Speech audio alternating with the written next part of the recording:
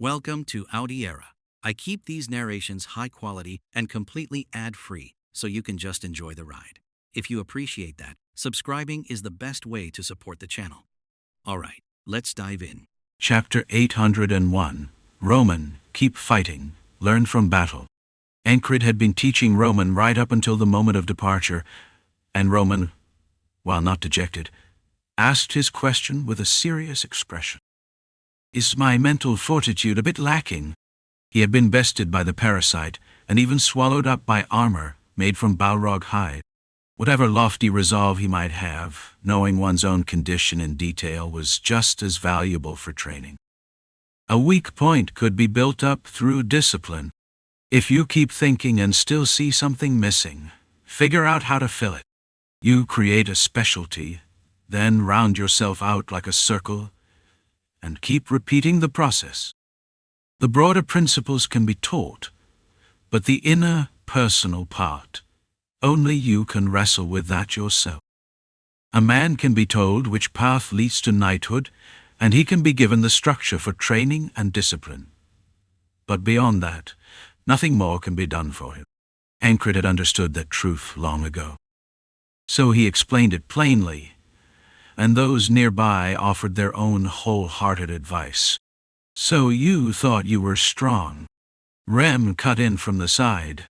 One must understand one's present state before there can be a next step, weak brother. Odin chimed in.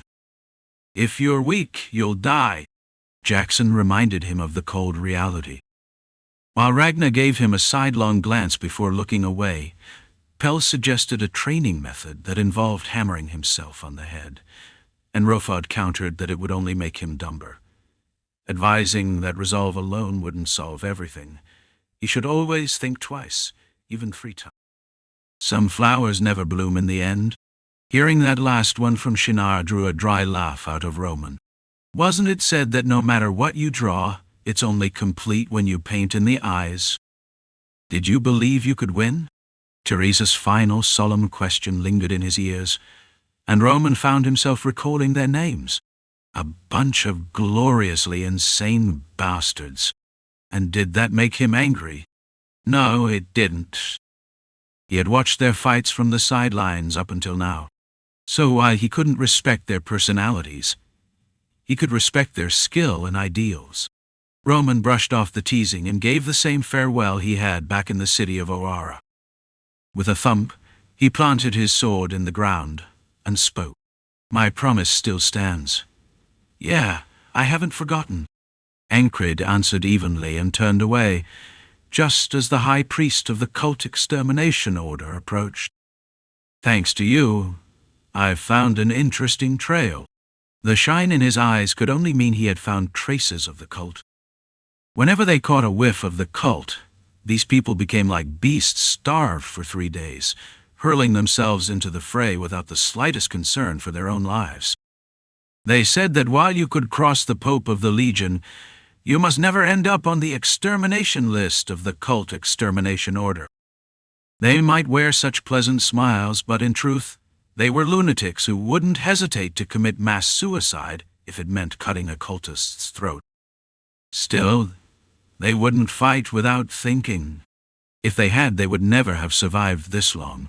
There's no shortage of reasons to stay here, now that we've found signs of the Redfoot cult. All of it, of course, is the Lord's will. The high priest expressed his joy, and Enkrid gave a nod. Whatever they did, they would handle their own affairs. Then Andrew stepped forward, distilling something he'd repeated several times over the past fortnight. You can't exactly say the capital feels tense, but it's like there's a strange undercurrent flowing there. In any case, be careful. There's a saying, what kills a knight isn't the battlefield, but the knife in his back, the pillow of his lover. Shinar and Jackson took up the thread. A lover's place is already decided, not a chance.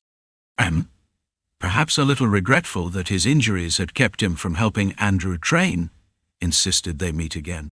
No, that's really not necessary. Andrew shook his head again and again. Zoroaslav and the inhabitants of the demon realm settlement came outside to see them off. Enkrid carried a light pack, glancing back over his shoulder. It was a drawstring sack with a tanned leather base, another gift from them. None of them would be riding. Andrew's side could have lent them mounts, but they had decided that walking would be better for recovery. "If you're grateful, you should just say so," Roman said to Zoroslav. But instead of thanks, Zoroslav asked a question. "With bodies like ours, people like us, do we have the right to live longer? To enjoy more?" The leader of the cult extermination order weighed many things so that none of his brothers would die in vain. Anyone leading a group should do as much. So what did the leaders here, people busy scraping by, offering sacrifices to some red-foot or blue-foot apostle, consider as they live? Was it enough just to survive? Or should they have been striving for something better? Enkrid had seen the effort the villagers put into not dying pointlessly. He had seen them work leather, handle herbs and poisons, trying to make their lives even a little better. He had heard them sing songs of hope. Was there anyone among them clawing for death? Anyone unwilling to live? If you've decided you want to live, then you may. If you've decided to sing of hope, dreams, and tomorrow, not surrender, despair, and defeat, then you may live. There is no standard here for who to save and who not to. He simply followed his own heart, and that was why Enkrid knew he was not kingly material. Standards, rules, laws, these are set by a king. A leader uses them to govern all. He was a swordsman, a mercenary, a warrior, a knight. So there was only one thing he could say. "By my dawn, I swear I will protect you." When Enkrid spoke those words, hand gripping his sword, Zoroslav bowed his head. Then, as though his legs had given out, he fell to his knees and wept. The other villagers followed suit. Old men, grown men, women, children, all looked at Enkrid. Even the ones too young to understand were swept along by the mood. Most of the villagers knew they had been struggling to live outside the bounds of humanity, that if these people decided to punish them and raise their blades, there was nothing they could do. But there was someone who had fought purely for their sake, someone who said he would protect them, someone reaching out a hand to them, balancing precariously on the edge. What do you call someone who saved you without asking for anything in return? Instead of the slogan "Demon Knight" that Luagarn had drilled into her mind over and over, they called Enkrid the savior of the last war. Savior of the last war. Most of the villagers spoke as one, calling out to him. Zoroslav carved the name and face of his hero into his soul. If the day ever came to repay him, he would not spare his life to do it. It wasn't just Zoroslav who felt this way. There was a reason they had worked the Balrog's hide to the point of exhaustion. Well then, the sky was blue with a light scatter of clouds.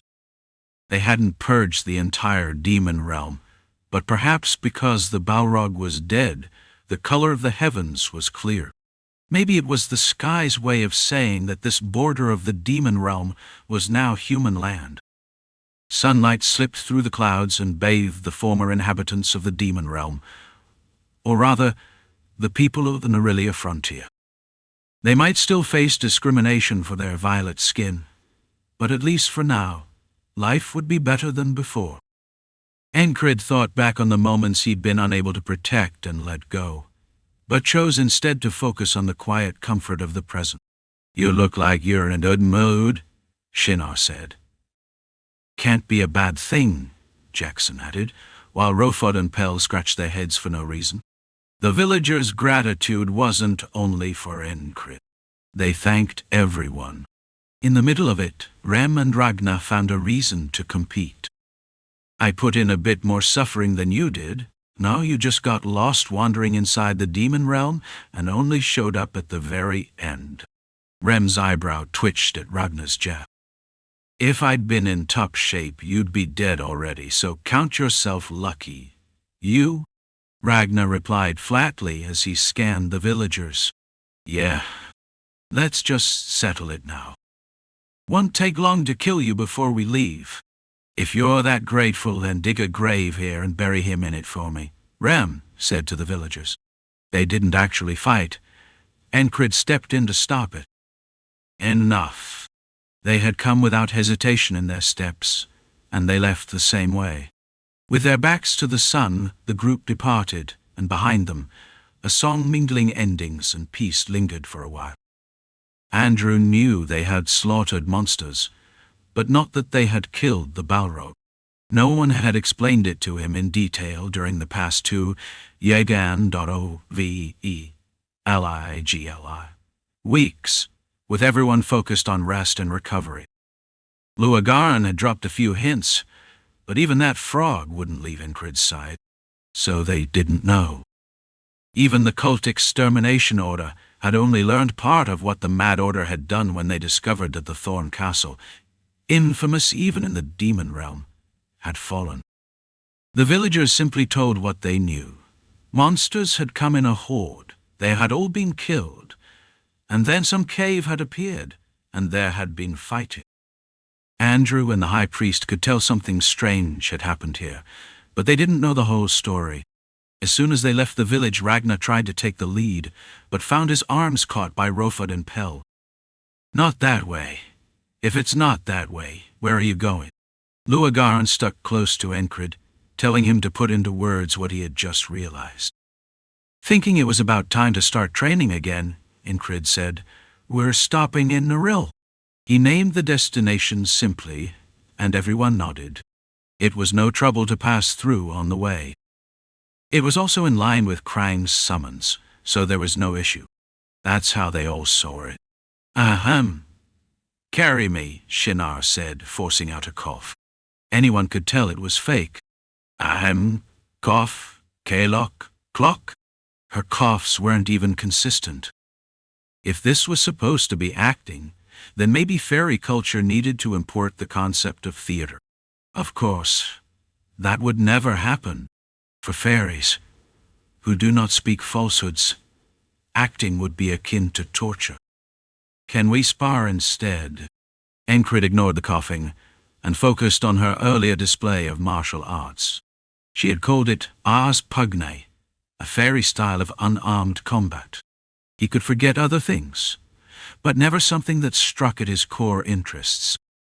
At his question, Shinar arched both brows and narrowed her eyes, plainly offended. I asked to be carried and you suggest a spar? She kept at it, pestering him. Carry me. It was the sort of thing a 4-year-old might do, not a 400-year-old. And even a tolerant man had his limits. This was excessive. What? Should I carry you then? Rem asked, unable to watch any longer. I refuse. Fairies, unable to lie, shook their heads decisively.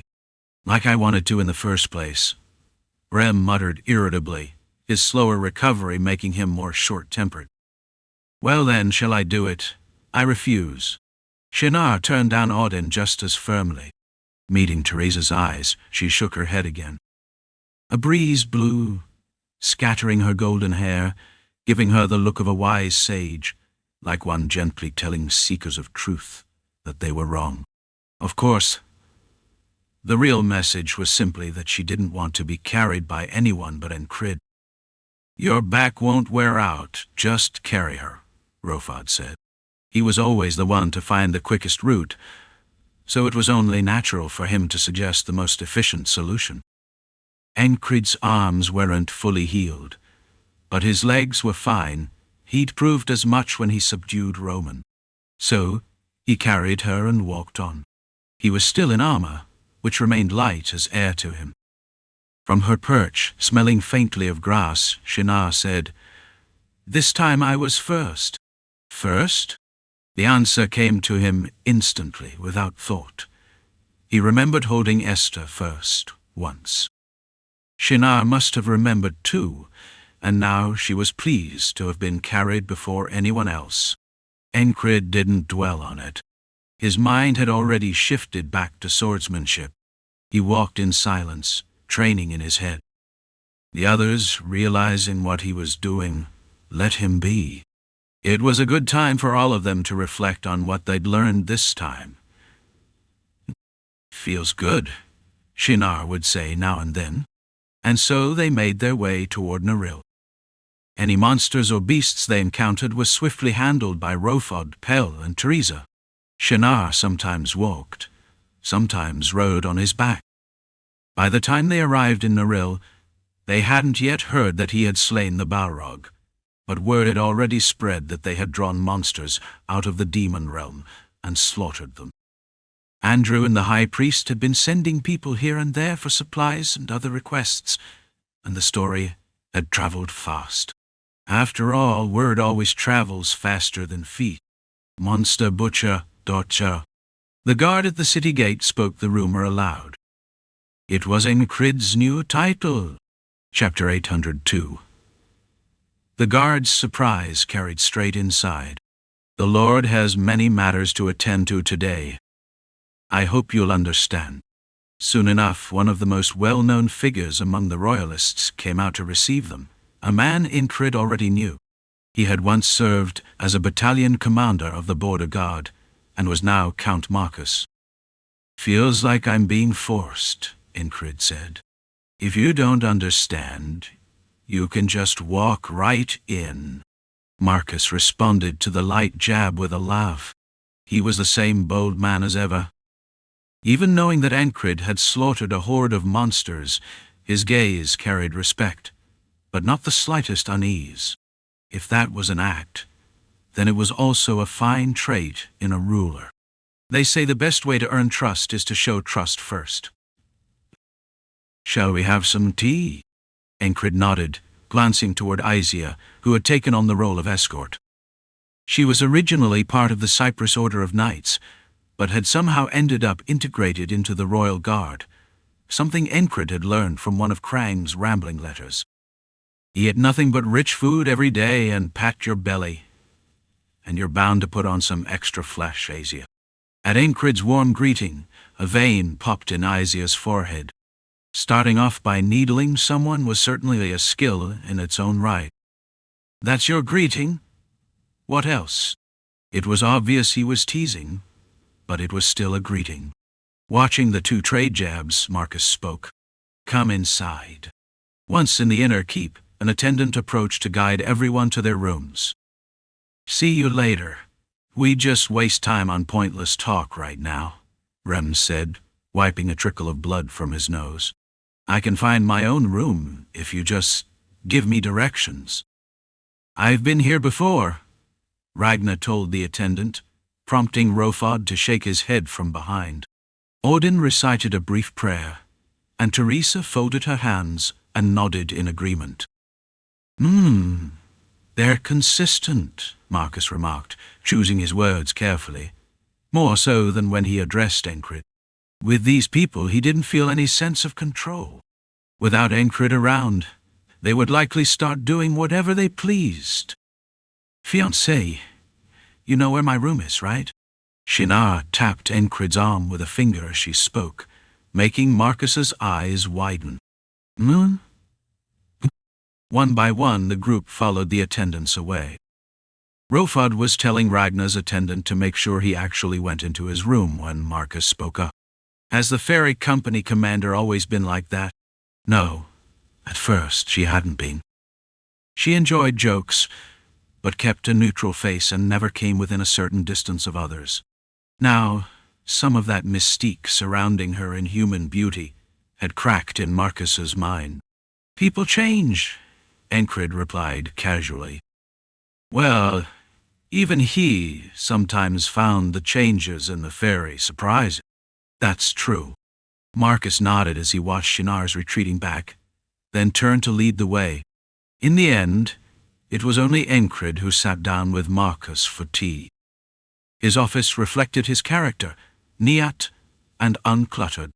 Just a few pieces of furniture for minimal storage, 2 swords and a shield on the wall, and not a single document on the desk. A maid set down 2 cups of tea along with cookies made from ground barley, wheat, and a few other grains, steamed and pressed. The cookies had almost no sweetness and a coarse texture, clearly to Marcus's taste. "I hear there's some unrest in the capital." From the cup, warm to the perfect temperature, rose the faint scent of jasmine. Enkrid took a sip, then used the dry cookie to clear his palate. The combination brought out the grain's nutty flavor. "We opened trade routes with the Holy City and the mercantile cities, and got involved with the stone road connecting the west to the border guard. Cleared out nearby monsters and beasts, kept bandits from gathering, which meant opening the capital and letting more people come and go. That's where the problem began." Marcus didn't skirt the issue. He had organized his thoughts and delivered them all at once. Not in a breathless rush, but at a steady pace, taking his time where needed. Enkrid was sharp, but even so, it was difficult to grasp the heart of a matter without any context. Still, he could guess at the meaning behind Marcus's words. Marcus wasn't giving detailed intelligence. He was pointing out the core problem so that Enkrid would grasp it. Once you know a man's intent, you know what to pick up on. The listening habits Enkrid had honed, while learning from others, served him well even now. So what does more people really mean? A gap will open in security. Strangers of unknown origin would roam freely through Naril. Some might be showing that unrest Marcus spoke of. But this didn't sound like a bandit guild running wild. That wouldn't be called an undercurrent, and Andrew wouldn't have gone out of his way to point it out if that were all. Knowing the cause didn't mean a solution would appear on its own. You couldn't just close the gates and cut off trade because the flow of people was causing trouble. "A cart that's begun rolling downhill can't be stopped," Marcus said. It was the same thing Crace had once said about the border guard's growth. Naril's situation was similar. Grab a downhill cart by force, and the cargo inside will spill everywhere. The best you can do is steer it so it doesn't go over a cliff or tip and break apart. Marcus didn't elaborate further. Without checking whether Enkrid had understood, he went on. "Leave the complicated talk for when you've had some rest. More importantly, how about meeting my father?" He meant after meeting the king and other nobles, in about 3 days' time. Marcus's father was none other than the Marquis of Baizar. "Separately?" Enkrid asked. It was unusual, and he hadn't expected it. Marcus's expression turned complicated. He scratched behind one ear, let out a low hum, and said, "He doesn't have much longer. A human life is finite. Even with good health from birth, living past 100 is rare. Knights could extend their years with will, and mages had other means to live longer still. But for an ordinary man, old age meant death. The reaper is a butterfly, drawn by the sweet, stale scent of death that wafts from old age. That butterfly was now heading for the flower called the Marquis of Baizar. When it had drained every drop of that scent-laced nectar, the Marquis' breath would stop. No matter how great a man's power, he cannot turn aside a death brought by age. He would hardly wish to cling to life so much that he'd return as a draugr or ghoul, so there was nothing more to be done. And surely, every possible measure, including holy blessings, had already been tried. Understood. There was no reason to refuse. From Marcus's tone alone, Enkrid could tell, this was a request. Not exactly from Count Marcus himself, but one that came from his father. Enkrid gave a willing nod, but it wasn't to mean he would go immediately. "My father's waking hours aren't long, so I'll send word when the time is right." "Ah, and you didn't just kill monsters, did you? 2 birds with 1 stone. 2 birds? The Thorn Castle inside the demon realm, Marcus's eyes widened. The fortress inside the demon realm was a place the Red Cloak Order had attacked 3 times, only to retreat each time. That place? It just worked out that way. That's not exactly the sort of place you just happen to go assault. Marcus was surprised, but given what the Mad Order of Knights had done before, it wasn't impossible. In fact, from a demon realm strategy perspective, it might open a new path forward. He had once carried the nickname War Maniac during his time as a battalion commander. In truth, he had preferred slow, measured fighting, but that nickname was part of a deliberate psychological tactic on his part. With that background, he was now in a position to offer strategic NOVL, IGHT advice to the king. "What exactly did you do?" Marcus's surprise carried with it genuine admiration. Whatever familiarity they shared, the man before him was one who had just altered the strategic balance of the Nerillian kingdom. He was also the only one capable of keeping those maniacs in check. Marcus thought that was the end of it, until Enkrid spoke again. And? There's more. If destroying the Thorn Castle was the headline, the rest hardly needed saying. Enkrid wasn't the type to list off every minor deed looking for praise. If it was about the monster slaughter, Marcus already knew. That had been noisy enough that anyone with an ear to the ground had heard. It wasn't even the sort of information an intel guild could sell. It was common knowledge.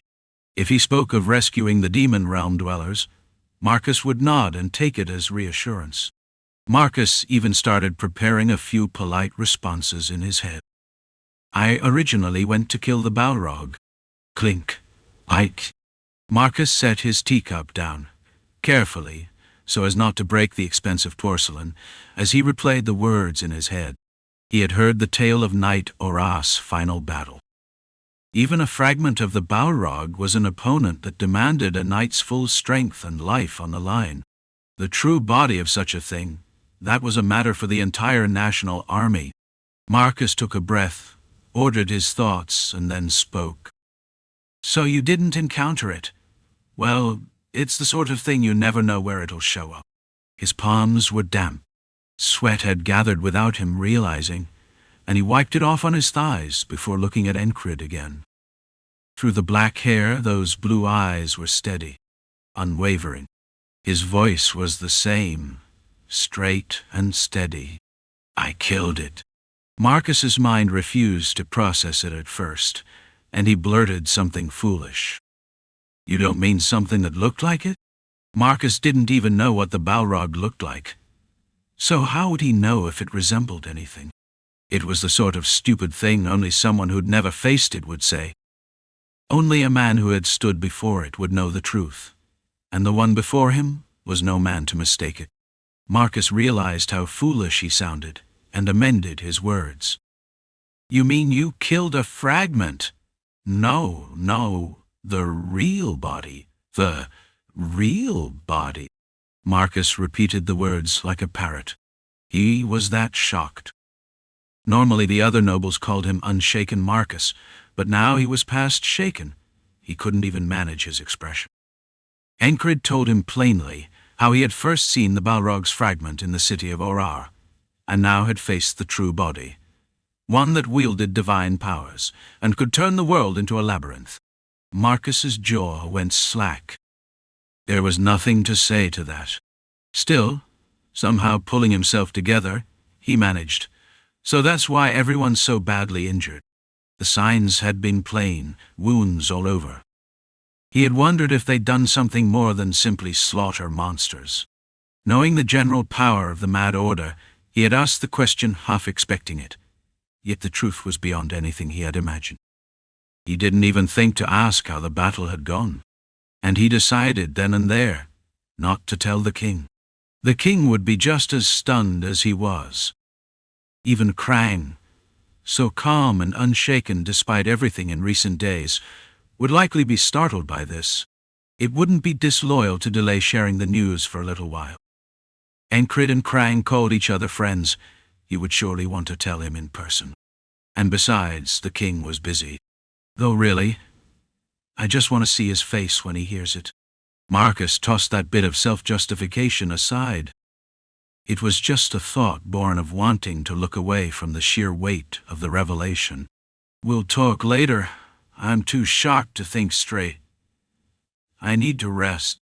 At his words, Enkrid rose and left, following an attendant to an empty room. He glanced around the palace, looking for familiar faces, but saw none.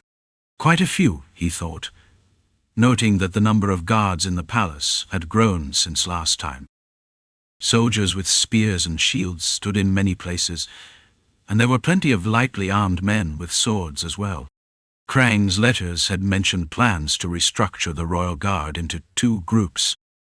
One would remain the royal guard, while the other, more like a knightly order, would train promising talents. Aesir would be the one teaching them, maybe. It wasn't a thought he lingered on. Even if the journey hadn't worn him down much, rest was still rest, especially when his wounds weren't fully healed yet. He stopped thinking and followed the servant to a private bath. The warm water melted the fatigue from his body. The dull ache in his arms seemed to fade away. When the road's dust had been washed from him, a few maids came in to scrub his back. Clean and refreshed, he returned to his room and sank into a bed so soft it must have been filled with goose down. The moment he closed his eyes, Enkrid met the ferryman. Splash! Over the skin of the grey wasteland, opening like the mouth of an abyss, the ferryman spoke. Chapter 803. It's because you're bigger than Balrog. It was such an abrupt remark that he couldn't understand it right away. The lamplight shone quietly over the ferry on the rippling river. I don't think you're talking about a physical organ. Half as a joke, half to confirm, he asked the question, and the ferryman replied. His tone was infinitely serious. Since he was conveying his words through will, it meant that the serious tone was his intended nuance at the moment. What filled the hide with thought was a will to fight born from regret. Balrog had died, leaving behind attachments. Those attachments condensed, leaving only the hide. Enkrid briefly recalled an old proverb from the West.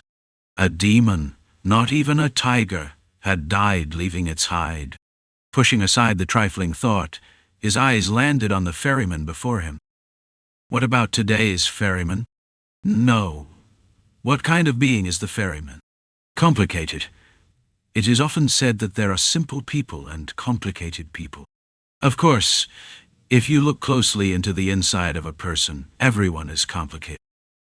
As is often the case with those in whom intellect and instinct coexist. But among them are those whose complexity is visible even on the surface. Too changeable. The ferryman is like that. Says something different every time. The ferryman is like that. Even without deliberately dwelling on it, his thoughts meshed together on their own. The faces of the ferrymen he had met and seen so far flashed through his mind. Something he had noticed earlier rose to the surface. It was as if the broken pieces of a ship that had sunk to the bottom of a deep lake were coming together one by one to reveal their form. The ferryman is not singular. The famous line from a novel that once swept the continent.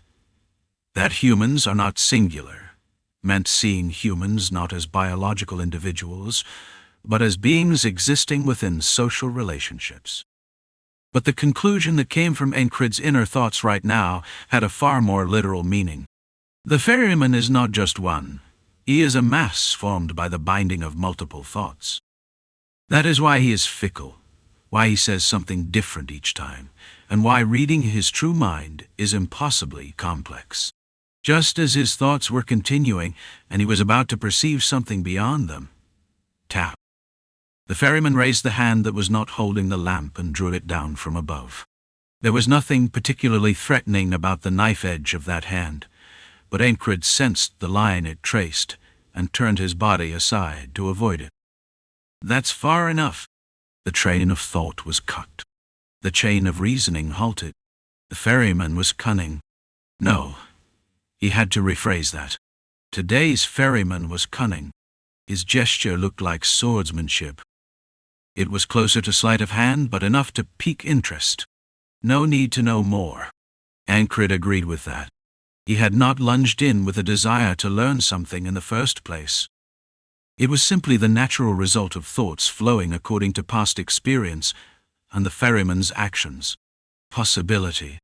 The word seemed to carry a deep, lingering aftertaste. Even without deliberately pondering it, One could feel that the regret contained in those 3 syllables was truly deep. After that, the ferryman began to recede. To be exact, Enkrid realized that his own body was somehow rising. Remember, and struggle. I will watch with pleasure. The dream broke. The river vanished, and an unfamiliar white ceiling came into view. That ceiling would have been made by attaching thin boards with glue and firmly fixing them with nails, then mixing slaked lime with crushed white chalk stone. A memory from when he had worked on a construction site to earn a bit of krona clearly told him where he was now. The identity of the dream and the ferryman could be roughly set aside. Knowing why the armor had no effect on him was enough. The rest was not something he needed to know right now. Aching after waking, Enkrid filled his stomach with well-boiled duck meat and roasted duck eggs, then loosened up his body in the royal family's training hall.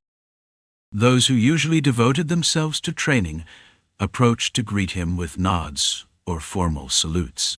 Enkrid was a knight commander recognized by the royal family. His position alone was an honor. Moreover, his renown was even more impressive. And to see that his face was so handsome up close. All the more so, he was the man who had entered the royal family with the nickname of Monster Slayer this time. Everyone kept a certain distance as they looked at him. Enkrid, however, paid no attention to the gazes around him. It had always been that way. In the past, he had only been told he was talentless and clueless for not noticing people's eyes. And now, what remained was reverence and respect. No one dared to challenge him. There was no one glaring at him, no one consumed by jealousy. That was proof that he had earned that much fame. Of course, Enkrid still wouldn't have cared even if someone did envy him. He would not have spared them a glance. He focused on what he had to do. In other words, it was the same as always.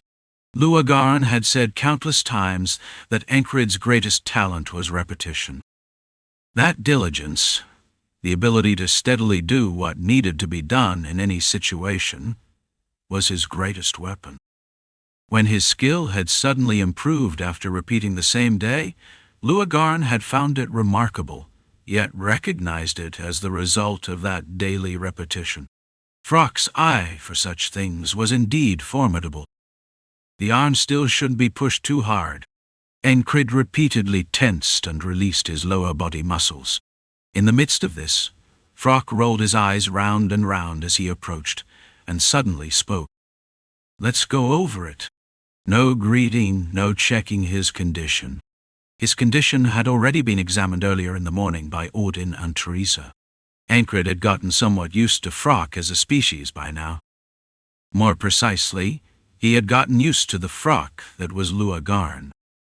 Even without puffing out her cheeks, her eyes rolling like that, meant her anticipation was boiling over to the point where she'd gladly pin someone in place with a knife to make them stand here and talk. Her desires and wants were showing more vividly than ever. Enkrid didn't particularly mind that. Sure, he nodded readily. At her suggestion to go over it, Enkrid began to place all the conversations they'd had on the way to Naril into a single flow. It had been a stream of disjointed talk along the way. Luagarn had recommended compressing, organizing, and aligning that entire process within himself. Though he had done some of that while walking, he had now had a full day of rest, a hot bath, and a good meal. This was the best time to dig inward and establish something. Minotaur et al. Colony-class monsters and beastmen packs. Black lightning and a mage. Thorn Castle and its castellan. Balrog's labyrinth. The knight bound to him, Orar. Balrog. Even when broken into large categories, it was a considerable list of events. And he had gained no small amount from it all, especially the swordsmanship that had culminated in what he called extinguishing the embers, an unprecedented advancement. And before that, the change in will known as in duels. It's people who wield swordsmanship. There was also a change in the way he swung the sword. The concepts of swordsmanship that had been divided into precision, mid-tempo, and swift blows were now blending again around the body as the focal point. Swing the sword you needed at the moment you need it. All of this required the support of refined perception. He reviewed and reflected on what he had experienced, apart from the day's repetition. It was a post-mortem. Luogan assisted him with that. "Show me." When she told him to recreate how he had subdued an opponent by making triple-layered walls of pressure, Enkrid immediately moved his will. Shaping of intimidation. More precisely, it was pinning an opponent with sheer presence. Like a mouse unable to move before a cat, it was crushing the opponent's heart with killing intent. Sapient beings, including humans, went further here. Beyond just using killing intent, they also exploited the opponent's unconscious. By shifting the position of his feet or letting his hand hang down, the opponent would see the illusion of their neck being cut. The three crushing walls were not far from that principle, showing through small gestures and movements that the wall would not easily be broken. "Excellent." Luogan voiced her admiration over and over. While the two were at it, Teresa joined in, her body seemingly recovered. "I also learned a lot this time." After that came Rofod and Pell. Then Rem sat to one side to watch, and at some point Jackson had appeared, leaning back against a column of the training halls, surrounding gallery with arms crossed, as if it were his natural posture. His slightly open eyes were turned toward Enkrid, and just watching him was like looking at a picture. The way a few maids whispered about him made perfect sense. Ragna, off to one side, was swinging Sunrise still in its scabbard, trying something. It wasn't easy to tell what. Even though they'd been told to rest, somehow everyone had gathered here. Marcus, passing by and seeing it, outright ordered that a table be set here, because it was obvious they wouldn't stop even at dinner time. Enkrid brushed past the captain of the Royal Guard, whom he knew by face. The man, busy with work, only gave a nod in greeting before quickly disappearing. They ate dinner right there, and kept at it until the sun went down. Everyone demonstrated their own movements, and shared with one another. What was ordinary to one could be special to another. Even within the royal family, there were times when people would share what they knew to improve each other's skill. But that was only to a certain extent. They never revealed the intimate parts, the core of their techniques. These people, however, did not hold back. They freely laid out everything they had. To those watching, it was something extraordinary. To the mad order of knights, it was just another day. One of the soldiers watching found the courage to speak. "May I join in at the side?" Their level was not equal, but the mad order of knights did not scold someone for that. "Think you'll get it just by watching?" No, there was one person who did throw out a barbed comment. Rem. But he didn't refuse. Having already opened his mouth, he even corrected the soldier's stance a bit.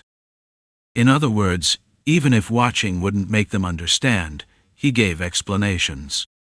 Of course, the explanations couldn't be called kind, but Rem had learned something from teaching Enkrid up to now, so he could manage to be a somewhat passable instructor.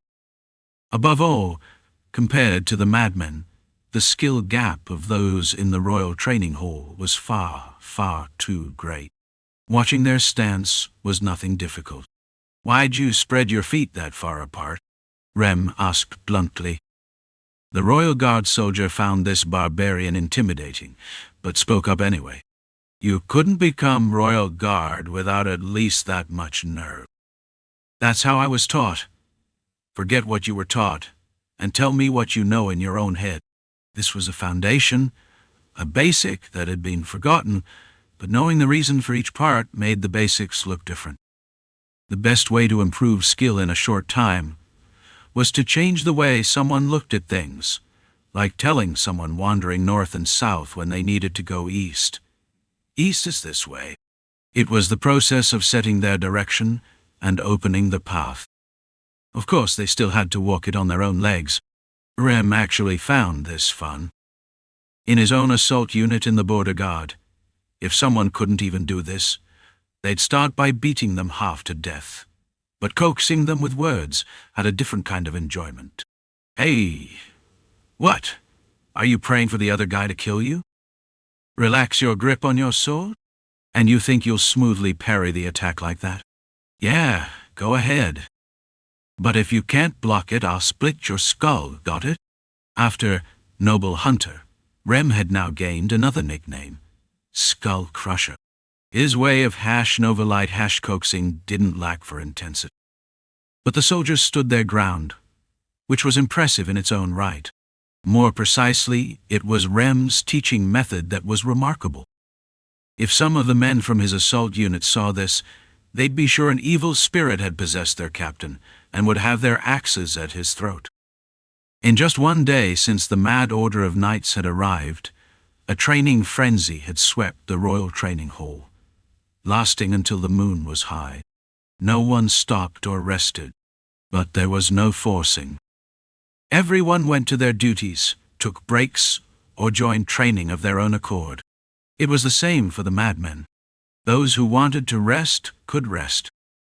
To cause this ruckus the moment you arrive. Into the corner of the training hall stepped a blond man. He wore a thin but vividly red shirt and navy trousers. The fabric itself was fine, but it was still no more than casual wear. Who would guess that someone dressed like that was the king? The formal audience was 3 days away, yet the king of Nerilia had come to the royal training hall. The uproar was surprising enough, and with his friend having come, I'd taken the chance to come see him. It was also a night heavy with accumulated fatigue. The past several days had been a string of headaches, most of them of his own making, but that didn't make them any easier. "Hey?" Krang called to Enkrid. It was already deep night. Moonlight shone on the ground, and moths made crackling sounds as they burned against the torches. It was a night with many moths drawn to the flames. "Yeah?"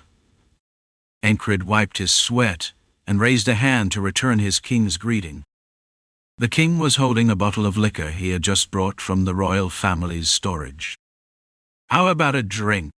It was a liquor that wasn't brought out unless there was something worth celebrating, and only 3 bottles remained in the royal vault.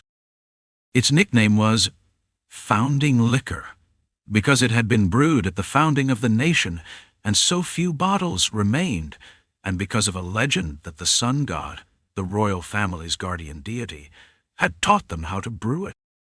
"Sure." Enkrid gave another plain reply. He wasn't surprised at the king's sudden appearance. There was no reason to be surprised at a friend coming to see him. Chapter 804 Swoosh. One of the soldiers, recognizing Krang, lowered the sword he had been swinging, pressed the grip with his left hand, and bowed his head. "Your Highness." Some of the soldiers who recognized him followed suit, offering a military salute and bowing their heads to the master of the royal castle. Only a very few simply stared at him blankly. "Carry on." Krang spoke in a brief tone, as if he paid no mind to the dignity of the royal family. For a while, some nobles had told him to correct such speech and behavior, but Krang had reportedly refused, saying he would instead use sincerity as his weapon and get closer to the army and the people. Even so, Krang did know how to show majesty and speak in the name of the royal family when the situation required it. I've seen him exude an even greater aura. Enkrid had witnessed it himself. When they first met, when the civil war ended, when he later saw him in the city of Oara, and even after becoming a knight, it had been the same. Krang could, when needed, seize the attention of everyone around him in an instant. What should one call such an ability? There was nothing to say, except that he was born with it. For someone seated on the throne, it was only natural to watch one's words and add refinement to one's manner. But that didn't apply to a man like Krang. Common sense created by ordinary people simply didn't work on those who lived outside the norm. He was someone who proved a ruler's leadership with his own charm, majesty, and aura. This moment was a glimpse of that side of him. This is the Royal Training Hall, a place for those who strive to protect the royal family. Thus, continuing what you are doing is itself proof of your loyalty. Isn't that right? Adding that last line, he smiled warmly. The soldiers bowed their heads, their eyes shining brightly. Those were unmistakably the eyes of people who had fallen for someone. Soldiers filled with loyalty and devotion. If necessary, they would risk their lives to carry out the king's orders. Matthew and the female warrior wielding a trident tilted their heads slightly behind the king. They were familiar faces. Back when the civil war was being stopped, they had been among those locked in the room, struggling to save Krang. Even with Enkrid's difficulty remembering people in this endless repetition, forgetting such individuals was unthinkable. And though he wasn't present now, Enkrid hadn't forgotten the name of Rearvart, whom he had briefly glimpsed before dinner. The very Rearvart, who during the Civil War had been a hero of salvation and had called Enkrid his shining hero. He had since become a respectable fighter within the Royal Guard. Enkrid had even promised in passing to check his skills later. These damn lunatics. Marcus was also there behind the king. Normally, Asia would be assigned as escort to the king or Marcus, but she seemed to have stepped away for now. That was fine. This wasn't a place where a heavy guard was needed. This was the Royal Training Hall. The people gathered here might look like mere soldiers to Enkrid's group, but their actual status was at least Royal Guard. They were the core forces among the security units stationed at the outer castle or the Royal Palace garrison. To put it simply, the minimum rank here was that of platoon leader or higher. Marcus swept his eyes once around the training hall. From noon till night. These men already had a reputation for being obsessed with training, but they still couldn't compare to true madmen. They hadn't rested, yet it wasn't as if they were forcing themselves. Anyone could see they were enjoying themselves, training on their own initiative. Palace soldiers had been swept up in that atmosphere. And the rumor had spread so that every soldier with permission to enter the Royal Training Hall had gathered here. I lost. Among them was a man like this, slightly smaller in build than Auden, with a face that made him look a couple of years older than Enkrid, though he was actually not yet 30. He was one of the soldiers under the Marquis of Octo, a man confident in his own skill. More precisely, he was one of the talented warriors sponsored by the Marquis. He had come to test his abilities, only to take Pell's palm strike to the jaw, lose consciousness, and just now wake up. Enkrid had just finished pointing out the shortcomings he had seen. Yet more real combat experience. Face all kinds of opponents, from mudslinging brawls to duels fought for honor. The man had abundant talent, but that was all, just talent. He would need time to be beaten, to realize, to roll, to ponder, and to reflect. And if he couldn't endure that time, that would be the end of it. That was the limit of those who have only talent. Shall we go inside and talk? But you can't drink drenched in sweat like that. Go wash up, Enki. Krang spoke, heading toward a small reception room set beside the training hall. A few soldiers blinked at that. They knew the two had a special relationship, but for the king to come seeking a drink with someone, and then wait while that person washed and readied himself, was unexpected. I should do that. The knight Enkrid accepted it calmly and moved. The training that had lasted until the night under the light of 2 moons came to an end. Krang really did wait for them to wash up. Sorry, there isn't much. The founding liquor he had brought was enough for only 5 cups. Even Krang couldn't bring out a sealed bottle of founding liquor, so he had brought what had already been opened before. Enkrid drank the liquor poured by the king himself. The amber liquid caught the moonlight as it filled his mouth. At first, it carried the scent of fire-heated wood, and though the aroma lingered strongly, it wasn't unpleasant. Strong, yet subtle. Subtle, yet strong. a contradiction in liquid form. Swallowing it, he felt a piquant warmth, as though flames were soothing his throat. Hot, but not scalding. Once swallowed, the aftertaste was entirely different from the first impression. A sensation like biting into a whole fresh fruit and holding the concentrated juice in the mouth. Even this concentrated aroma wasn't unpleasant. Strong, yet smooth. This is no ordinary drink. Enkrid voiced his admiration. It's called the founding liquor. Krang smiled softly, satisfied. Shame there's so little. Rem smacked his lips at the small amount. He somehow wrangled himself a cup, and his eyes gleamed with a fierce light. To someone who didn't know, he might look like he was itching to kill someone, but those who knew him would recognize that gleam as the look of a man enchanted by a drink. Rofad, I see you're doing well. Your face looks brighter. Krang greeted him casually. It was surprising that he knew his name, but considering his current affiliation, perhaps not so strange. Still, there was something remarkable about the king calling his name so easily and showing such familiarity. Even without ever having had a private audience with him, the king's friendly manner felt completely natural. I heard your wife and child in the West are doing well, Rem. Sounds like your ears are sharper than mine. Rem smacked his lips again and nodded. I hear they've been asking if you'd return, saying there's no holy knight like you in Legion. I said that where my heart lies is where my lord is, and where my will turns is where the crusade lies. Krang spoke to Odin as well, then looked over at Ragnar, who was muttering to himself while holding his sword, and let it pass with a smile. He acknowledged Jackson with just a glance. To Pell, he asked how the shepherd's life was. Pell replied that he was now a member of the order, not a shepherd. Rem interjected to ask since when, but everyone else accepted it as fact. And Lady Shannara Kurhais. Shannara, due to issues with her life force and stamina, had been asleep for 2 days straight. She had said she needed to enter the fountain of life in the fairy city, and when told she should go ahead, she had refused. Resting. A pity. Just seeing that face would be a pleasure. It was the kind of remark Krang would make. A joke, without any actual romantic intent.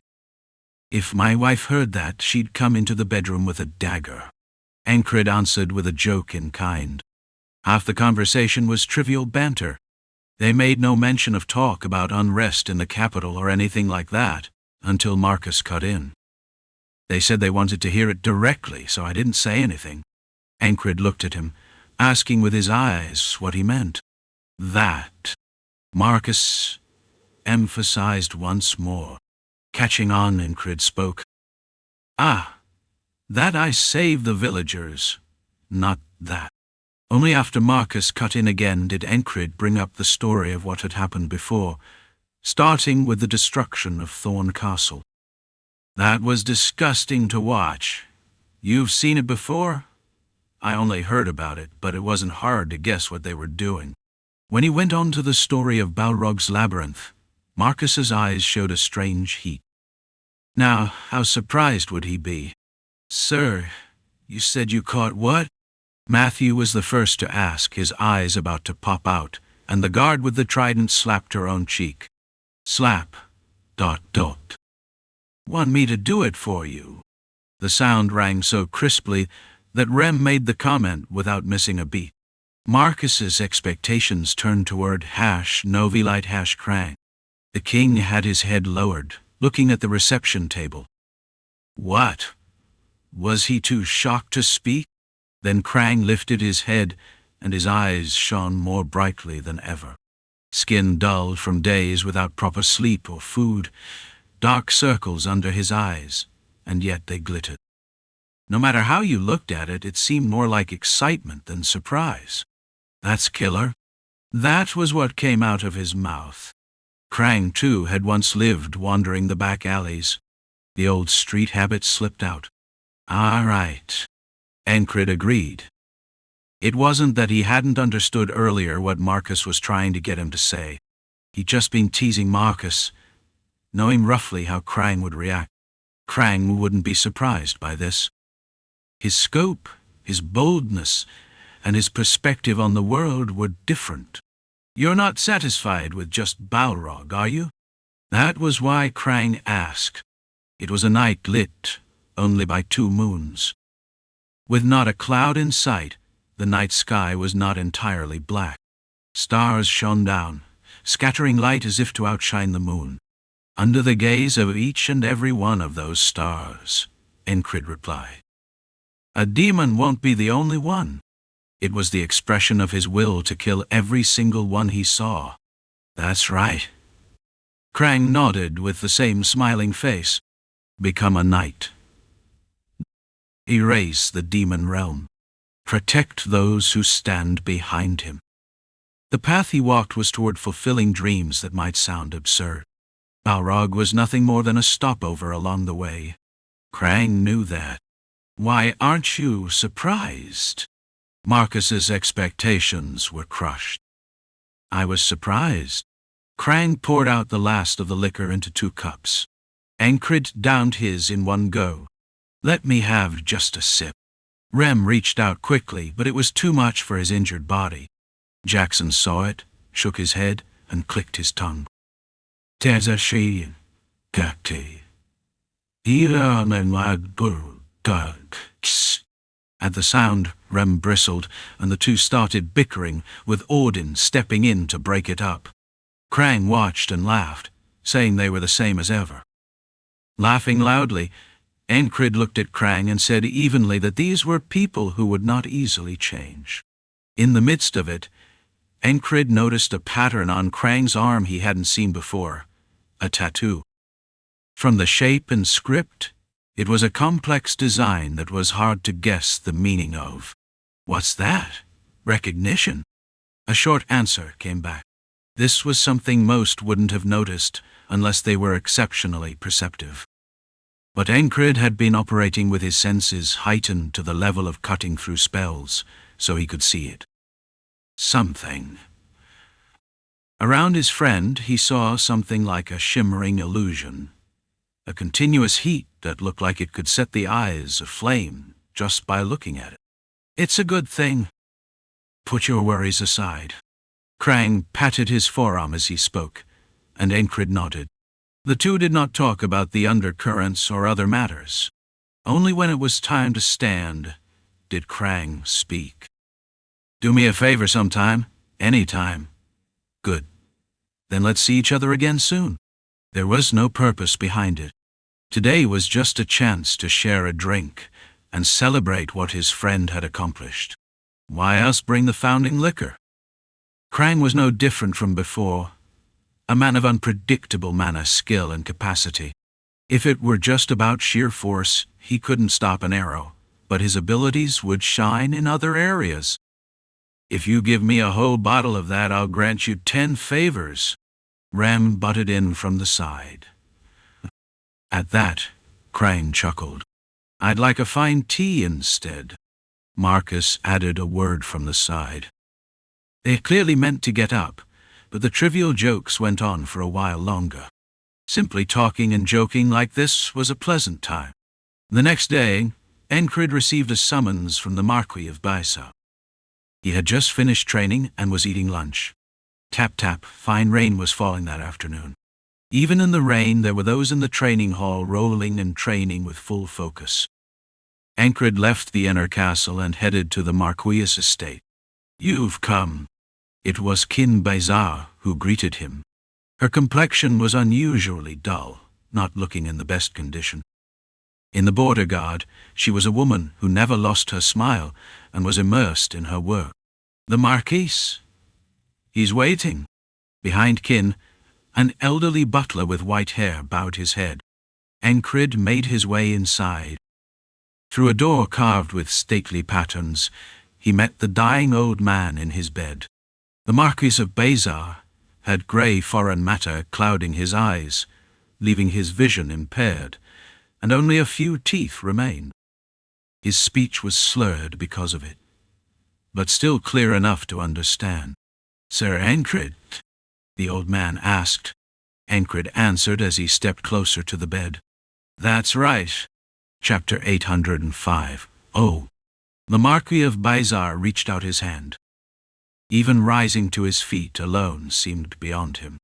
The butler standing beside Kin hurried forward, took his master's hand, and helped him up. Just standing left the Marquis, a little short of breath. When the Marquis coughed, the butler brought over a wide iron basin and held it to his lips. The Marquis spat phlegm, with choking coughs that nearly stole his breath away, black and yellow mucus streaked with blood. When the fit subsided, it was Kin who wiped his mouth. Finally catching his breath, the Marquis let out a sigh. He wasn't even standing that close, yet Enkrid could smell death in the man's breath. It was musty, heavy, and damp. I've been waiting for you. Why me? Enkrid didn't waste words. To drag things out with meaningless chatter would not be showing respect to a dying man. You know my purpose. For one so close to death, the Marquis's gaze was still sharp and steady. It was nothing like the clouded eyes of senile old men who couldn't even recognize their own wives. This was the Marquis of Bizar, a giant of his noble house who had held sway over an era. Sometimes he had stood beside the king, sometimes against the royal family itself, but he had always preserved his house. With the full weight of such a life, his mouth opened. The power in his voice alone seemed to push away the death god standing at his side. You'd Kin, that is my final wish before I die. A fine grandson in your arms would be even better. For a moment, Enkrid nearly choked. He even wondered if the old man had lost his wits, but clearly he had not. Moments ago, he had coughed like he was about to die and spat bloody phlegm. Now the corner of his lips curled faintly upward. Only jesting. Seeing Enkrid's startled reaction, the Marquis burst into booming laughter. From the sound alone, one would never think this was a man at death's door. His ruse just now, compared to swordplay, was the pinnacle of deception. Didn't the Valen-style mercenary swordsmanship say as much? That the essence of deceit was a spirit willing to stake even one's life on the lie. To press falsehood as if it were truth with overwhelming momentum, just as this old man had done. It had been an unexpected blow. Enkrid thought himself inured to such jests, and that was why it struck deeper. For a brief moment, he had exposed a gap. If Jackson had seen me, he would have scolded me for sure. Was he becoming too overconfident from recent battles? Not omnipotent, perhaps, but wasn't he beginning to believe he could hold his own against almost anyone? Yet no one can foresee everything. That is true in combat and in life alike. Thorns that slip through the cracks of insight can pierce the heart at any moment. Then, if I am deceived, I am deceived. That means one must accept that sometimes you will be tricked. One must recognize that you can be struck by an unexpected blow. Even then you respond. Even if startled, even if shaken, you react. What's needed is training. Nights are called calamities. Through such training, step by step they move from the ordinary to the extraordinary.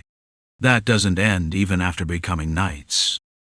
To avoid becoming a half measure, it isn't enough to just swing a sword well.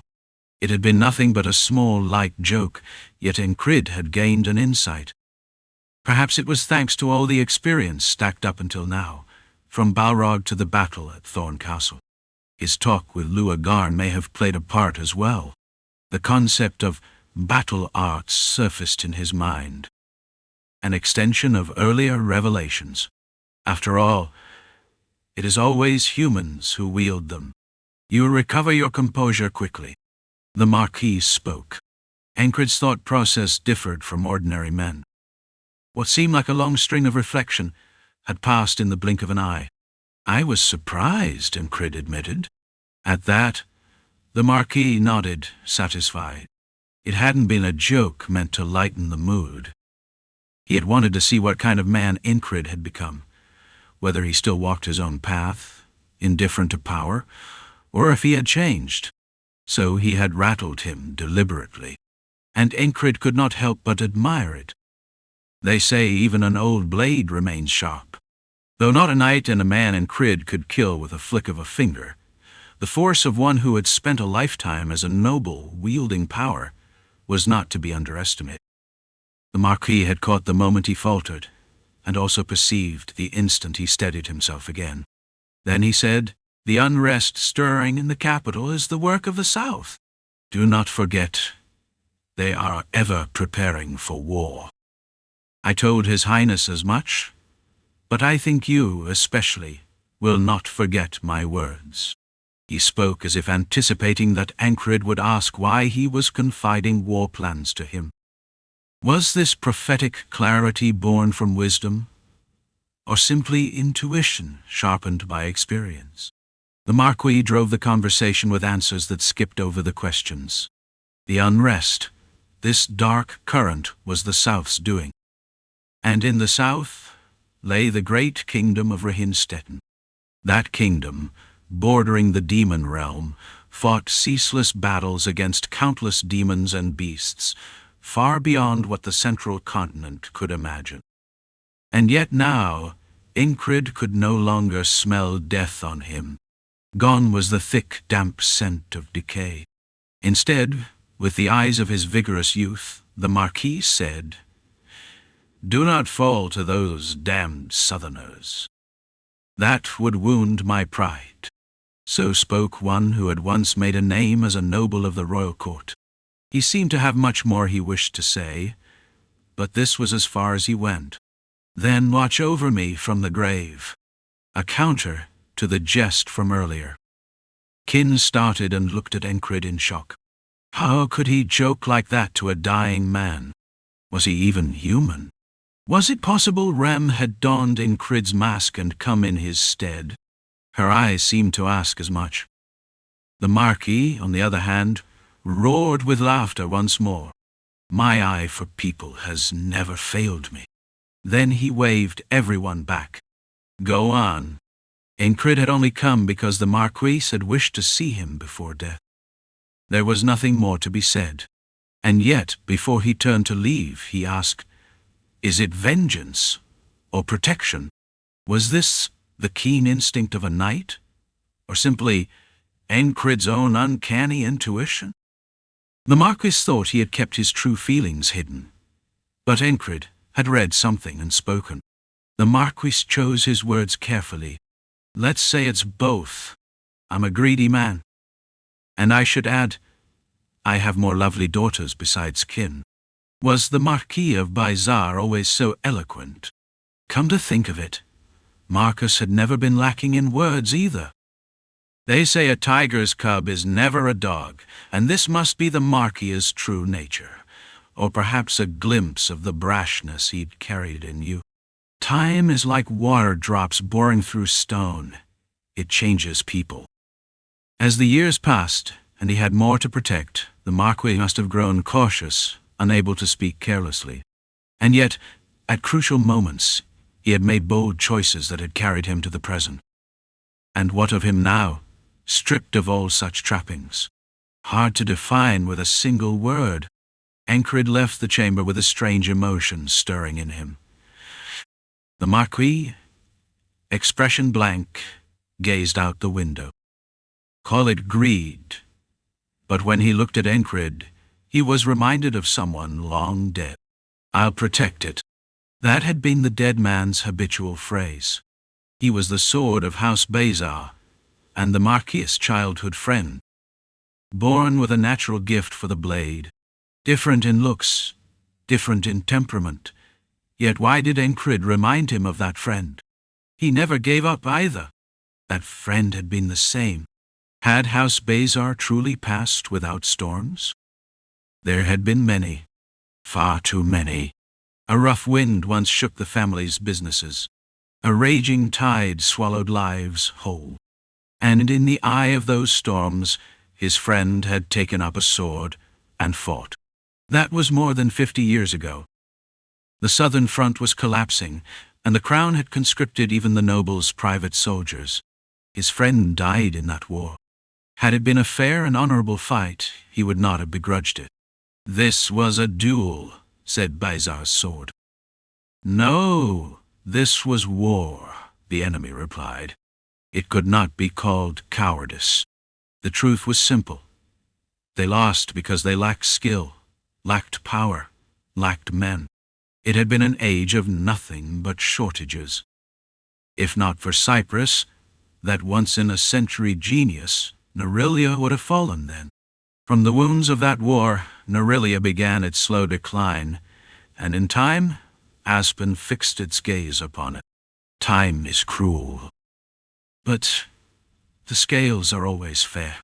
At the end of that cruel passage, the goddess of fortune had placed a heavy weight on one side of the balance. Facing that weight now, the Marquis lay down with a satisfied face. Tonight, he would sleep well. He had revealed a piece of what he had never confessed to anyone, and with that he could rest easy. He let go. "Father Deschamps," Kin's voice called to him. "Go to the border guard, and do not come back. They say all 10 fingers hurt when bitten, but some hurt more than others." He had taken in the child of his fallen friend's wife and held her within House Baizar's arms. He had raised her as he would his own, but perhaps that had been a wound in itself. Did the Marquis not know this? Of course he did.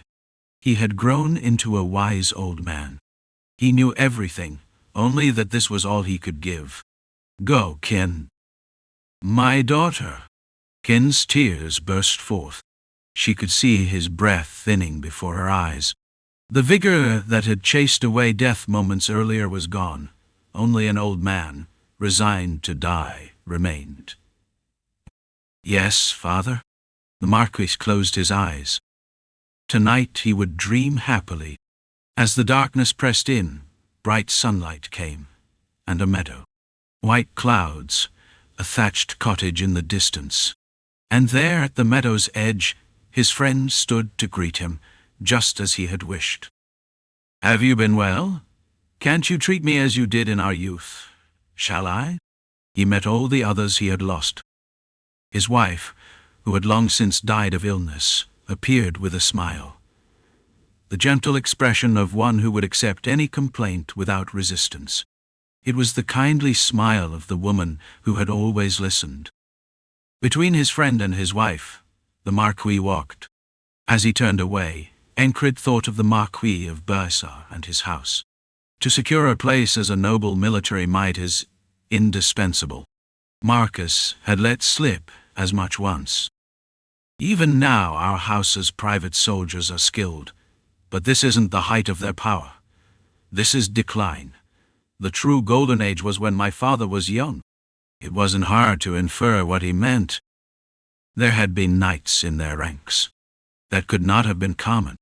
But with that knightly force, the House of Baizar must have risen to its title. And perhaps the Marquis's lingering regret was because of their deaths. It was only intuition, yet he had guessed it perfectly. Not that Enkrid himself pondered it deeply.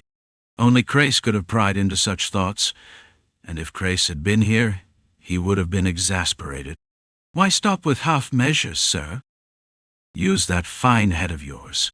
Take what can be taken, prepare for what must be prepared." And Enkrid, of course, would answer as calmly as ever, "That's your job." It wouldn't be wrong, and Crace would be silenced. Pat, pat, the rain was falling as he left the manor. "Please take the carriage." A squire approached him. "It's fine." Enkrid refused and kept walking, thoughts flowing. The Marquis's house had its sorrows, but who does not? On this continent, all live with war, demons and beasts ever at their side. Doom and end of war. It was a song sung by the dwellers of the demon realm. Humming it, Enkrid walked back to the training yard. Though past noon, the sky was still dark. A heavy, overcast day. "You're keeping busy. Don't tell me you went to see a woman." Knight Asia greeted him as he stepped into the yard. "Won't you give me some instruction, Captain Enkrid?" She joked lightly, but Enkrid nodded. His arm was nearly healed. It wasn't a life-or-death fight. Sparring would be no problem. A woman? Perhaps the scent of both an old man and a woman? Shinar, seated to the side with a chair, feigned sniffing the air. "Yes, I know you've been to House Bazar." Rofod spoke from the other end of the yard. The sharp-eared fairy heard, and turned a flat, dispassionate gaze on him. It was a glare. Useless weed. An insult. Insult. Rofod let it pass, but Pell caught it and threw down a challenge at him. "Hey, weed, fight me. Who are you calling a weed? Useless grass is a weed, not a lawn." The rain kept falling. Fine drops, but long and steady, sure to last. The air was hot and heavy, sweat rising just from standing still. Even on such a day. The knights, the royal guard, all of them trained without pause. Once Enkrid had swung his sword alone. Now they all did it together. "You shouldn't push yourself yet." Audin spoke beside Shinar. Enkrid answered lightly. "Asia is only a squire. There's no danger in this." He meant a light sparring match. Yet sometimes plain truth becomes its own violence. Clench. Asia ground her teeth. The muscles along her jaw tightened, the resolve etched in her face fierce and unyielding. Chapter 806. There's no need to provoke me, just to make me do my best. Asia forced the words out through clenched teeth. Provoke? Enkrid drew his sword, Dawn tempering, called simply Dawn. The refined blade shimmered with a sky-like glow, as if all the battles it had endured were nothing. The way of cleansing with flame. Atri had once said that if possible, it was best to heat the blade before oiling it. Following that advice, Enkrid had gone straight to the royal forge, heated it once, and then spread the seed oil he had brought from the east. It's like a woman whose beauty is hidden behind roughness. The meaning was that, though simple in design, the care within it was extraordinary. The royal family had many master smiths. One had said this. Another, however, had said differently. No, it isn't hidden. It's revealed. It looks simple, but the lines are graceful. And those graceful lines are covered by roughness. No, look at the leather wrapped around the grip, and the steel mixed in. This is art. Art. A sword is a tool, a weapon to kill. Nothing more. And because it is faithful to that, it is art. You crazed art monger. Your utilitarianism is nonsense. Enkrid had watched 3 smiths in the royal forge argue this way over dawn. These were the greatest artisans in Norillia. They clashed with words, raising their points, yet none dismissed the others. To acknowledge is to move forward. They knew this. Though their veins stood out on their foreheads, their faces red from blood rushing to their heads. Once cooled, they would expand their thinking in different directions. Truly outstanding craftsmanship always attracts countless opinions. Just as countless theories had arisen around Leonesis Oniakis, 5 sword concepts. Some had been recognized, others discarded, and still others developed into new paths. So it was with he swordsmanship, a style not fitting into any of the 5, but carving out its own way. It was a swordplay that fixated purely on skill above all, beyond the concepts of heaviness, correctness, deceit, speed, and softness. Eastern key swordsmanship. At one time it had been called Eastern because warriors from the East often used it. An acrobatic sword style. It was key swordsmanship. Likewise, the South was said to excel in illusory swordsmanship. But now that rumor held in Novelk, only on Novelk's little weight. A true knight uses all 5 styles, blending them, mastering them all. One should specialize in one, yet not neglect the others. In that sense, key swordsmanship was peculiar, so much so that it had once been nicknamed the suicide sword. Its true origin was unknown, but seeing its results, Enkrid could guess. The shepherd's craft. From Pell he had glimpsed traces of it. Eastern key swordsmanship had likely come from shepherds of the wilderness. It was only conjecture, yet intuition told him it was the answer. And if not, no matter. No, it was only idle thought about swords. In any case, Dawn was too fine a blade. That was why the smiths fought.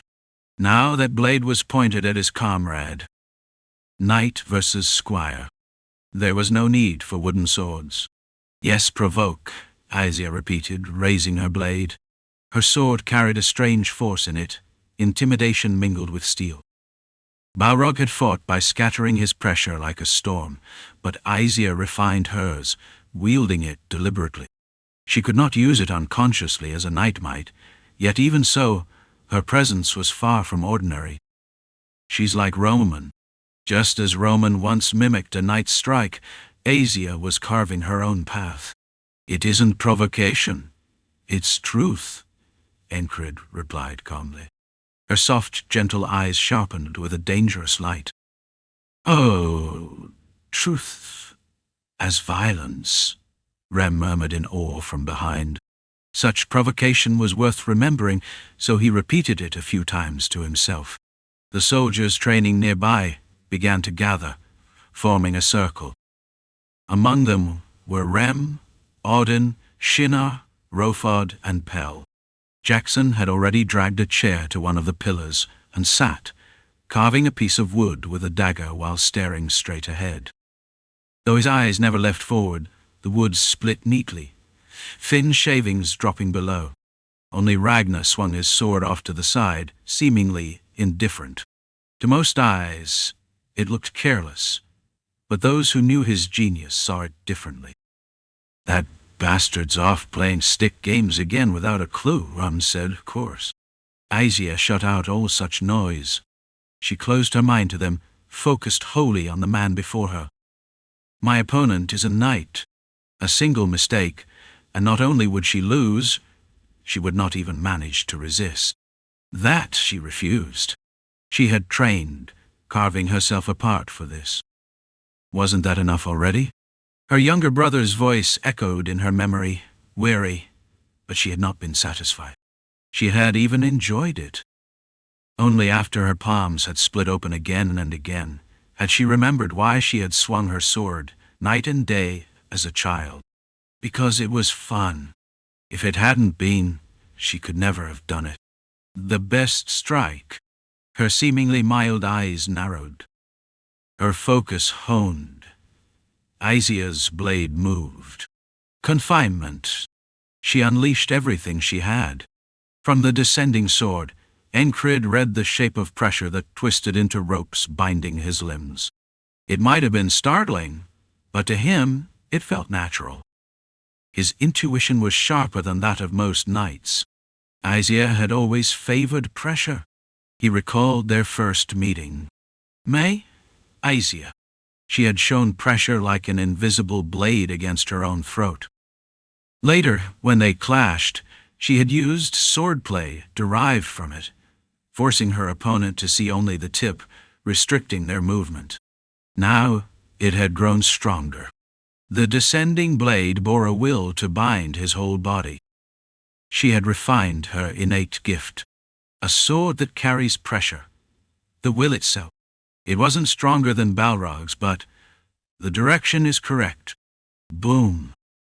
Enkrid brushed aside her swordsmanship with will alone, without even needing the wall of refusal, and struck her blade away.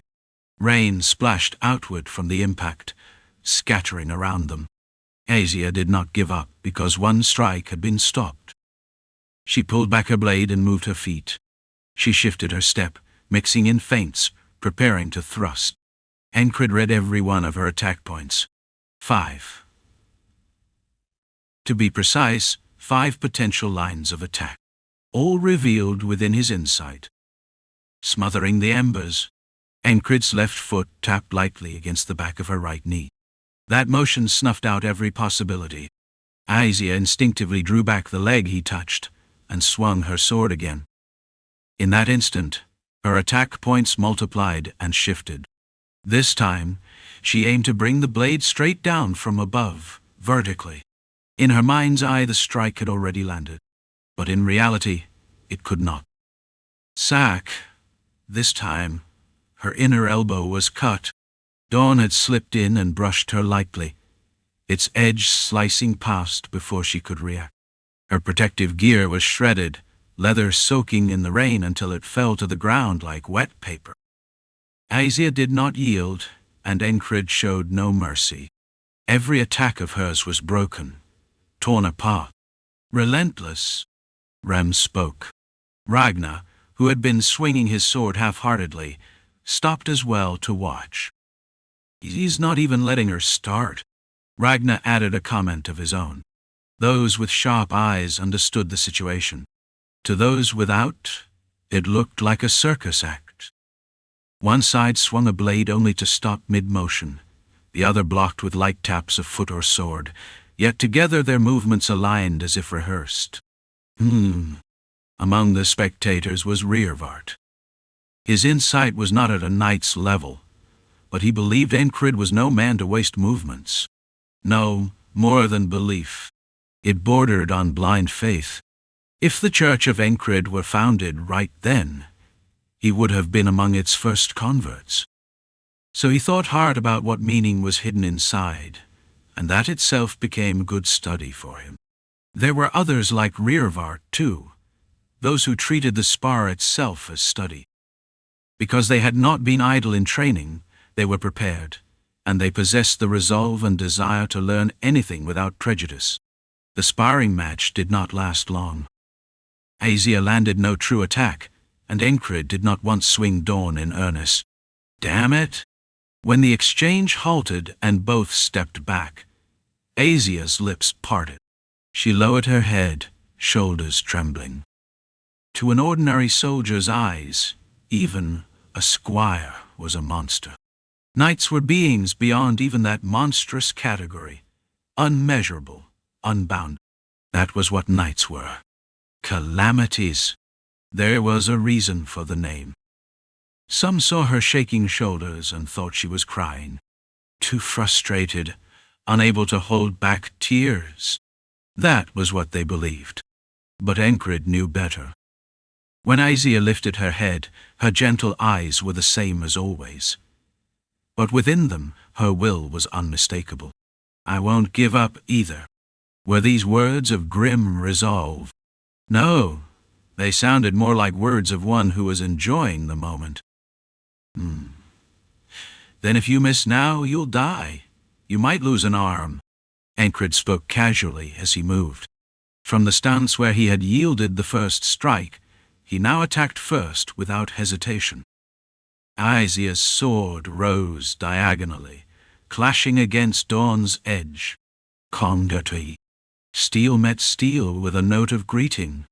From then on, neither spoke nor even gave a single shout. Aisia couldn't spare breath for it, and Enkrid had no need. Aisia felt as if she had struck a wall. She could not control distance as she wished, and at any moment Enkrid's blade could pierce her throat. To survive in that constant threat, there was nothing to do but struggle with everything she had. And so she did, clinging to the cliff's edge with only her fingertips, enduring. Her abs cramped, her forearms felt ready to tear. The spar continued for half a day. Why is it every time I show up you two are fighting? Marcus arrived and muttered to himself, then nodded. Well, I suppose that is your natural state. The mad order of knights weren't called mad for nothing.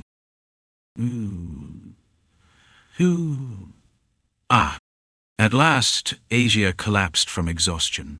A few soldiers who knew her hurried to carry her away. You topple women one after another, don't you? Shinar threw out a dry jest. As she was taken away, Aisia cast Enkrid a look of farewell, her arm slung over a fellow soldier's shoulder. In her gaze was thanks, mixed with other emotions. Enkrid nodded slightly, falling into brief reflection. Will it be possible? He had seen her potential, opened the way, aided her. But whether she could become a knight, he could not guarantee it. Now I understand how lucky Rofod and Pell were. Looking at Roman, then at Asia. He knew he couldn't predict their futures. He could drag her up to squire level at least. Considering that even among squires there were vast differences, if he forced it, to the level of Lord Graham perhaps, he might be able to hold her up by the scruff of her neck. That was far more likely than her reaching knighthood. But beyond that, no one knows. He had opened a path for Roman too, but perhaps he would remain there forever. Opening a path did not mean someone would walk it. It was the same for Asia. Becoming a knight was always this arduous. Enki, I'll need you to guard His Majesty tomorrow. Marcus approached as the rain finally began to cease. May? Asia was to do it, but in that state she'll hardly be fine by tomorrow, don't you think? True. It was because Enkrid had sparred with consideration. That is, pushing her until she learned, until she climbed a step higher. Thanks to that, not a single limb of hers would be without bruises. That was Enkrid's way of consideration, not a gentle spar where the body stayed sound, but one that cornered the opponent and forced them up the next step. Very well. With no reason to refuse, Enkrid nodded. And the guard Marcus spoke of concerned King Krang's inspection of the capital. In other words, the king would tour the city. Even if unrest and dark currents lurked, the work could not be postponed. That was the will of Krang. I'd like to spar as well. Rearvart, emboldened, spoke from the watching crowd. And after him, one by one others stepped forward who had caught some insight. If old Eibel were here, he'd be fleecing us for a few gold coins per match, Rem chuckled. Then he turned his eyes on those who had watched the earlier spar and learned nothing. You lot, come here. Your minds aren't hardened enough. What good was it to show something worthwhile if they lacked the eyes to see? And so the training yard soon echoed with cries of lament. Chapter 8-7. Enkrid, as always, found it enjoyable to watch those who rushed at him. Thanks to that, a smile naturally formed on his lips. Seeing that, Shinar asked without blinking an eye, "Why are you smiling like Rem?" Enkrid shot back immediately. Why is that suddenly an insult? Ragnar, who was standing beside him, opened his mouth. Even if it wasn't a particularly pleasant expression to see, that is excessive. Jackson added a word as well. That's an insult. Even Odin laughed softly as he spoke. For a moment, Brother Commander, your inner thoughts were revealed. You were thinking you wanted to beat them all to death, weren't you? Of course not. Enkrid turned his head to the side and saw Rem, who was harassing the soldiers, pull out his axe and ask, You too want to split them all apart? I know everything in your heart. But you have to endure. If you beat those bastards to death, who will be the meat shields? There was Rem, talking to his inherited weapon.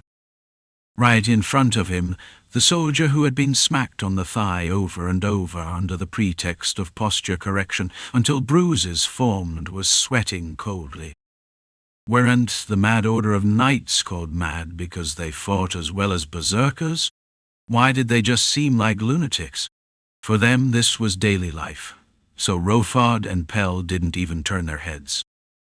In truth, the two were too busy fighting each other.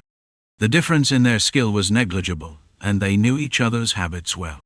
Because of that, the match couldn't end easily. Pell suddenly made a bold move, throwing away his sword and trying to seize his opponent's elbow to twist it. But Rofod had recently begun properly relearning the Balafian martial arts that he had previously only picked up piecemeal. Of course Pell didn't know. When Pell threw his sword and closed in tightly, Rofod too let go of his sword. Afterwards, the two of them rolled across the ground like a dogfight. Since the rain had turned the ground into a mud pit, the two of them looked like drenched mongrels as they rolled, soaked to the bone. Neither cared about being wet or dirty. They were ready to drop their swords if that meant winning. Their will was clear. Whatever it took, they would seize victory. That determination was plain in their eyes. No special discernment was needed to see it. The spirit they carried was palpable. "You've grown." Watching them, Frock once again voiced his admiration. He had helped them get this far at least halfway, so it was enough to make him feel satisfied. Of course, Lua Garn's greatest joy was in watching Enkrid's growth. For her, life right now was renewed happiness every single day. Killing embers, insight and experience, and a swordsmanship grounded in high-speed cognition. No, rather than call it swordsmanship, it was better to call it a way of fighting. Even earlier, when he subdued Asia, it was clear. It wasn't a matter of technique with the sword alone. His experience of blocking Balrog's attacks became nourishment. Was it just luck?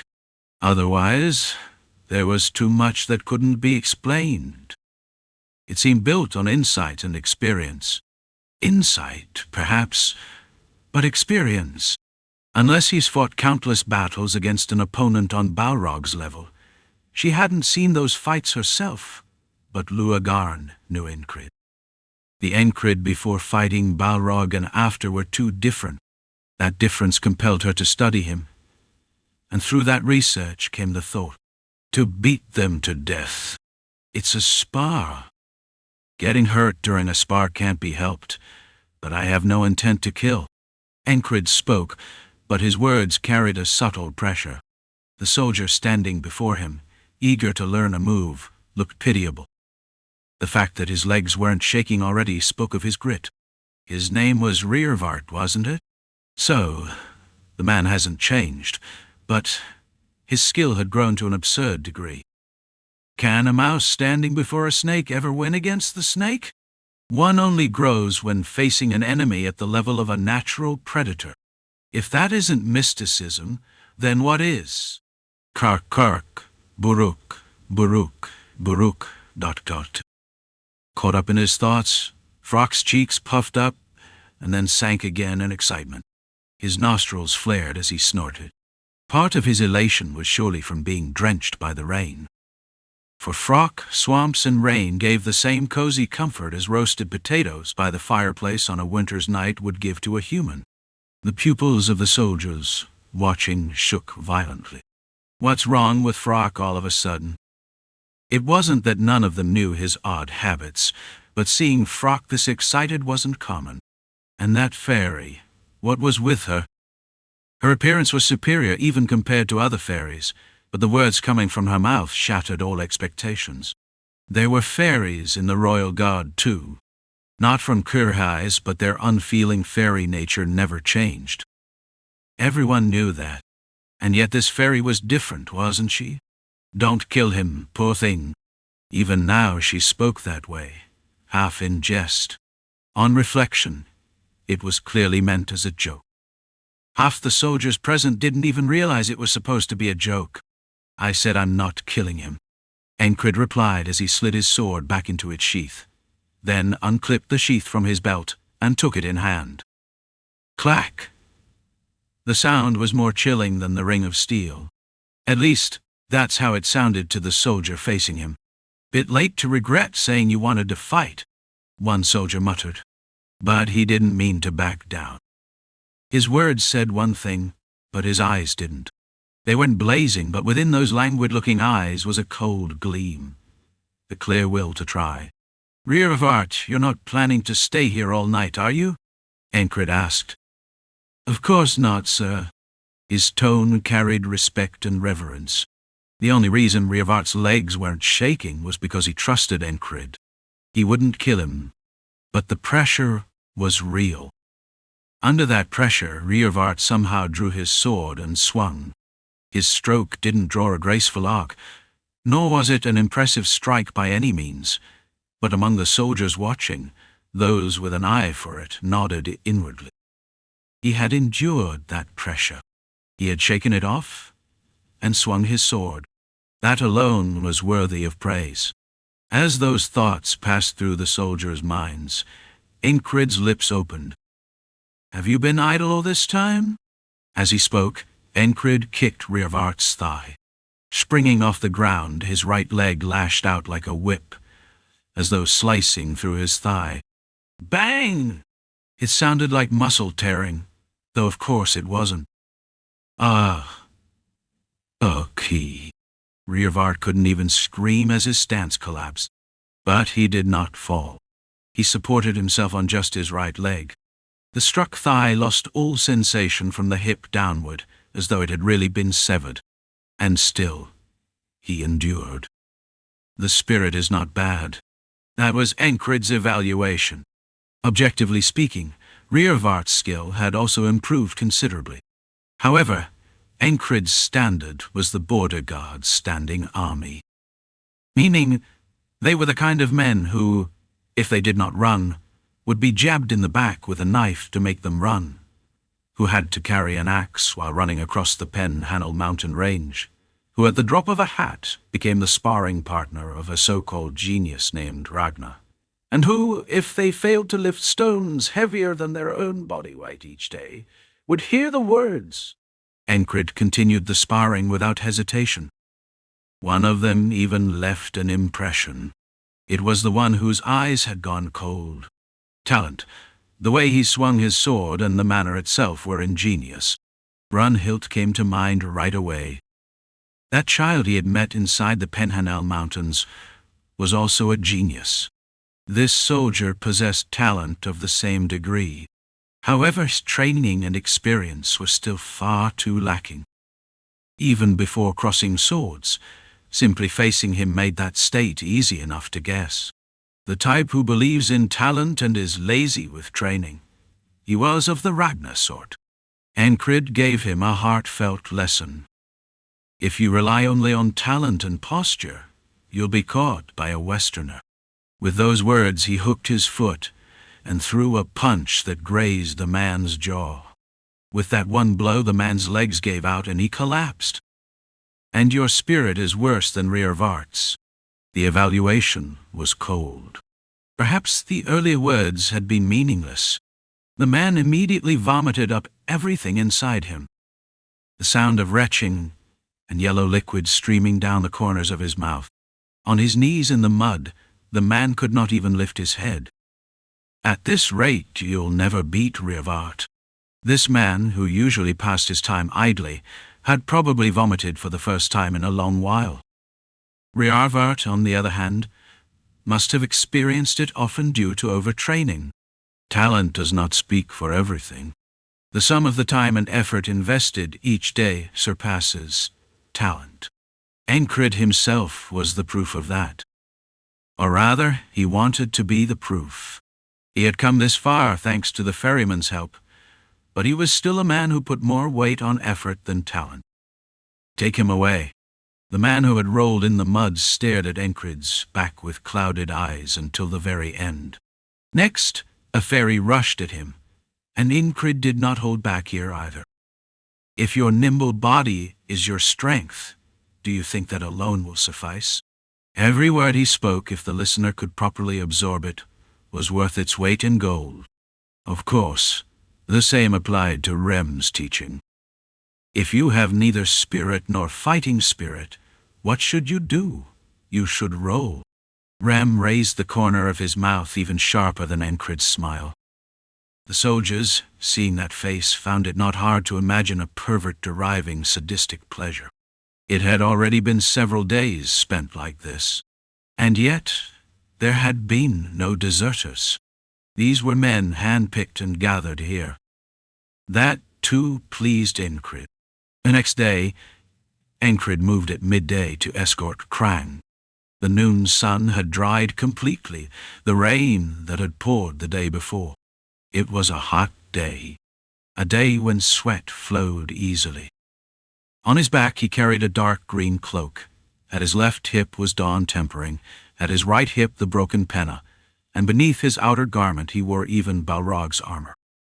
Regardless of skill, moving with the best equipment had been his habit since his mercenary days. But hadn't there been talk of some seditious movement? At such a time, is an inspection really appropriate? The question arose, but it was not something for Enkrid to concern himself with.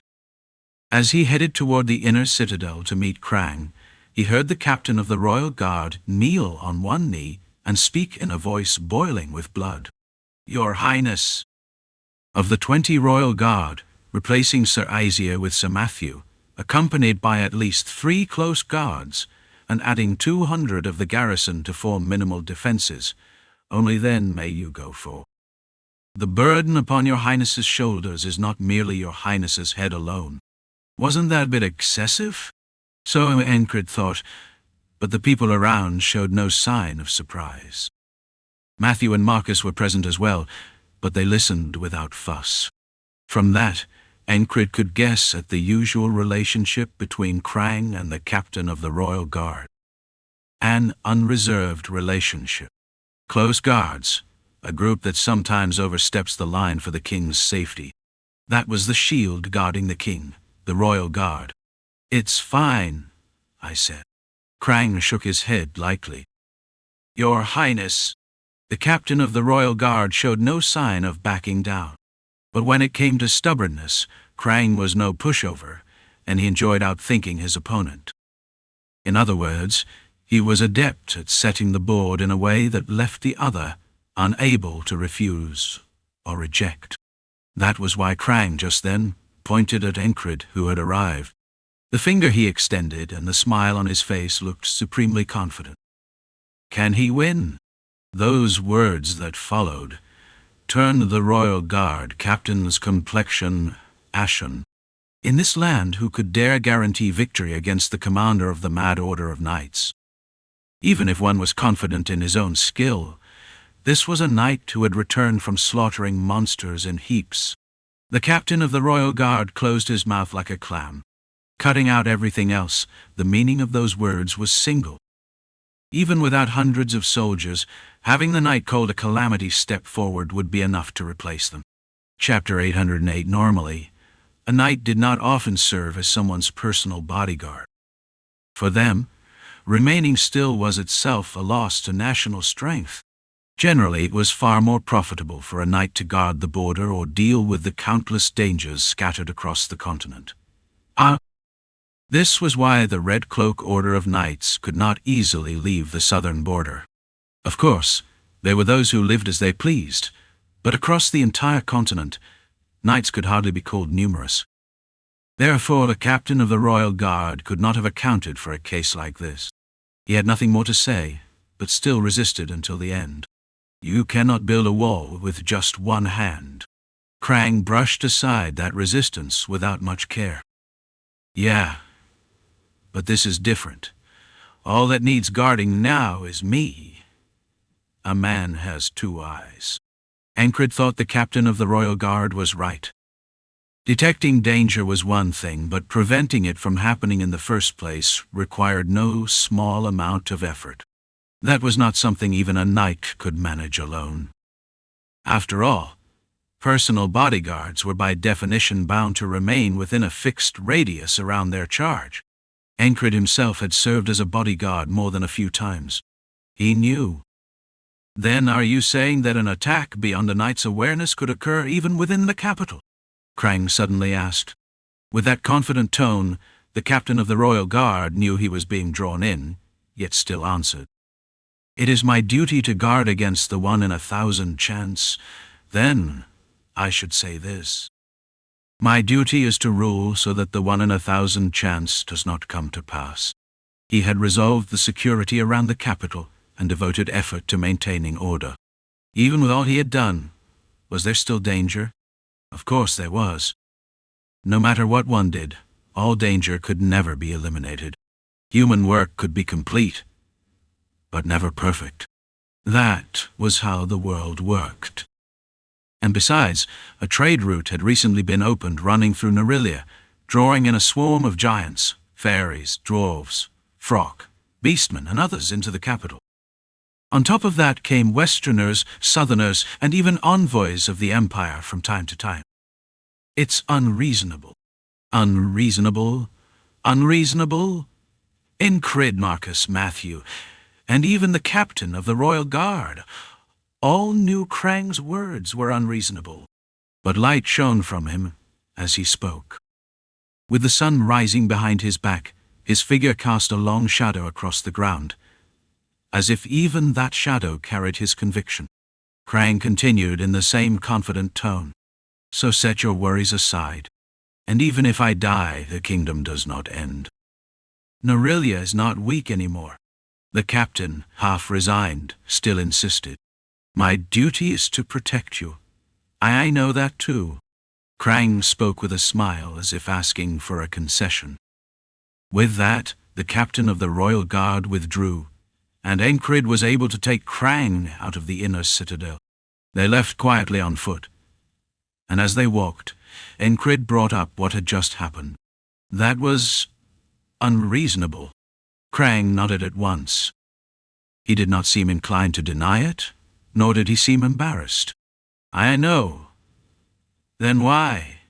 Well, I should explain it all right now, but you seem like the type will understand without me saying it. So I won't. He'd gained the knack of persuading people with sophistry in the time Enkrid hadn't seen him. Enkrid nodded as if to say fine. Krang added, if necessary, even a king must take risks. And what I want now is a secret inspection. A secret inspection meant the king would hide his identity and observe the lives of those in the capital. If he brought along a large escort, he would stand out, and the very meaning of discreet observation would be lost. But was that really necessary? At this point in time? No. How did they go? But yes. From a normal perspective, a secret inspection was sudden and pointless, but Enkrid knew Krang would not do something entirely meaningless. Unless he explained, it would be hard to guess the reason, but by instinct and intuition, Enkrid could tell there was something Krang was aiming for. Still recovering, aren't you? Krang asked. My arms still need rest. You call it rest, but you beat down Isaiah and the soldiers like that. That was rehabilitation training. Enkrid had meant it sincerely, but Krang must have taken it as a joke, because he laughed brightly. And for all this talk of a secret inspection, the only thing Krang had done was tilt a hood with a pointed brim over his head. He had made no effort to actually hide his face. Not going to cover your face? How many people in the capital do you think would even recognize their king? You can count them on one hand. To Enkrid, it looked as though Krang wanted someone to notice him. He also seemed strangely pleased that he was not yet in perfect condition due to his injuries. What are you after? If Enkrid thought it through, he could probably figure it out. He calls it a secret inspection, yet he doesn't bother to hide his face. He sees my injuries and nods, satisfied. He deliberately dismissed his escort. And he said there was some ominous air drifting through the capital. Well, is he trying to use himself as bait to draw out enemies? But would that work? If the people learned that the king had been attacked, would that be a political gain? Sounds more like a loss. The capital's security, the sweeping away of surrounding monsters, beastmen and bandits, all of that had created the stability from which Narilia's prosperity now grew. Was there really any need to let the people know there were blades aimed at the king? Even if there was, did it have to be shown so openly, rather than spread quietly as rumor? Look. Lost in thought, Enkrid turned his eyes where Krang pointed. Ahead stretched a road paved with white stones, still sparsely traveled. The stones formed a distinct path. These are the 4 roads that run through the capital. This one is the white road leading to the inner citadel. Walking across it, Enkrid heard the crunch of white sand. Krang spoke again. They cut white stone and laid it here. The path was neatly divided, separating carriageways from pedestrian lanes. It was one of Norilia's public works projects, roads built so people could travel safely, with carriages carrying passengers at scheduled times. And amidst the city's complexity, this road would help people avoid getting lost. Similar to the border guard's work, Cress was overseeing a similar project. And see that? Enkrid followed Krang's finger to a round-roofed warehouse. What set it apart was that its roof looked metallic, glinting silver in the sunlight as though waves of light ran across its surface. Low-grade tin can't be used properly, so they wrapped it around the exterior and fitted spell objects inside that infuse cold air. Maintaining cold with spell objects cost a lot of krona. This device was designed to keep it running near permanently. The outer tin was a magical metal, and formulas were inscribed on it so cold air would endlessly circulate within. Of course, Enkrid didn't know the details. Esther might have called it an amusing contraption if she'd seen it. The state funded it, then leased it out to various businesses, made quite a bit of krona. He didn't sound boastful. He was simply pointing it out since they were already in the city. But right now he did look excited, like a friend bragging about his own work. Though a king, Krang was also a fine guide. There were also streets where no carriages were allowed because merchants crowded them, and outer roads built so those in a hurry could pass through quickly. Later they bought candied apples and walked side by side, chewing noisily. Suddenly, Enkrid's senses sharpened to an extreme, and the world seemed to slow around him. Why? When the five senses converged, they stirred the sixth. Even without knowing why, danger was felt. Biting the apple, he stretched out a hand, fingers opening and closing. A simple movement, but so fast that ordinary eyes could barely follow it. Something landed in his palm. Tack! Tremble. An arrow shaft quivered in his grip. It was not fired with ordinary force, nor was it just one. 3 arrows came in succession. Enkrid's hands whipped through the air, snatching them as if from nothing. Tack, tack, tremble. 4 arrows were caught. He might still be injured, but training was second nature. This much was nothing. Enkrid's gaze spread wide across the buildings. Skilled assassins, otherwise they wouldn't have loosed and immediately shifted positions. Rooftops, windows, market alleys, rats hiding in the shadows, their killing intent aimed this way. There were many assassins. Enkrid Yiban Overlightwa stepped in front of Krang, shielding him with his body. He could block arrows like these all night, or snatch them from the air. You blocked them all! Krang spoke from behind him, his tone surprised. But the surprise was peculiar. Less amazement at Enkrid's skill, more at events unfolding exactly, or not exactly, as he had hoped. There are plenty. Enkrid's voice was calm. Arrows, javelins, it was all the same. Attacks like this could be stopped even by a half-trained knight, though not with the casual ease of snatching them like a child's wrist. This alone was enough to crush the assassin's will, but they did not relent. 2 more arrows flew, different from the first. Enkrid's mind accelerated, tracing their lines. One reeks acrid. The other stings sharp. Arrows coated with spells. And the response? If struck mid-air, they would burst, spreading the effect. The best way was to step forward, cut them, and absorb the impact. Which was exactly what the enemy wanted. If I evade, the remaining arrows will fly at him. So the answer was to stay put and deflect them. Enkrid did just that. The first, with the acrid smell, was a scroll bound tight at its head. If it stopped, it would explode instantly. So he didn't stop it. Treating it like the thrust of a veteran's spear, he tapped it lightly with the back of his hand. Its trajectory veered. The arrow that would have struck Krang's head sailed past above him. The next arrow was the same. This one would have released a poison cloud, but Enkrid's flick sent it spinning away. The first burst high above the buildings with a boom, the second in the market alley with a hiss, spreading green fog.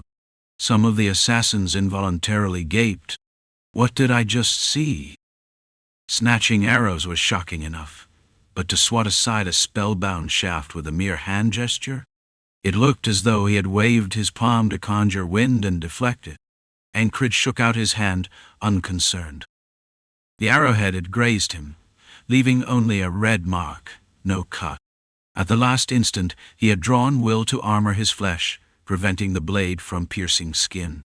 Sharp, he remarked calmly. He didn't bother glaring at the hiding places. He still couldn't leave his spot. He had to guard Krang, which meant, if arrows kept flying from afar, all he could do was block. The defender was always at a disadvantage. The assassins, all of them, fixed their sights on Enkrid and raised their hands to attack again. But Enkrid opened his mouth. I didn't come alone.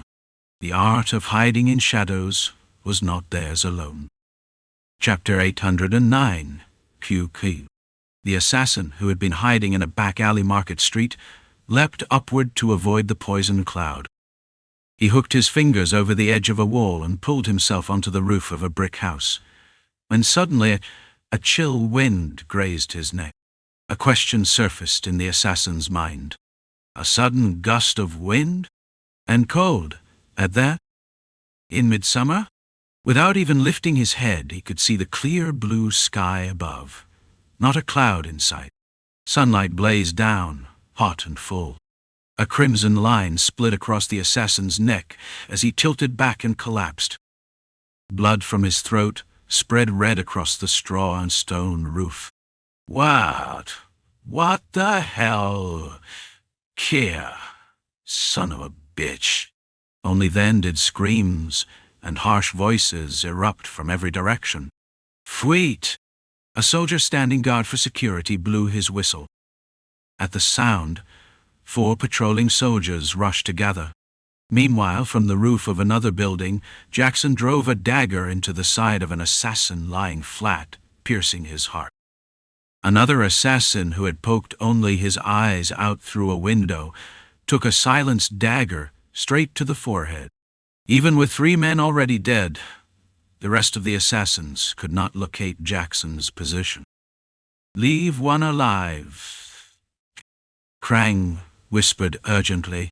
Enkrid placed himself between Krang and the assassins as he spoke. Jackson, leave one. Krang's words were whispered, and Enkrid's voice wasn't loud either, but that was fine. Thanks to the arrows bursting earlier, chaos filled the square. Screams and panicked cries echoed everywhere, but Jackson, with his focus, surely heard them already. And indeed, things unfolded as Krang intended. There were 5 assassins in total.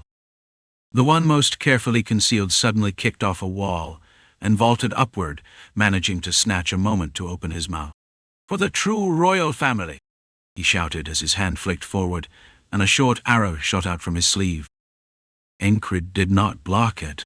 After Krang had told him not to, he had tugged at Enkrid's collar, insisting to leave it, that he would handle it himself. Enkrid didn't know exactly what Krang was aiming for, but he understood one thing. Krang had drawn a picture in his mind. If it goes wrong, I'll just draw my sword. After all, he had the leeway to wait until the very last moment before drawing his blade. And so, in Enkrid's sharpened focus, he saw it. Krang's entire body glowed with a red light. That red radiance surged as fast as the flying arrow, forming into shape and spiraling around Krang's body. A spell? Similar, but not the same. It carried no scent of sorcery. Instead, it smelled more like fresh cloth, sun-dried on a cloudless, blazing day. The red glow pouring from Krang's body snatched the arrow from the air. The light shaped itself into what looked like a beast's forepaw. Of course, all this happened in an instant. Only Enkrid, concentrating as he was, could perceive it clearly. Ordinary people would not even register what had happened. The beast's paw clutched the short arrow. That was all it took. The arrow, imbued with poison cloud magic, was stripped of its spell and snapped clean in half. The assassin hurled his whole body forward with the shot. If an arrow had been blocked once, what made him think this one would land? Anticipating even that, he pulled out a short dagger about a handspan long and lunged in, only for the beastly paw extending from Krang's body to slam into his skull. Crunch! His neck snapped, his body flung sideways and rolled. With his spine broken, he was nothing but a corpse. The final assassin was dead. Seeing this, Krang tore off his hood and pulled out the cloak he had hidden under his oversized robe. The red light covering his body traced a form behind him. 4 legs, and a mane of flame-like blaze curling once around the neck. The shape stood behind Krang, indistinct but undeniable, as though declaring, "You must have my permission if you wish to kill this man." This time it wasn't something only Enkrid could see. Now, everyone could. That was the intent. He revealed it for all to witness. The meaning was clear. Wind blew, and Krang's crimson cloak billowed. "Are there still any who object to my rule?" His presence sucked in every gaze around him. At first, only a few stared wide-eyed in shock. But like black ink spreading in clear water, their reactions rippled outward. "Hear me, all of you." Then Krang played his specialty. Drawing all startled eyes to himself, he delivered his words straight into their ears from the bare market ground, without any podium or dais. "All of this comes from my own Untitled. Read the full story. Shortcomings, I admit it. The content of the short, firm speech wasn't all that important.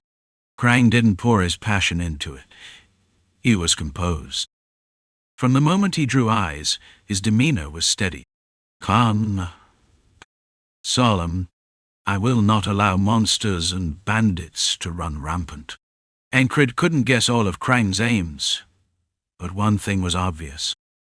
He wants to show them. Krang's purpose was to display the beast shining behind his back. No, not a beast. A divine beast.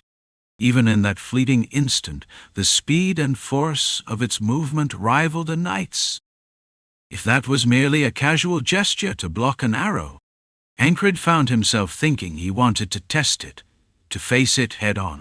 It was only natural.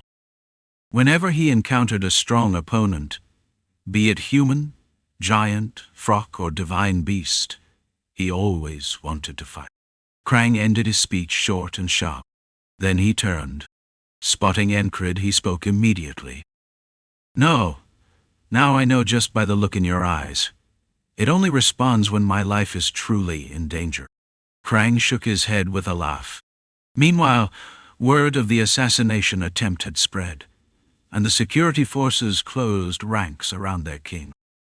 From within the citadel, the royal guard emerged and layered an additional line of defense inside the formation. Krang cut down Enkrid's budding interest with a single stroke. In terms of quick perception, Krang was second to none. At Enkrid's disappointed sigh, Krang laughed. This friend of his never changed. And indeed, only someone like this could dream impossible dreams. Well, the same was true for himself. "Sun Beast?" Enkrid asked. "Yeah." Their voices weren't low. Every royal guard around them, every sharp-eared watchman could hear. Besides, hadn't he just revealed it openly? From the murmurs of the gathered crowd came words. Sun Beast, Guardian Beast, a king protected by the god of the royal line. Perhaps Krang had even planted whisperers among them to spread those words. Wasn't that just a legend? The founding tale of 3 knights and the Sun Beast was nothing more than a story. Krang shook his head. No. Enkrid blinked once. Krang sought to clear old doubts from his friend's mind. Only one of royal blood has the qualification. If, under that qualification, He receives the beast's power and survives it, then he gains its protection. The tattoo was proof the sun beast resided within him. And you could have died in the process? This was no mere relic that simply lent power at one's whim. Some artifacts did grant strength in exchange for life force, grim magical objects made by eccentric sorcerers. So would the sun beast's protective tattoo have no price? Hardly.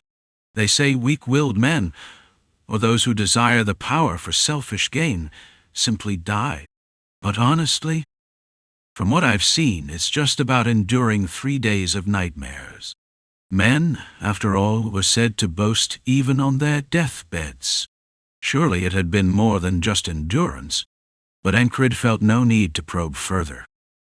Even if it was a royal secret, Krang would tell him if asked, but Enkrid wasn't curious. I've only fastened the first button. This isn't the end.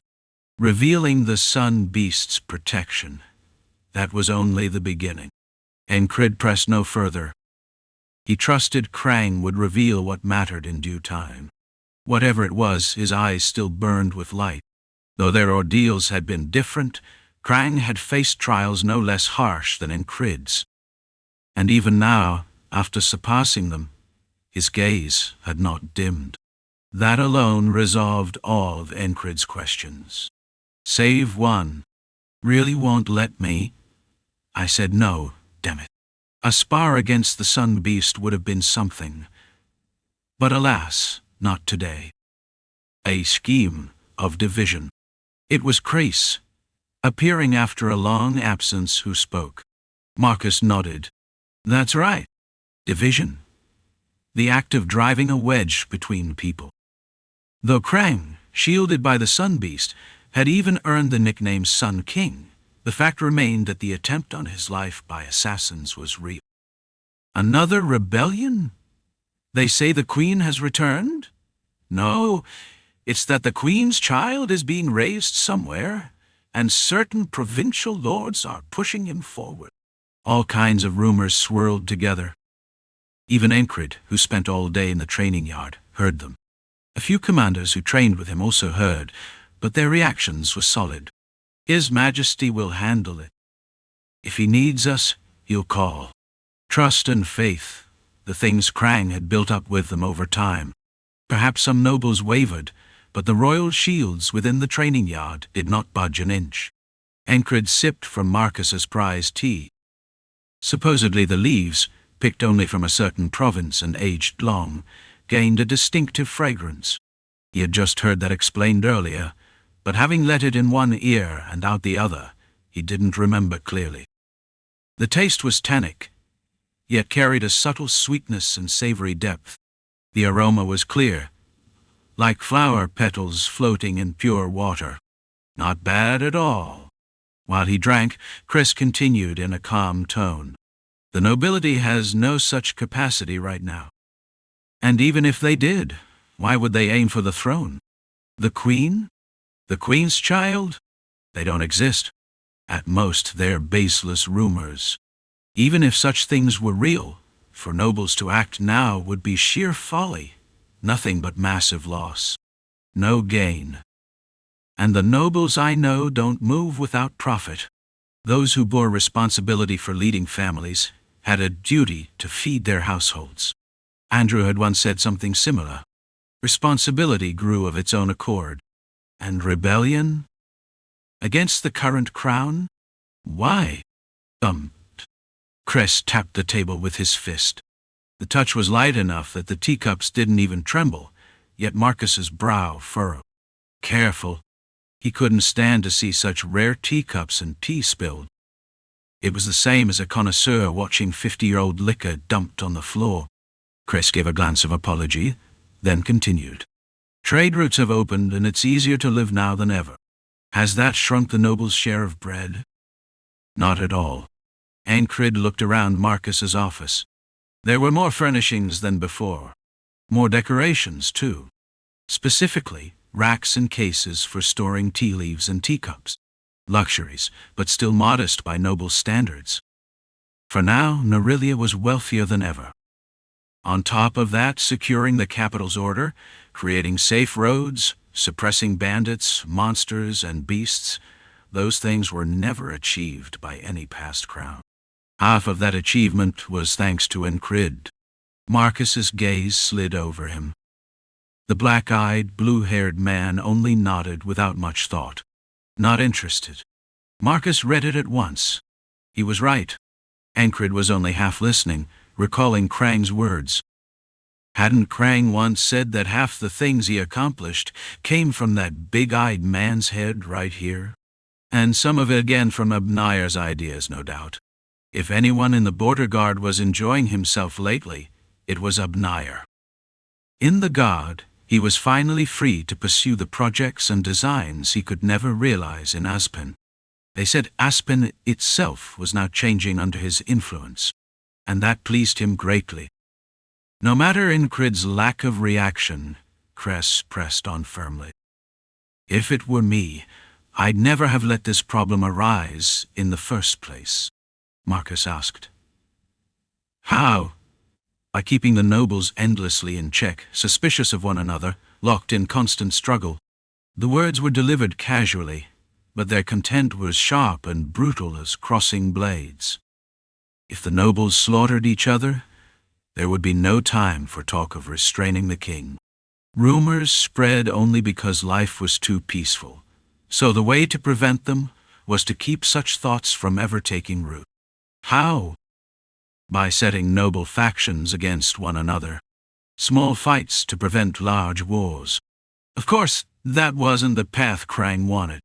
Cress knew it, which was why he spoke so bluntly. If a few shanties housing beggars were burned down to open a road for carriages, who would object? The poor had no power, no voice. And the nobles profiting from carriage trade would only press their tongues to the roofs of their mouths and stay silent. Normally, such huts burning shouldn't cause a single blink. But Krang did not do that. The path he walked was harsh and grueling. That was what made it kingly. That was the road Krang wished for. Dreams, hopes. In an age that declared such things worthless, those who pursued them could only be fools. Which meant Krang was a fool. And so am I. Enkrid also knew that what he sought was hollow. But still, he advanced. And little by little, the world changed. The Cress before him was proof of that. Once, he would have nitpicked this and that, but now he followed Krang's will, and Enkrid's, without hesitation. So why are you here? Enkrid asked. He hadn't called Cress. The man had simply shown up. To punish those who dared mock the salon. Cress's eyes gleamed. They gleamed with hatred for those who had used his dream. The source of the rumors threatening the royal family was the salon. From there, southern spies had spread. Spies from the south. Before they parted, Krang had told him. This was all the doing of Rehinstetten in the south. Those agents had used the salon as their stage, until the capital's very salons were seized by their meddling. That was what enraged Cress. I'll kill them with hatred. The words of a salon zealot, burning with fury, slipped out. Chapter 810. When Nerillia cleared out the surrounding bandits and monsters to open trade routes, the degree Untitled degree, part they paid the most attention to was security. If dangers outside the city were dealt with, then the inside had to be equally safe. That way more people would travel in and out. To that end, they worked to improve the districts where the poor were gathered. That's what they call the king's bread, Marcus explained. A simple principle, reducing luxury that the royal table could save 100 paupers. But those who actually put it into practice were rare. Krang did. With a budget that would have gone to his own table, he gave bread to the poor. At first he handed out loaves once a day for free. He had stew cooked for them. He gathered cheap fabric and made clothes. After softening the entire slum this way, he gave them work. Chris nodded as if he was familiar with this. He didn't just give things away. The city had plenty of work that needed doing. Repairs to the walls, new buildings rising, guard posts to be built on the outskirts. Many hands were needed. So the poor were employed. Those who couldn't handle physical labor were given ladles to stir pots. Children were accepted into royal educational institutions, where they were taught and protected. Wages for the workers, records for the children, all of it was scrupulously tracked. In other words, whether intended or not, the policy not only reduced the slums, but also created grounds for controlling them. Even from the outside, the atmosphere in the slum was bound to change. Krang boldly emptied the royal coffers, and the result benefited citizens, merchants, and paupers alike. Because of this, most of the groups that had been using the slums for their schemes had to tuck tail and flee. Northern Empire, Southern Kingdoms, agents and informants scattered everywhere, weeds rooted in the slums, all withered on their own. Most of the strong ones among the poor usually turn to pickpocketing or robbery. But if the poor themselves diminish, what happens? Right, by managing them you prevent thieves and bandits from being generated in the first place. Enkrid summed up the back and forth between Cress and Marcus. So once the thieves' guilds and slums were controlled, spies had nowhere left to work, so they crammed themselves into the salons. And now that they've rooted themselves into organized groups and try to extort through force, no one knows where the problem starts or ends. That's what you're saying. That's why the commander's so sharp. Chris let out a note of admiration. Doesn't seem like much. You basically spelled it all out already. Enkrid answered without concern. No, not at all. Chris shook his head once and sipped his tea. Marcus finally broached the real point. That being said, he seemed to weigh his words, scratching his cheek like a man embarrassed. There's a need to infiltrate the salons. And you're telling me this what? Enkrid's eyes asked. To mete out divine punishment on those who insulted the salons, Cress muttered beside him. Infiltrators inside the salons had used their heads well. They moved in cell-like networks, catching hold of the weaknesses of those around them, so that no one could trust anyone else. The exact method Cress had described earlier. Nobles fighting one another so they had no chance to even glance at the crown. Which made it all the harder to slip in disguised as nobles. Marcus had already tried it dozens of times. Even Andrew had attempted it, but all he caught were a few small fry. Fake identities sent in were uncovered again and again. Sending a handful of royal guards disguised as soldiers, they wouldn't be fooled either. In this respect, Enkrid was the worst option of all. His face was impossible to conceal, and the mad order of knights were all too distinctive. In swordsmanship terms, the enemy was like a man covered head to toe in shield and armor. One might think you could just cut through the shield as well, but you had to cut only what was inside it, not the shield itself. That was why it was such a headache. Fake identities were always exposed. And among the nobles, few were suitable for such a job. Marcus, however, searched for a seam. However well a suit of armor was made, it always had joints, and a sharp blade could still pierce between them. Sip. Ye? Enkrid held a mouthful of amber liquid in one of Nerilia's largest salons. Compared to Founding Day liquor, it was nothing but a spreading bitter taste. Probably felt worse because he had ordered something not particularly fine. It was one of those moments people called spoiling the palate. Enkrid's appearance drew eyes wherever he went. For infiltration, he was not a good choice. All the more so because it tastes fine, but it's lacking. Rem was with him. The gray-haired barbarian from the west would stand out just walking down the capital's boulevards. And with them, a fairy with golden hair. When we go to the fairy city, shall we drink leaf liquor, fiancé? As always, she spoke brightly. Flaunting otherworldly beauty, she shone like a light among the lamps scattered throughout the salon. There were many high-class hostesses, but none as beautiful as she. Men and women alike stared openly. Her aura of fragile beauty only heightened it. Her face was paler, her presence weaker after suffering internal injury to her energy in a recent battle. If they knew this fairy had shattered Balrog's crystal with a single kick, their stares might change. But those who didn't know saw nothing but a peerless beauty looking frail. "I should like to serve you Frock's traditional liquor, too." With Frock alongside the fairy, their group drew every eye in the salon. The moment they entered, attention fixed on them. It was inevitable. Still, they calmly took their seats, ordered drinks, and began their meal. "It isn't made from bugs, is it?" Rem asked. "You know it well. A very special liquor." "Damn it. Now I'm curious about the taste." Rem was more of a gourmand and a drinker than he looked. Enkrid, half idly scanning the surroundings, locked eyes with a man half bald, his gut sagging heavy. The man coughed awkwardly and looked away. He headed to the bar, where he struck up conversation with a woman sitting alone.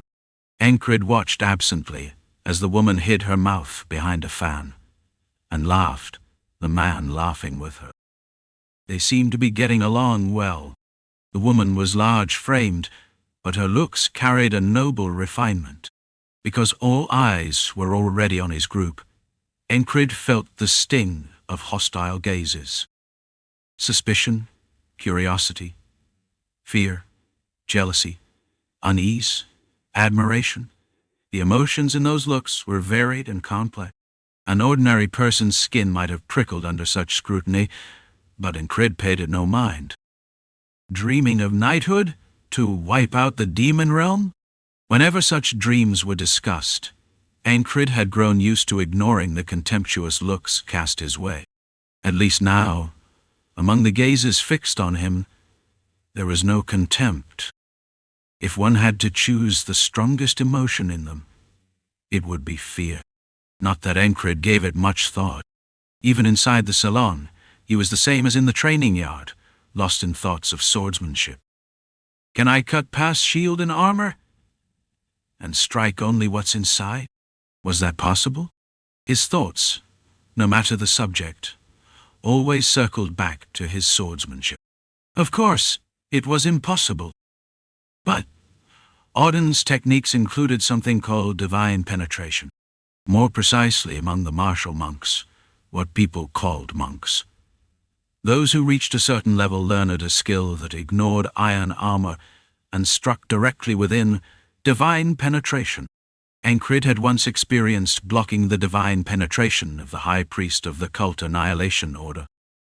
If I could imitate that? Suddenly, one of the Valen-style mercenary sword techniques came to mind. The feigned cut strike, a move where one pretended to slash with the blade, then twisted the wrist to club with the flat instead. Without training forearm and wrist strength, trying it could ruin the tendons in your wrist. From the start, Enkrid had always thought the Valen style was nothing if not faithful to fundamentals. And that basic principle was, if cutting and stabbing won't do, then strike. Striking would send shock into what lay inside. Thoughts linked together. Even in the dream, when I cut the giant, on the surface it had looked like a cut made with strength and technique. But no, the blond man who had been one of the ferrymen, whenever he swung, had used induels. But it wasn't simple at all. You catch on quickly. It was as though the ferryman's voice echoed in his head. Induels can be layered with will. A realization, sudden and unbidden, surfacing in this unlikely place. Balrog's strikes had been heavier than his own. Faster, fiercer, stronger. Many reasons contributed, of course, but clearly his way of wielding will played a part. The demon realm. Fighting Balrog had taught him this much. To slay demons and erase the demon realm he had to advance further still. A knight who spoke of war and of the end. Enkrid's dream remained unchanged. Becoming a knight was not the end. Clink. The sound of ice against glass drew his eyes upward. A man stood there, clad in purple velvet, thick feathered white shirt, fitted trousers, and carrying a cane. Everyone from Remon could tell that inside that cane was hidden a long, slender blade. A sword stick, concealed weapon for self-defense. No one could carry a longsword openly inside a salon.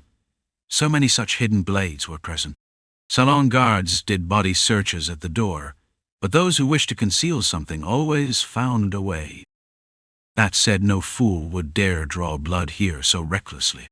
To enter a salon at all, one had to prove their reputation. Enkrid and the mad order of knights were exceptions. Guards had no power to stop them. In fact, no one in the city was insane enough to block a knight's path. At any rate, the sword stick was hardly unique to this man. The weapon wasn't even the point. Enkrid and Rem, with bare hands alone, could kill every soul in the room. Which was why some nobles, seeing Rem, shrank back in fear. And Rem seemed to enjoy it, tearing into a roasted duck leg with his bare hands. Something he could have eaten with noble etiquette if he wanted. Certainly a perverse taste. Most of the fear filling the room stemmed from this gray-haired barbarian from the west. From outside eyes, Enkrid was no different, just as bold. The butcher of monsters, the one who trampled beasts and swarms as though they were nothing. Even among the mercenaries brought as escorts, none dared challenge him. His fame was simply too great. The gaze of longing mostly came from swordsmen. Some, obsessed with swordsmanship, wanted nothing more than to speak to him, to learn something. Of course, none dared approach while Rem was there. What? Rem greeted the newcomer amiably. The fact that he didn't start by throwing a punch was, for him, friendliness enough. Still, the man swallowed nervously. I came to offer my gratitude for such an honorable visit, by gifting you a bottle of wine, friend of the king. The man chose one of Enkrid's nicknames. Among Civil War Ender, Demon Slayer, Butcher of Monsters, Knight of Enchantment, and Heartbreaker of Women, he had picked the safest. He was the owner of the salon. With his words he gestured, and an attendant behind him placed a bottle on the table. The salon was dim overall, lit by magical lamps imitating spell objects. From the lack of true spell resonance, they were likely crafted by some second-rate spellcrafter. Still, even that would fetch a high price. And with more than 16 such lamps around, the amount of krona spent on them was proof of this place's wealth. Plastered walls were left visible to give the atmosphere of ruins. Sofas were plush, the air dreamlike. Here and there, men and women puffed white smoke.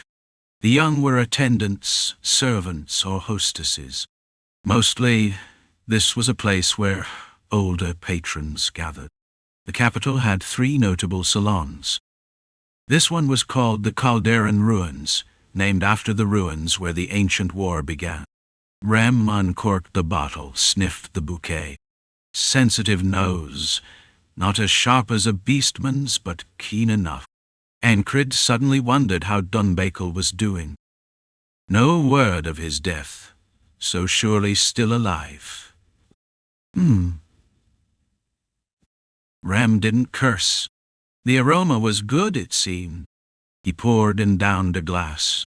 You drinking? He shot Enkrid a look. For him to ask before even commenting on the taste meant it was high grade. Enkrid shook his head. He had no interest in drink. Shinar's health kept her from drinking, and Luagarn turned away too. Rem grinned and began pouring glass after glass for himself, downing them steadily. The man in purple velvet exhaled in relief at the sight. So did the nervous guards and attendants behind him. Enkrid knew exactly why he was here. He was fulfilling that role. So, these southern spies. Are you one of them? That was the question he asked. Chapter 811. The salon owner's hand froze. The tongue that had been ready to pour out flattery stalled. His bodyguard swallowed hard. His attendant's legs trembled. The atmosphere shifted, and those nearby began to edge away. Spies? The South? Who? Who said that? The Demon Knight? The ender of the Civil War? The slayer of demons? The weight of words changed depending on whose mouth spoke them. And right now, Enkrid was one of the heaviest voices in all of Narilia. The salon owner, face twisted in aggrieved panic, stammered, "Pardon?" Enkrid judged him not to be a spy. No matter how good the acting, a man couldn't hide every instinctive reaction. Least of all a commoner who'd never hardened himself through training. "Misspeak, and your skull will shatter." Beside him, Rem added the threat. The names flashed through the owner's mind. Noble slayer. Collector of noble heads. Unconsciously, his hand tightened on the hilt of his sword stick. He had ties to more than a few nobles, but not one of them stepped forward now. At a moment of crisis, the only one you could trust was yourself. The owner closed his mouth, choosing his words with care. The master of the Chaldean ruins salon had been a merchant before he bought himself a minor barony, but he was shrewd enough to know better than to cross a knight. If you draw that blade, you may die. I advise against it. It was Frock who spoke, intending persuasion, but in the ears of the man it sounded like a death threat. Frock's gravelly voice carried fear by itself, and the sheen of his oily skin reflected the lights. He was a battle type. Fearing him was only natural. By that measure, Rem was the most frightening of all. The salon owner's thoughts whirled. Is this the end? Did I fall out of favor with the royal house? Is that why? But to send a knight against me? That makes no sense. His hands shook, his jaw quivered. No. No. I'm not. Yeah, looks that way. Rem mimicked his stammer. Half to mock him, half because he despised what this man represented. For this owner had clawed his way here by illicit dealings. According to the kingdom's own intelligence, that much was true. Yet now he had people under his wing, some drawn from the poor. Intelligent children, talented children. He was raising them for his service. That much was good. He even curried favor with the church through donations, and had contributed a fair sum to the founding of the royal education institutions. Chris's words came to mind. If he poured out that much krona, you leave him be. The worst of it was hawking Eastern relics at marked-up prices, and having a shady past. That's all. The man himself did not realize it. He thought he had just escaped death by sheer luck. But in truth, that was exactly what had happened. He had survived because of the effort he poured into running the salon. Chris valued that highly. Live straight, Rem told him. The owner nodded quickly. Silence fell over the salon. You people are terrifying, muttered a woman, her waist pinched by a corset under her billowing dress. Shh. The portly noble beside her raised a finger to his lips in panic. The last thing he wanted was the Reaper's company turning their gaze his way. Seems we've ruined the mood. Enkrid's eyes brushed over the noble and the lady, then turned aside as he rose. I'll be watching. Rem scooped up the bottle of liquor, tossed another parting shot at the salon owner, and turned away. Outside, Enkrid asked Shinar, "Still following us? How could I pass up the chance to spend the night together?" How could she say it so brazenly, especially when it wasn't just the two of them, but Luagarn and Rem as well? Enkrid only accepted it with a shrug and walked on. The night sky was clear. The air was cool, pleasant for walking. From here and there, night insects trilled. They planned to visit the remaining 2 salons tonight. Unless they meant to stay out until dawn, they would have to pick up the pace. After the Calderon ruins, what was next? Ah yes, the heavenly square. Certain devout priests and church branches within Aurelia repeatedly protested, demanding the name be changed. But the salon endured. The pursuit of pleasure is the nature of man. So the salon claimed, even professing to believe in the gods. And it wasn't entirely false. It had been founded by one of the southern cults. Their deity, the goddess of pleasure and unguents. That word, unguents, carried two meanings. One, to savor, to enjoy. The other, the actual perfumed oils they sold. The more precious of those oils fetched the price of a church potion. A salon established by a southern cult, it was only natural to suspect it. Enkrid was thinking as much when he raised his hand before his face, spreading his fingers and pinching thumb to forefinger. A slim needle meant for his eye. Caught. The motion was so fast that no ordinary person could perceive it. And another assassination attempt followed. Futile. Everyone. You bastards really are pathetic. Rem might not have been able to use his old sorcery as freely as before, but he was still Rem. He lashed out with a backward kick at the head of the man targeting his back.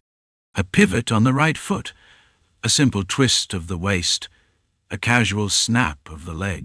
To the eye, nothing more, but the blow was enough to shatter a skull.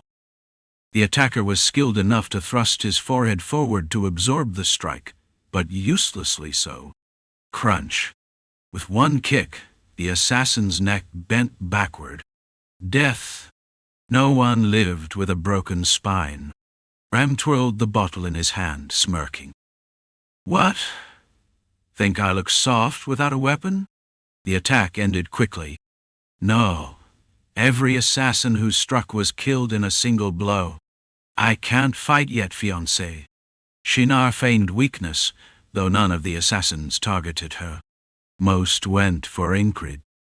He slipped aside from half the strikes, careful even to keep his clothes from being torn. He needed to look sharp entering the salons.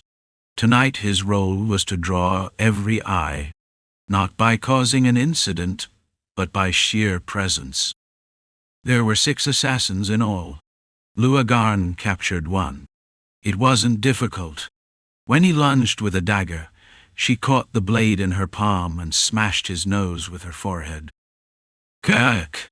The man groaned, sprawled on the ground, and swallowed a capsule hidden in his mouth. Blood streamed from his lips at once. Luagarn rolled her wide eyes as she watched, then sniffed the blood. Seems he used quite an expensive poison, which meant those behind the assassins had deep resources. Not some shabby information guild or second-rate killers guild. The attempt itself had been clumsy, unworthy of targeting knights. Searching the bodies, they found handkerchiefs marked with symbols, several vertical strokes crossed by a single horizontal line. Signs of an anti-royalist group, a fine tool for sowing division, fabricating a faction so the king and nobles could not trust each other. It was the very essence of a wedge strategy. The royal house has grown strong. That strength translated into royal authority. Thus the nobles knew the crown could strike them at any time. And some noble houses had grown with the crown's favor. First among them, the Duke of Octo, and the Marquis Bessar, Marcus, even Andrew. At any time the nobility could reject the crown. They felt threatened, even if the crown did nothing. A small spark could topple the tower. For from the foundation up, everything was precarious. The method Chris had proposed, setting nobles against one noveleg, official version, another, was meant to prevent all such problems. And what about me? Enkrid would gather everyone and question them outright. He would break through head-on. But is that really the answer? Was it the most ideal solution? No. His instincts said so. Just beating everyone down? That would be the worst choice. Enkrid reflected for a moment. He had been thinking too much like Rem just now. "Your eyes are unpleasant," Rem said, noticing his look as they walked. "It's nothing," Enkrid replied. He didn't think further. He knew it was something beyond his control, so he focused on what was within his power. At the second salon, he unleashed Rem. Drink! The rampage of a party that drew all eyes. "The stench of rotten potatoes is everywhere," Shinar muttered, burning the drugs that circulated secretly inside the salon. "What pretty flames," she said. Once a fairy who had feared demons and fire, now she reveled in playing with it. "What is the meaning of this outrage?" The salon's master appeared, the bishop of the cult of the goddess of pleasure and unguents. His half-undone belt told plainly what he had been doing moments before. This was the smallest of the 3 salons, but known as the wildest. "That place isn't a salon, it's a brothel. Purge it," Cress had said firmly. Even if one only struck shields, sometimes the shield itself bent. "Prevent the corruption of the salons, Sir Knight." Those had been Cress's earnest parting words. Rem had smacked him on the back of the head for it. "Ow! That hand splits monsters, Rem. You can't hit people with it. Your mouth never stops." "Maybe I should show you that monster-splitting hand." Cress had run, calling out for salvation. "Commander, Captain, Lord." It was a scene they had all witnessed often. Enkrid stepped in, restrained things just enough, and granted Cress's wish. Thus was the expedition to purge the salons of corruption formed. What madness! "If you've got a problem, come to the border guard." "This was my decision alone," Enkrid said as he and his party emptied the salon, burning the hidden narcotics inside.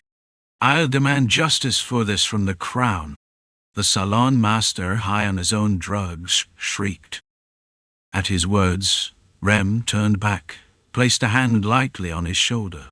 The simple touch pinned him in place, and his fury broke off at once.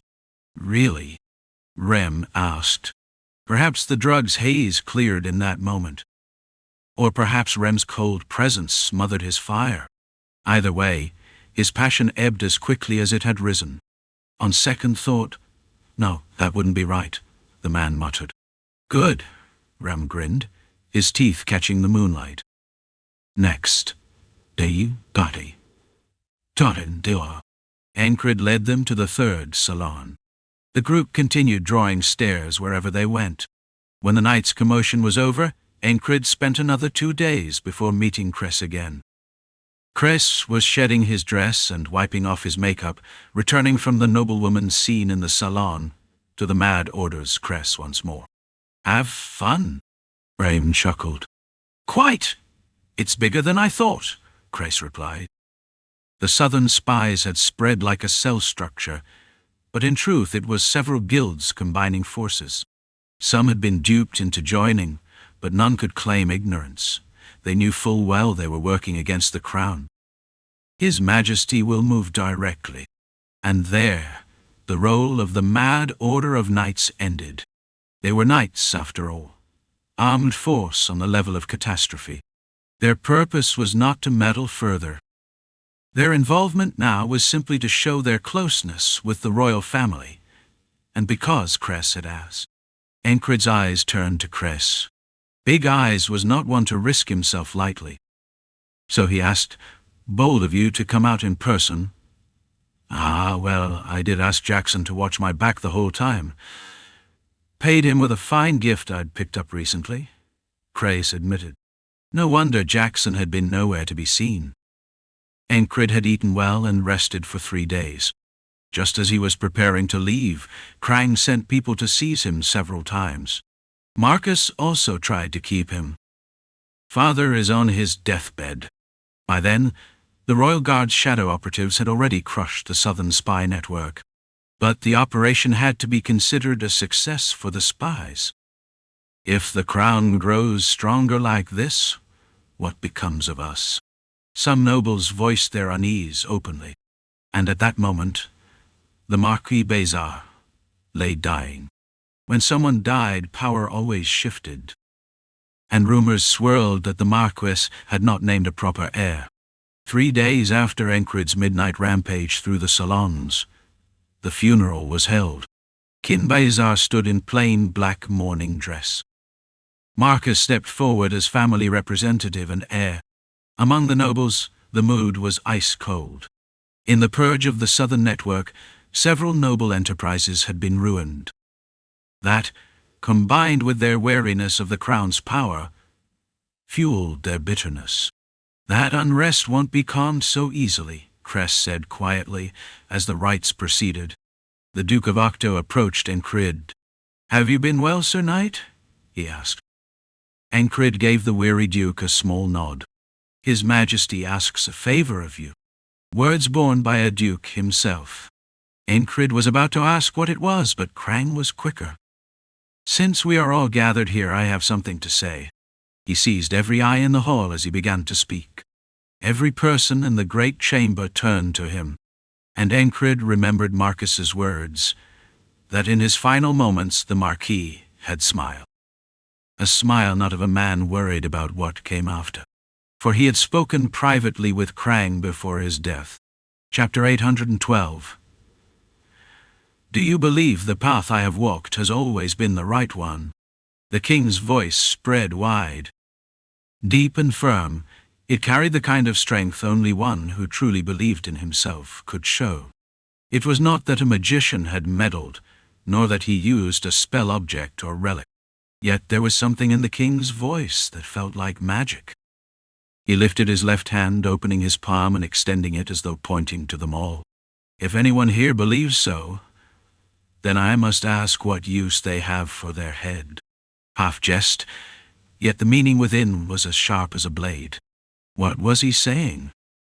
Did it not sound as though he urged them not to trust him? The king who carried the sun water on his back. The king who swept aside thieves and monsters. The king supported by the unprecedented power of the mad order of knights. The king who, at the same time, gained the backing of the Red Cloak Order. The king who wielded royal authority in a way never seen before. Looking at what Krang had done so far, the conclusion was plain. Norelia had reached the height of royal power, and the king was wise and sagacious, enjoying the support of all. They were basking in a glory unlike any before. To speak honestly, a portion of the nobles' complaints could be crushed with force. And that was fine. This golden age had not been achieved by the efforts of the blue-blooded nobles. That was why Krang drew his sword. It began with shaking the salons. Enkrid understood. He didn't need to pry into why Krang had asked him for this task. Cress had already explained it to him while making a scene in women's garb. If we show the nobles our strength, what happens? Most complaints will be silenced. Look further, and those opposed to the crown will cease to exist altogether. With the present king, it's possible. The core of it was still power. And what was the weapon that most starkly revealed Krang's power? The mad order of knights. Its commander. That was what Cress had wiped the red paint from his lips with linseed oil. So it wasn't only about the salons. Enkrid's insight was as sharp as ever. Cress was no simple man. He had come not merely to see the salons, but to confirm the place of the border guard, of his own safety, and of the mad order of knights. With the royal family's prestige soaring, he needed to know where that momentum was headed. That was why he risked danger. Normally, Crace would never cross-dress and throw himself into such a task. But going against the salons, that part was from the heart. Well, even with sharp instincts, not every guess would always be correct. Either way, Cress had predicted Krang's course. If there's to be a pact with Legion, if the kingdom is to unite with many cities, then the kingdom itself must become one. His Majesty will crush every noble who opposes him. If siblings are not to fight, they need a strict parent, whether the role is father or mother. A stern hand with the rod ensures the children coexist without fratricide. It also ensures they obey. Then the whole becomes a living organism moved by the leader's will. If the South showed unrest and sought war, preparations must be made. Krang had to raise that stern rod using the might of the royal house. That was Chris's prediction, and most of the so-called clever ones expected the same. Only Enkrid saw otherwise. Would it truly be so?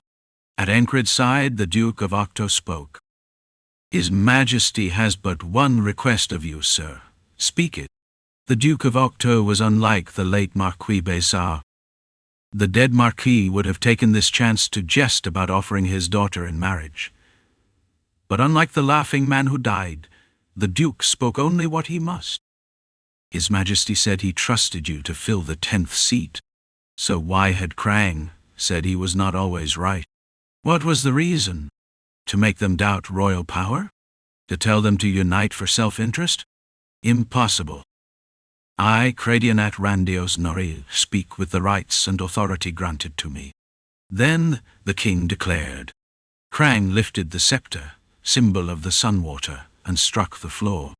The sound Thum resounded, vibrating in their chests. From this day forth, I will form the Council of 10.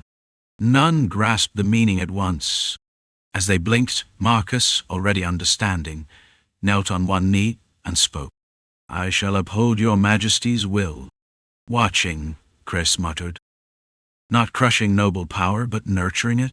For all that he was called clever, Cress was truly a genius at such thinking. With those 3 words, Council of 10, he immediately discerned their meaning, read the shifting air in the hall, and understood Krang's aim. The first shall be you, Marcus Bizar. The king spoke. I accept your Majesty's command. Marcus accepted on one knee, and the Duke of Octo stepped forward. The 2nd seat, I trust you will take it. I accept. The Duke of Octo was next. Others who represented noble interests took their places as well. And then the 10th. My friend, you will accept also, will you not? In truth, the Council of 10 symbolized noble authority. The 10th seat was ever the sword at the king's side. Krang's calculation went that far, though it also included his respect for his friend, the hero who had saved the realm. Enkrid only smiled and replied, Of course, my king. Cress had predicted the obvious view. While yet there were those even his sharp mind could not foresee. Those who held ideals and causes, dreams and hopes, who walked paths untrodden and chose choices others would not. Like a naked fool with clumsy talent who became a knight and vowed to erase the demon realm just to protect everything behind his back. And here, a king who, though strong, declared he would not crush all but would listen and guide all toward the better. By the measure of madness, the two were not so different. Never saw this coming, Cress said with a shake of his tongue. Later, it was said the Council of 10 each gathered 10 of their own trusted men beneath them. Thus, those 10 became voices to debate with the councillors, and the Council of 10 in turn faced the king directly to speak frankly. A chance given not only to houses that had once supported the crown. Instead of crushing with power, he widened his embrace. It was a thing only a man with such breath could do. The blade of the mad order of knights may strike at any time. But though it may be turned on threats, it shall never be turned on you. That's what he said. He used us splendidly. Cress had seen through Krang's intent. With that, the matter in the capital was settled. Enkrid, after his farewells, boarded the carriage marked with the royal crest and returned to the border guard. On the way back he saw Krang briefly, but there was no time for a long talk.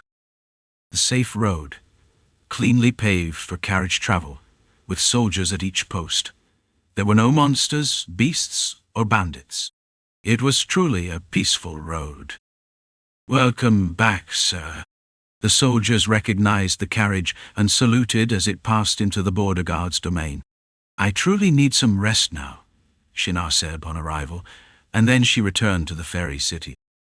A journey both short and long was over. The great southern nation will not attack immediately, unless they are fools. They too will need time to catch their breath. But war cannot be avoided. That was what Krang had said before parting. He had embraced the nobles not from fear, but because such was the breadth of his character. And what if the enemy only desired war? Krang had no thought of avoiding it. Word has come from Sir Cypress. The south stirs with ominous movement. Thus, even knowing a foreseen war drew near, he simply did what must be done. "Call on me when the time comes," Enkrid replied and went his way. Afterwards, more tidings arrived. Norelia and Legion have established diplomatic ties, and monsters have begun to swarm more often from the south. Chris relayed the order, diverting Rem's assault unit south. Since this kind of thing happened often, the assault soldiers began looking at Cress with affectionate eyes. "Captain, no jobs today." Even their speech had started to mimic Rem's. The unlucky lot ended up making Cress the de facto captain of the assault unit.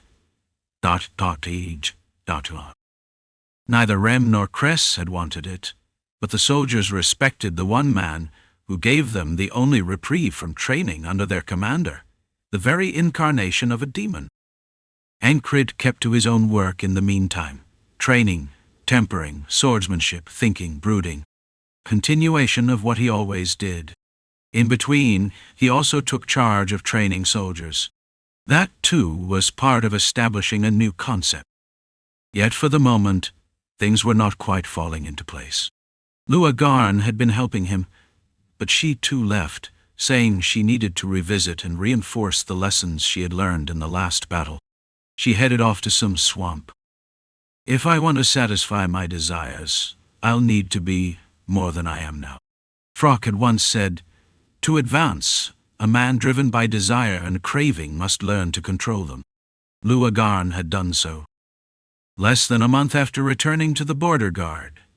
Step, step, ... Someone entered the training ground with the sun at their back. Hair gleamed silver in the halo of light. A faint tang of iron drifted with them, and their steps fell heavy on purpose. It was not hard to guess their identity by sound alone. Enkrid's gaze turned toward them. "Did you forget me?" the beast woman asked with a smile. Her face was cleaner than before, but it was the same familiar warrior who had returned. White leather armor, golden eyes, dented gauntlets and greaves. "Drag that bastard Rem out here." No sooner had she arrived than she called for Rem. Several of the assault soldiers who were outside for training watched with lively eyes. Enkrid recalled the letter from Anu, King of the East, bluntly stating he would be keeping her.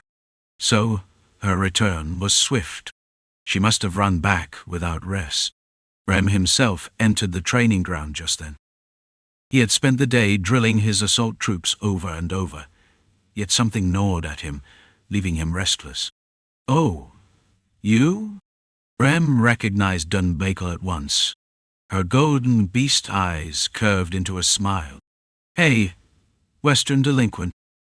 Been well?" Most, Enkrid included, had spent the entire day in the training ground as usual, so it was as good a place as any for a spar. The two soldiers who had followed, supposed to be on watch, quietly backed away. The beast woman had abruptly declared herself part of this unit, and before anyone could stop her, she had marched right in, so the sentries followed. Now they too became spectators. And soon, the eyes of passers-by around the training ground gathered. Rem adjusted his grip on his axe. Enkrid naturally stepped back. Dunbakel put a hand to her waist. A curved scimitar was her weapon. It was no ordinary blade. Clearly she had not been idling in the east. The scent of relics clung to it. From the grip up the bare steel of the blade, letters unrecognizable shone with light. "I went through hell in the east and became a champion." Men called them knights, but among beastmen, Warriors of a certain level were called champions. It was a title for those who knew fear and overcame it. In other words, it was the stage of one who could wield will. But since she was beastfolk, Dunbuckle called it life force. The life of beastfolk was more tenacious than any other race. Stimulate that foundation, spread it through the body, wield it even unconsciously, and the overflowing life force carried one into the rank of champion. Dunbuckle drew her scimitar and swung, not to kill, just to teach a sharp lesson. Life force was vigor, vitality, strength. Her strength had increased to incredible levels. She split the moment. Air pressed heavy on her shoulders as her scimitar moved, light spilling from its edge. Her left foot lunged forward, tracing a crescent toward the sky and falling. Starlight. With her cut, she also triggered the relic's power. A relic said to bear the light of the stars. It repelled upon contact. Rem's axe rose to meet it. Not too late. The weapons an overlot, read the full story, collided. Ting, clang. The axe blade stopped the scimitar midway. A crack split down Starlight's center.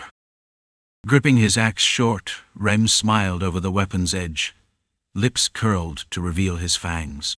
Dunbuckle felt the threat. Crash! A thunderous noise, and her blade snapped in two, one half flung aside. Jackson, who had arrived to watch, caught the broken fragment in his bare hand and examined it. Low grade. So much for the relic's value. Then, what did you think you were calling me out with? Rem grinned at her. Dunbuckle was not quick of wit. She had grown stronger, but she had not imagined her opponent had it as well. Ah! She breathed in surprise. Rem lowered his axe, and instead drew the club he used in drilling discipline into his troops. On the outside it looked like a black cudgel, but it was forged of ebony mixed with true iron. The weapon spun once in his grip. Let's see how much you've improved, pup. I'm no dog, I'm a lion. Her golden eyes knew no surrender. She had survived fighting dozens of monsters in the East, including several uniques. Of course, if Ram had been a monster, he would have been of the demonic rank. Enkrid observed her movements calmly and reached a conclusion. The entry stage of knighthood. Her beastfolk physical prowess stood out, but her ability to handle will was lacking. Naturally, he knew what she needed to be taught. First, break her sense of omnipotence. Dunbuckle was intoxicated with her own strength. Breaking that was step one, which meant, in simple terms, she needed to take a beating from R.M. for whack. While trading blows, she left her thigh open and took a strike from the club, tumbling to the ground. Damn it. Those were her last words. Well, not her last. She wasn't dead. Only half dead. Feels good to thrash you. Rem barreled in, raining down blows with the club. It didn't last long. In any case, welcome back, Dunbuckle. Enkrid greeted her warmly as she bled from the nose. Feels like I shouldn't have come back, she muttered, as though regretting it. Chapter 813. I'm scared. Facing herself stepping into the unknown, Dunbuckle felt like she might piss herself. That was how strong the fear was. What if I go east and die? Her childhood came to mind. The moment she had been cast out, rejected by beastfolk society. She had been terrified then, too. Her knees had gone weak. But this time is different. Back then she had no choice. Now it was her own decision. That was the greatest difference, and Dunbuckle never forgot it. So she went forward, eastward, leaving behind, for the first time, the comfortable home she had known. She learned much there. Truly, a great deal. Anu, king of the East, had great ambition. He accepted any who had skill and led his following according to a single rule. Do not stab your comrades in the back. He had been a mercenary, and he was a bold man indeed, a charismatic man as well. Some who followed him would surely be willing to give their lives to protect him. That was how it looked to Dunbickle. Those who chase dreams shine. Enkrid was the same, Anu the same. They were stars, outshining even the two moons, scattering light across the night sky. Perhaps that was why people said the dead became stars, because of men like these. "You're timid, aren't you?" That was the first thing she heard upon arrival. There were plenty with sharp instincts. Who? Dunbickle feigned ignorance, but no one was fooled. Among Anu's followers, there were more than 10 who could be called night level. If they crossed into the continent as they were, it would be like a tectonic shift in power. But they had no such plans. They were ready to risk their lives purely for exploration and adventure. The shepherd of the wastelands tended his flocks to guard the land. The Black Hide Guild staked everything on the hunt. Hey, being timid isn't a weakness. One of them came up to her. By sheer force level, the woman could hardly be called a knight. Anu assigned Dunbickle to her, the red-haired warrior from the Black Hide Guild, with curls and an easy laugh. In a straight-up novella guitar, only on novella fight, many could beat her. Yet no one enjoyed facing her. She was a type Dunbickle had never seen before, strangely unsettling. Not quite a squire, not quite a knight. In terms of awakening to will, she was lacking, yet in real battle her efficiency was undeniable. Conditional, but still, that was what was surprising. Her way of building strength, of thinking, was utterly different. The world isn't neatly divided like drawing lines. That was the truth of things. Because of her golden beast eyes, Dunbickle had been abandoned by beastfolk society. For a time she had honed her blade for revenge. But was that truly what she wanted? To live rightly meant to define one's way of living. Dunbickle had never done that. She had never clearly chosen a goal or a dream. Before, she had no chance. After, her thoughts had never reached that far. But now, coming east gave her the chance to sort through these things, one by one. Fear is not something to conquer. It's a partner you carry with you. She learned much from that woman. Lessons she ought to have learned where she was born, but had only found here. Useful now, are you? Anu, king of the East and mercenary king, shoved her into danger time and again. He made her fight giant monsters, forced her into caves crawling with hundreds of serpent beasts. From it all, she drew a few truths. No one has ever tasted death, so why is it the greatest fear? Anu's voice echoed. Words she had heard countless times.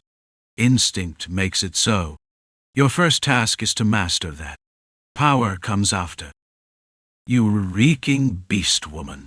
All his words were rooted in fact, even the insult. Dunbickle admitted it. To know oneself, to contemplate through insight. That was how the next step was reached. I'm scared. Fear is not something to overcome, but to handle.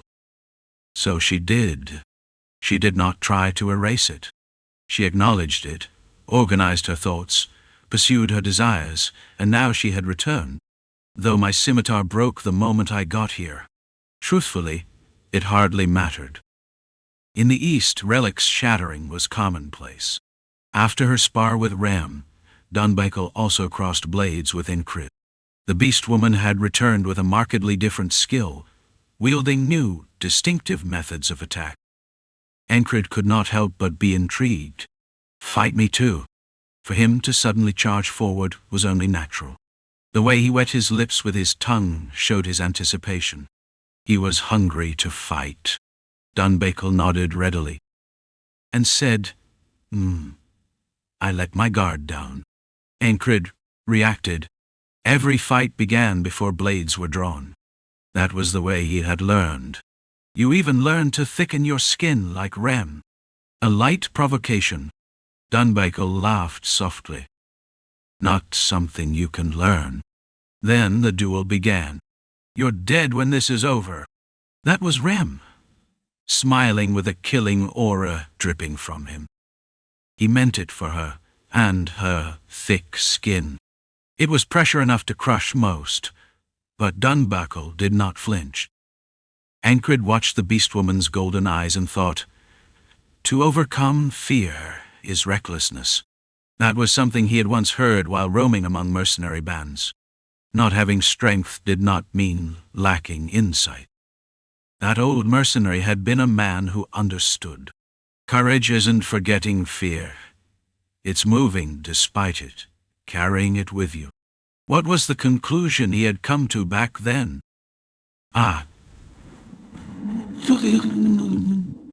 It was this.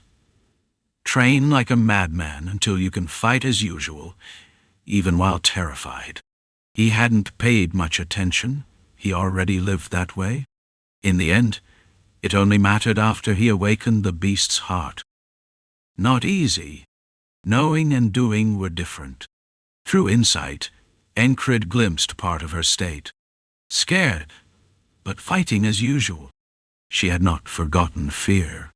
Instead, she carried it into battle, trained herself to do so. Surely Anu had thrown her into countless fights for this purpose. Battles where one misstep meant death. The impression of Anu, mercenary king, was indelible. Even in Enkrid's mind, the man's image remained sharp. He seemed to hear that voice. Stupid beast woman. Survive. That was how he had driven her. And the result of surviving was what stood before them now. When Enkrid unleashed pressure to bear down on her, the golden eyes curved. A smile. Her courage took the form of recklessness. Words at least could be reckless. Lightweight, commander. The weight pressing her body was no small thing, yet arrogance tinged her tone. Her body, however, reacted honestly. Her hair stood on end, and she immediately shifted into beast form. White fur sprouted thick over her body, her form transforming. Her eyes deepened, her coat spread across her skin. Fur poked out between gauntlet and greave. Her brown armor swelled as she grew. She's getting larger, too. A change not present before. She had become a beast, baring her fangs. Grrr! A low growl beyond human hearing range, needling primal fear in all who heard. There was menace in her voice. Different in form, but the same in conclusion. Intimidation. I'll conit crown doth arantis entier pain. Hath not walked normally, but whether walking, running, crawling, she had made her way. Unorthodox did not mean wrong. Dunbakel had simply carved her own path. So you show your true form with him, but stayed tame with me. Rem's angry voice came from behind. His complaint was plain. Why hadn't she transformed when she fought him? He had reason to be displeased. Enkrid, shutting out everything around him to the sound of Rem's voice, drew dawn tempering. His focus flared like fire, filling his whole body with will. Dunbakel clenched her fists instead of reaching for a weapon. After this spar, perhaps it would be right to gift her a scimitar, one forged by Atri. Then the spar began. It did not last long. Enkrid confirmed Dunbakel's peculiarities and adapted. Killing the embers. That was the combat method at its base, discerning the origin of every attack. It was enough to block Balrog's strikes.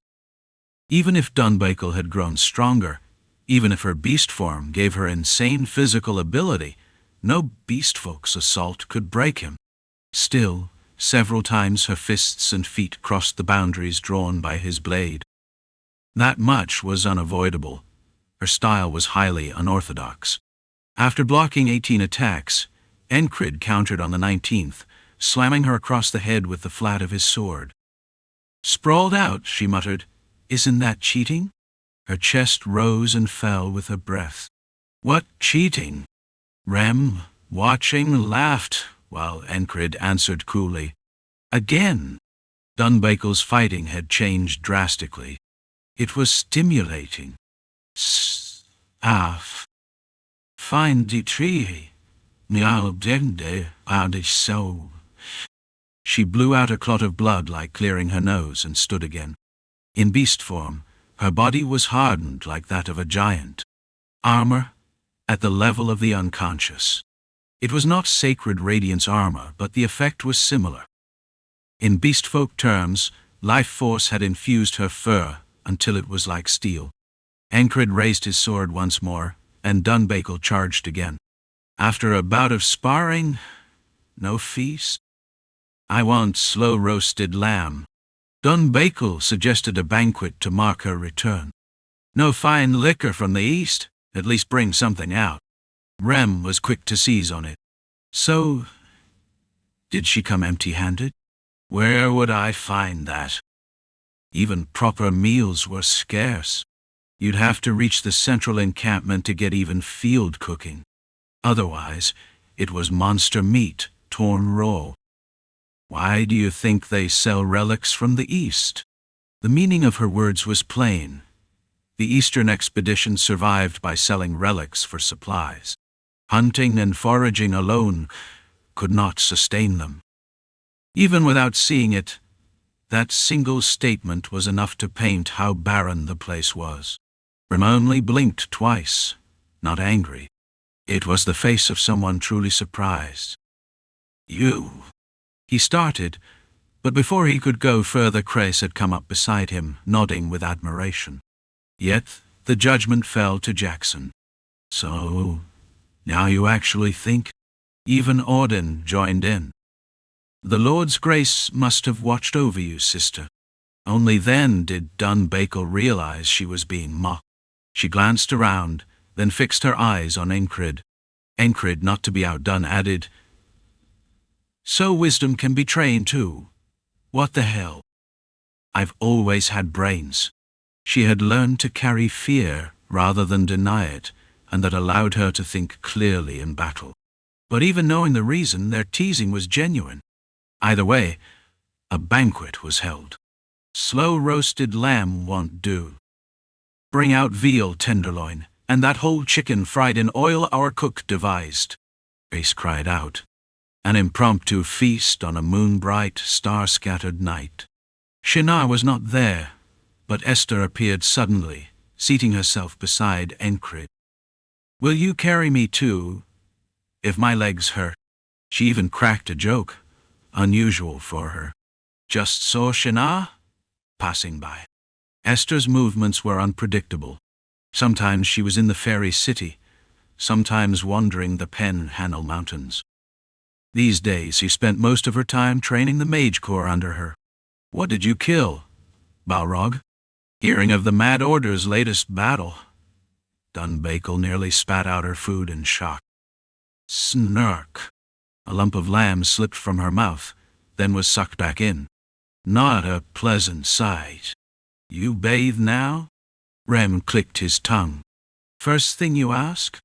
It hadn't been the first thing, but to Dunbakel it might as well have been. Nagging always sounded that way. "Tell us how you lived." That was Crais's question. Dunbakel had planned to regale them with tales of monsters she had faced in the east, giant beast-like things. But hearing of the slaying of Balrog, even of cutting down a fortress wall, drained the shine from her stories. And she knew well she wasn't much of a storyteller. Fought, mostly. Enkrid, who enjoyed stories, had been hoping for more, and prodded. "Did Anu teach you no tongue?" Just fight after fight. Monsters swarmed far more than here." That was about all she could say. She added a few things about the expedition as well. "There was a shepherd, you said." Peld interjected. He was curious about the shepherd rumored to be among the Eastern expedition. "Didn't see him often. I stuck with the Black Hide Guild mostly. The Shepherd of the Wastelands, the Black Hide Guild, the Glacier Rangers. each a name like legend. Groups that had stayed in the same region for over 100 years. Luagarn, as curious as Frock, asked, "The Eastern expedition only marches onward then?" They fought among themselves too. "A lot happened," Rofod asked. "Many strange monsters?" Dunbakel answered calmly, "There was a giant, like this tall. Most blades couldn't even pierce it. Some brawler armed with an Eastern relic took it down." "How?" "Well," she rattled on until the night felt too short. The beast woman who had said she regretted returning soon slipped easily among them. "So if it's the Mad Order, that makes me the only beast woman sub-commander." At one point, a few cups in, she spouted nonsense and nearly got killed for it. "Kidding, kidding. Hands off the axe. And you... when did you draw that sword? What even is it? Looks rarer than most relics." Ragnar slid Sunrise back into its sheath. Dunbakel too seemed thrilled, talking more than before she had left. The beast woman had returned, and all welcomed her. It was a night where starlight patted their shoulders and wrapped their backs. Chapter 814, Dunbakel's return was remarkable, but it didn't change their daily life. Enkrid was back at it the very next dawn, spending his time as usual. In other words, he threw himself wholly into training. Balrog. Most of it was spent retracing the journey to fight Balrog. After finishing his dawn drills, he would sit still in deep thought. Just as much as moving his body, he dedicated himself to chasing down the sparks of inspiration and lingering fragments of thought that came to him in those moments. His sparring with Dunbakel contributed to broadening his perspective, as it had exposed him to entirely new skills and tactics. Enkrid walked round and round the training yard, lost in thought. It had become a habit. His mind turned better when he was in motion than when standing still. Three-dimensionality. Dunbakel had developed tactics that drew upon the beastwoman's unique athletic prowess. To put it simply, she didn't just move forward and back. She circled around her opponent, slipped more than 10 paces out, spun, and probed for openings. It wasn't a fight, it was a hunt, and that fit her like a perfectly tailored coat. Elastic muscles, athletic ability in sensing opponents not with her eyes but with her nose. It was a style only Dunbakel could pull off. In their spar, she had snatched his collar with just a flick of her fingertips, her back turned to him, without even looking. For an instant, he nearly lost the upper hand. That despite the vast gulf in their skill. That's how sharp the blade Dunbakel had honed truly was. A combat art that had reached its singularity. This couldn't simply be called swordsmanship anymore. It was a martial form that perfectly embodied the beastwoman's athletic ability. Then does that mean I can't imitate it? Not necessarily. Knights were physically developed. They could. But it wouldn't be efficient. And there was no reason to force oneself to mimic everything. The essence, making use of space three-dimensionally, was more than enough to adopt. Enkrid's orthodox swordsmanship, Wavebreaker, Killing the Embers, Sword of Coincidence, will utilization techniques. Dozens of thoughts crossed his mind, and he organized them one by one. Enkrid found this process nothing short of delightful. If this wasn't fun, then what was? Not only Enkrid, but Raim, Ragnar, Jackson, Auden, too, had gained much from this encounter. They, too, were spending their time in training. While the entire Mad Order of Knights immersed themselves in discipline, new guests began arriving at the border guard. A man with jet black hair and red eyes, an appearance not often seen on the continent. He came in wearing a wide-brimmed hat and looked around the city. His long hair spilled down beneath the hat, reaching under his chin. "Smells good here." His tone was cheerful, his voice clear. It sounded like a boy's voice, not fully matured. The border guard's outer gate was open to all, as long as identities were checked. The guards here weren't the kind to demand bribes. Bribes? If you've got the skill, take them. I won't stop you. Embezzlement too? Do it as far as your ability lets you. Christ didn't forbid it. But no one ever got, don't copy, read here, even try. Proper training, quality supplies, pay that couldn't even be compared to other cities' standing armies. And anyone caught trying something shady would face punishment so severe there was nowhere to run afterward. In the early days, there had been plenty of fools who tried, but what became of them? Not a single one remained in the standing army. They couldn't even turn to banditry or thuggery in alleys for survival. Crace had seized the city's knights before he claimed its economy. To cause trouble and then try to hide in the back streets was the same as shouting, "Please arrest me, or I'll just go quietly to prison." And he had revealed all this while running the city with legitimacy and reason. Could mere coin ever elevate the quality of an army? Not a chance. The man knew it, and so he puckered his lips and whistled. Sweet. It's not just a city that smells nice. Well-paved roads, soldiers in sight everywhere, merchants joking with them, children running about. The military city of Border Guard had become another heart of Norillia. Isn't this more developed than Noril itself? It almost felt that way. A slow carriage rumbled past the man, kicking up a thin cloud of dust. Behind him followed a heavy-set man with a genial face. On his coat, golden round emblems shaped like coins were embroidered, marking him as belonging to the continent's foremost merchant guild. In other words, a merchant of Lengadis. And trailing the two was another man. A great sword slung diagonally across his back, hood drawn up. Just us three, right? The black-hatted youth spoke first. He looked distinctly younger than the other two, and his light tone carried an air that it was only natural for him to speak so. The other two carried on as if it were nothing unusual. That's what I heard. Being a lackey isn't exactly an easy job. The round-bellied merchant mopped his sweat and replied. He didn't fuss over the other's tone. Instead, he answered with respectful courtesy. Exactly. The three lingered in the city, exploring. It was a fascinating place. Peaceful. Comfortable. Plenty of good food to eat. Inns that were clean. A sewer system that carried waste away underground, leaving hardly any stench. Wow. We'll have to bring along whoever designed this city. The black-hatted man marveled, half joking but half serious.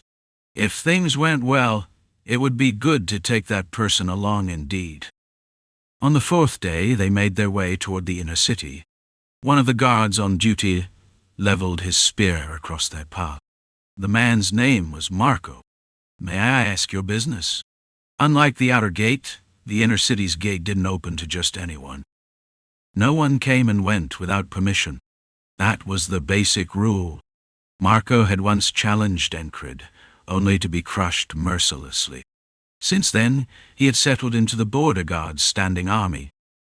He was content with his life now, yet continued to train relentlessly. Because of that, he was desperately aiming to become a squire of the Mad Order of Knights. At present, the only officially recognized squire was Fallen Clemens, unannexed. That was how Marco lived, and Marco now saw the two men and the warrior approaching. The man with the massive greatsword slung across his back met Marco's gaze. Instantly, goose flesh rippled over Marco's entire body.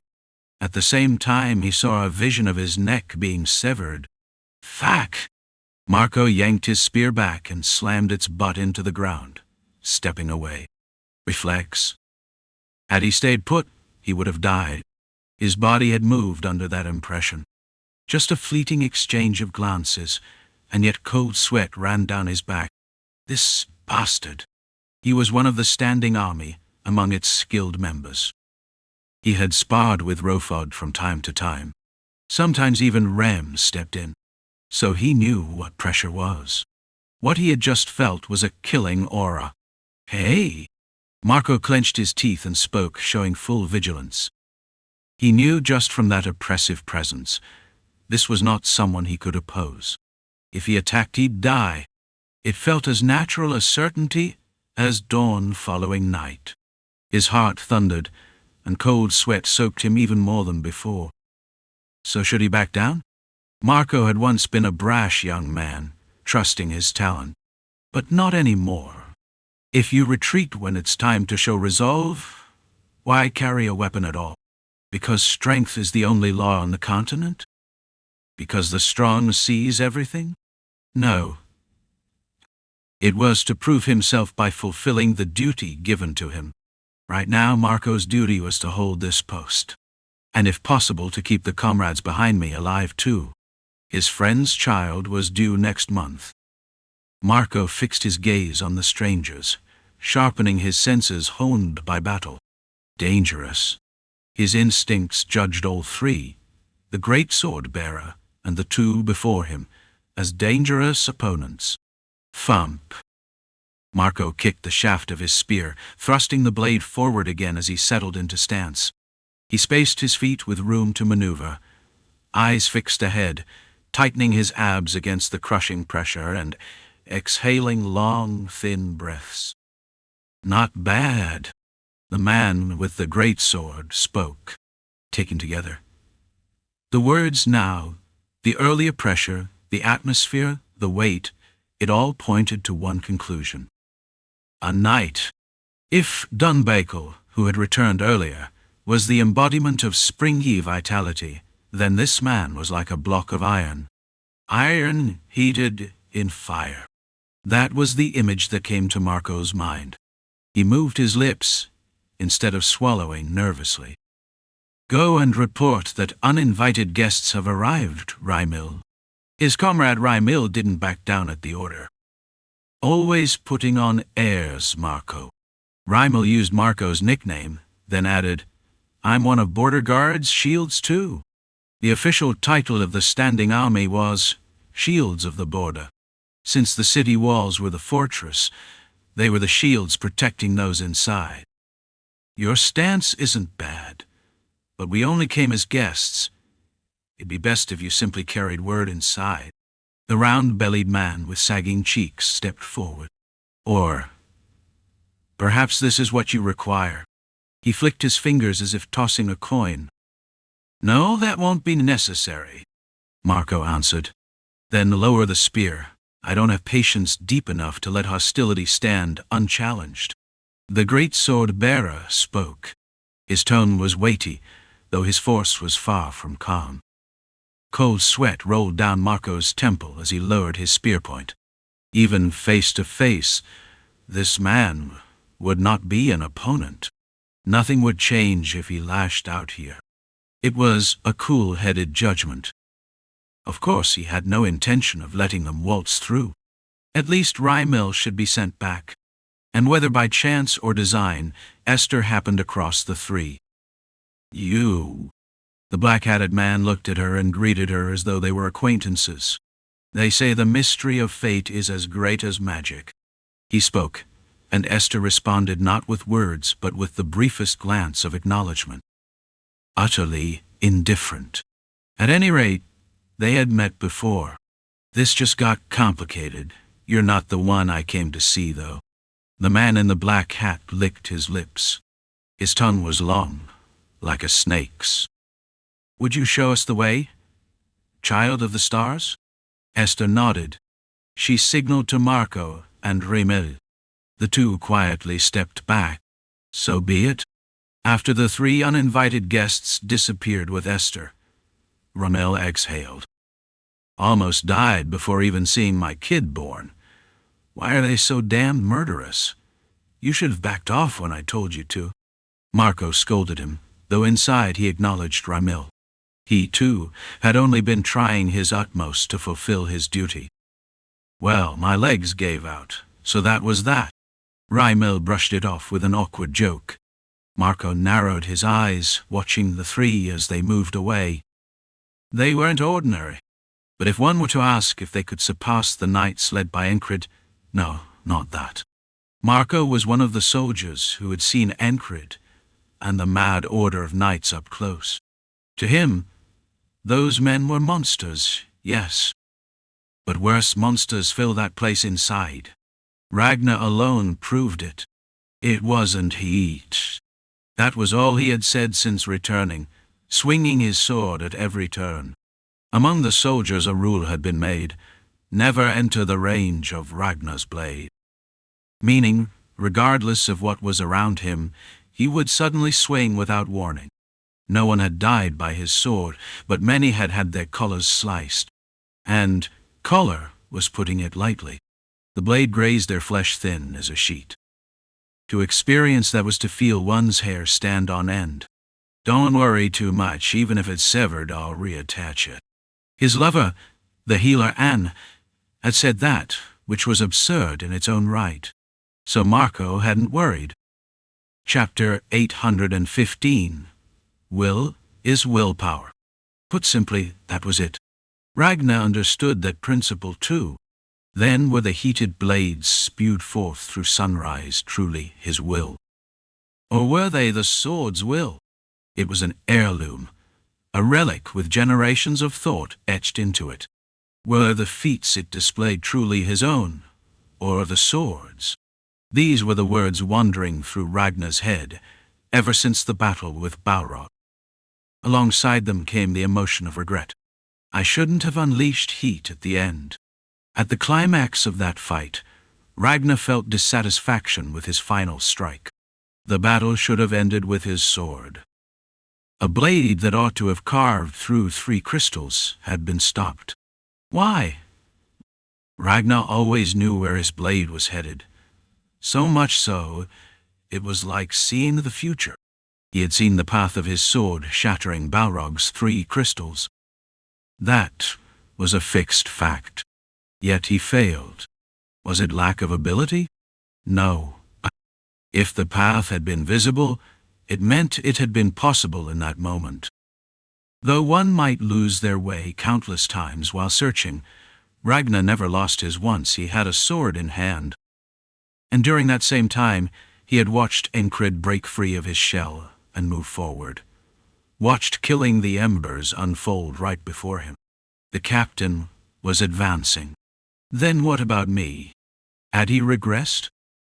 The thought struck him, and strangely, it made his heart pound, his Yernovau goat. Don't copy, read here. Spirit quiver, emotions swirl and converge into one. Strangely enough, it wasn't negative. This is fun. At last, the joy and exhilaration his captain had spoken of countless times came to him. That which had once been tedious because the path was predetermined now felt wholly different. So he didn't suffer in this moment. He simply savored it. But savoring it didn't mean he intended to remain here. The end of all these emotions was the drive to move forward.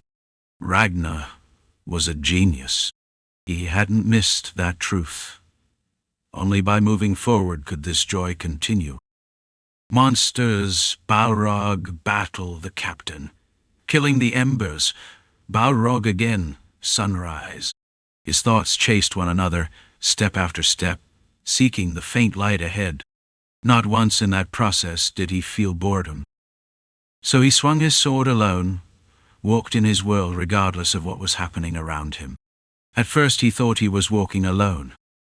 But in his mental landscape, the captain and the other madmen drew close, one by one, until a light that had seemed so far away loomed suddenly near. Only now you realize? In his inner world, Sunrise spoke. It was a relic, not an ego sword, so it was surely just an illusion. Yet the sword did emit a faint vibration. Now you'll actually wield me properly. More precisely, it was not the sword itself, but the will imprinted within it that spoke. If I'm swallowed by Sunrise, I'll remain only mediocre. Of course, mediocre was only from Ragnar's perspective. It meant he could not be satisfied with his present state. Naturally, there had always been a reason the Zahn family avoided wielding a sword of this level. Used incorrectly, the sword consumed its wielder. Only the gifted could even grasp it, and even then, They had to continually prove their worth. Not a sacred sword, but a cursed one. Yes, if anything, it was closer to a demon blade. Blade. That was why it had to be wielded not with heat, but with his true will. He had to wield the sword, not be wielded by it. With willpower. That was the conclusion reached through endless thought. Not heat, but blade. A sword forged of will. Ragnar's talent found the light, seized it, swallowed it whole. What the hell is this lunatic babbling about? The man in the black hat spoke. He had only just managed to shake off the pressure. The great sword bearer looked ready to fight at once. What is he? An enemy? Should I cut him? On the surface, Ragnar looked unchanged. But inside, a thin exhilaration spread. The sense of omnipotence he had first felt upon becoming a knight filled his body again. Still, he wasn't so drunk on it that he would swing his sword carelessly. Simply, if I fought again. If he were to face Balrog once more, he was certain he would not fight as disgracefully as before, which meant only one thing. Ragnar, in this moment, brimmed with the desire to fight. It was like Frock right before achieving his goal, a giant intoxicated by blood, a fairy guarding the forest, a dwarf discovering a precious gem, a beastman encountering a seductive mate. But those extraordinary among their kind always knew how to break free of the limits their species set. Even a singular Frock, on the cusp of fulfillment, could restrain himself despite being drunk on desire. So too with others. The cold giant, the ascetic beastman, the emotional, aggressive fairy, the dwarf beyond material greed. By refraining from cutting them down at once, Ragnar had shown that same restraint. Esther recognized it. She had walked such a path herself with magic, she thought as she looked at Ragnar. And all of this is because of that man Enkrid. It was what she had learned watching his back. Just as it had been for her, so it was for Ragnar. No, guests. For now they're guests. Esther chose her words carefully. The man in the black hat felt his cold reason boil like scalding water. He wanted nothing more than to pour out everything he had here and now, bring these people to their knees. But he couldn't. No. To call oneself another's servant meant command came before will. Kill him. The great sword bearer, however, revealed his will. Regardless of the purity of it, the force was immense. Stance, attitude, presence, altogether marked him as someone who knew how to fight. By Ragnar's standard, someone who knew how to fight was knight level. But he wasn't truly satisfying. At most, it would take 1 or 2 cuts. Far better to spar with the captain. More important still was turning over and over in his mind what he had just realized. So if they weren't enemies, they could be ignored. Ragnar listened to Esther, turned with heavy steps, and left. The man with the great sword did not pursue. Even with his intent to fight revealed, he too was still only a servant. What in the world is that thing? The man in the black hat muttered. He had lived long enough, met many strange beings. A moment ago, that man had been outstanding among them. Madness had flickered in him. Esther thought of Ragnar and answered, "A lost swordsman? What?" She added nothing further. In any case, these people were here to meet Enkrid.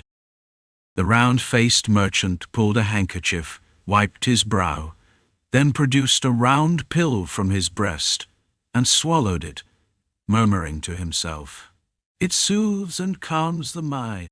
The effect was not false. His trembling legs soon steadied. "You. There won't be another scare like that, surely." The merchant spoke with a laugh and kept moving. It wasn't many steps later before they encountered another figure. And it wasn't just an encounter. Different from before, yet similar. "Who?" The merchant felt something cold and menacing touch his throat. He couldn't tell what had happened, but instinct screamed a warning. Stop walking and keep silent. So he did. The black-hatted man rolled only his eyes to the side. His gaze twisted unnaturally beyond the range of a human, confirming the figure beside him. A man with reddish-brown hair, an uncommon appearance. He had slipped in between them without a sound, holding two short blades less than a span long, angled at their throats, hilts hidden in his hands. One wrong move, and they'd be cut clean through. The man in the black hat understood by instinct. The great sword-bearer was a step late, drawing back with his hand on the hilt. Jackson's eyes didn't waver. He had asked, "Who are you?" Yet his gaze remained fixed on Esther. He wasn't picking a fight for nothing.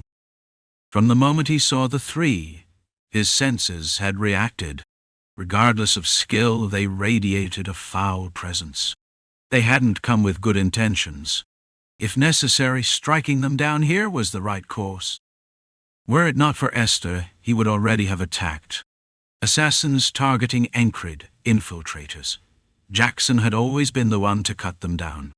For him, this was routine. For those who faced him, it was not. "They're still guests," Esther answered evenly. She didn't see them as a threat, which was why she was leading them to Enkrid. Jackson withdrew. He saw no need to exchange more words, and went on his way. Today was the day he was to meet his lover. He had only stepped in as one might stoop to pick up trash along the road, not because he had the intent to do more. After Jackson retreated, the merchant muttered, "Worse than the demon realm." Esther glanced at him. The merchant looked like the sort of man who wouldn't last long enough to count to 10 inside the demon realm. But if he had truly been there before, there must have been a reason. The way he spoke betrayed experience. "If you're startled already, that's going to be a problem." Esther spoke plainly. The mad order of knights still had people far more frightening than the two they had just met. The road to the training yard was proving harsher than expected. A simple errand, to deliver a message, to intimidate.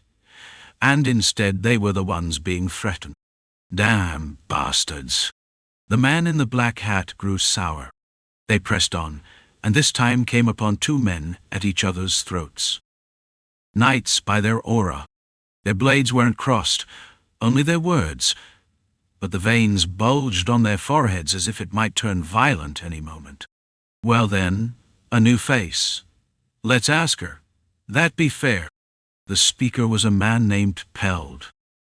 Once a shepherd in the wilderness, now part of the mad order of knights. A man who gambled on moments, argued over talent, and trained with mad dedication. Opposite him, Rofud only shrugged his shoulders. "As much as you like." Peld looked at Esther, then at the three behind her. "You there? Between the two of us, who's better looking?" What the hell kind of question was that? The man in the black hat didn't even look flustered.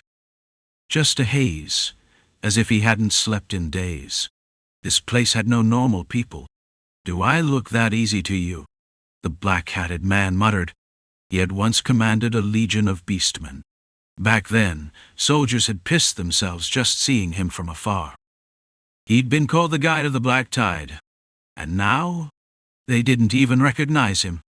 Suppressing the tangle of emotions, he wore a blank face. He was a servant now. What he could do here was limited. This one. So he answered meekly. "Patitashi. The sound of laughter seemed to echo. His eyes swiveled grotesquely again, scanning Esther. One eyeball slid off to the corner. A chilling trick. Her face was impassive. But the laugh just now, he was certain it had been hers. See? With eyes like that, no wonder you can't tell properly. Peld refused to accept it. He pointed at the twisted eye and turned away. Of course you can't admit it. Rofod was nonchalant. He had acted like the victor from the start. It was never a fair contest. You mix with the soldiers every day, I don't. So if we judge appearances, of course they'll answer as if they fear your fist. He had asked the same question to the soldiers earlier, getting similar answers. Sometimes the longer one talks, the weaker their case. That was Peld now. Let's go. Esther ignored it and kept walking. The man with the great sword wondered whether to draw his blade. Was this enough? Should he? Or not? It was unclear. They moved on, and next met a pair who looked like siblings, large in frame, man and woman both. You are brimming with unholy aura. If your heart stirs to receive the god of war, speak at any time. That was all they said, and stopped. Esther once more called them guests. The pair moved on. Today's sermon at the temple. So said a bare beastman passing by. The man in the black hat turned the words over. To receive the god of war? That was what apostles of the war god often said. That forgiveness was the god's alone, and their duty was to send souls to him. Madness, in other words. Say the word if you want to die. Those bastards. He was past indignation. Esther, the witch he had called Child of the Stars, had led them here. There was a black-haired, blue-eyed man. Smells foul. And a beastman with golden eyes and a filthy tongue. Oh! What's with the spectre you've dragged along? Training dummies for the kids. And a barbarian who spouted even greater filth. The beastman pinched his nose. The barbarian chuckled and hefted his axe. Mind if I split one open first? Maybe it would be fine. But that judgment wasn't Esther's to make. Guests, she spoke, and turned her gaze to Enkrid. Two pairs of blue eyes met. Esther had brought them here for a reason. You crazy bastards! The man in the black hat let out something between a shout and a cheer. He was simply too delighted by the treatment he had received all the way here. Enkrid regarded him calmly. The contrast was stark. One side boiling over with excitement, the other calm to the point of stillness. Chapter 816. Mages are said to be cold-blooded architects by nature. They fight with their heads, pressing the enemy only after every calculation is done. For a mage, excitement is far and composure is near. The man in the black hat was a mage. A mage whose appearance hadn't changed at all since the days Esther knew him. Clearly, he had lived a very long time. Blue veins rose on the mage's face, no doubt from the blood rushing faster in his excitement. In contrast, Enkrid only prodded the ground with the tip of his sky-blue sword, the one he called Dawn, and gazed at his opponent with indifferent eyes. Their utterly opposite stares crossed. The black-hatted mage was consumed by anger, but he did not lose himself. It was anger wrapped in reason.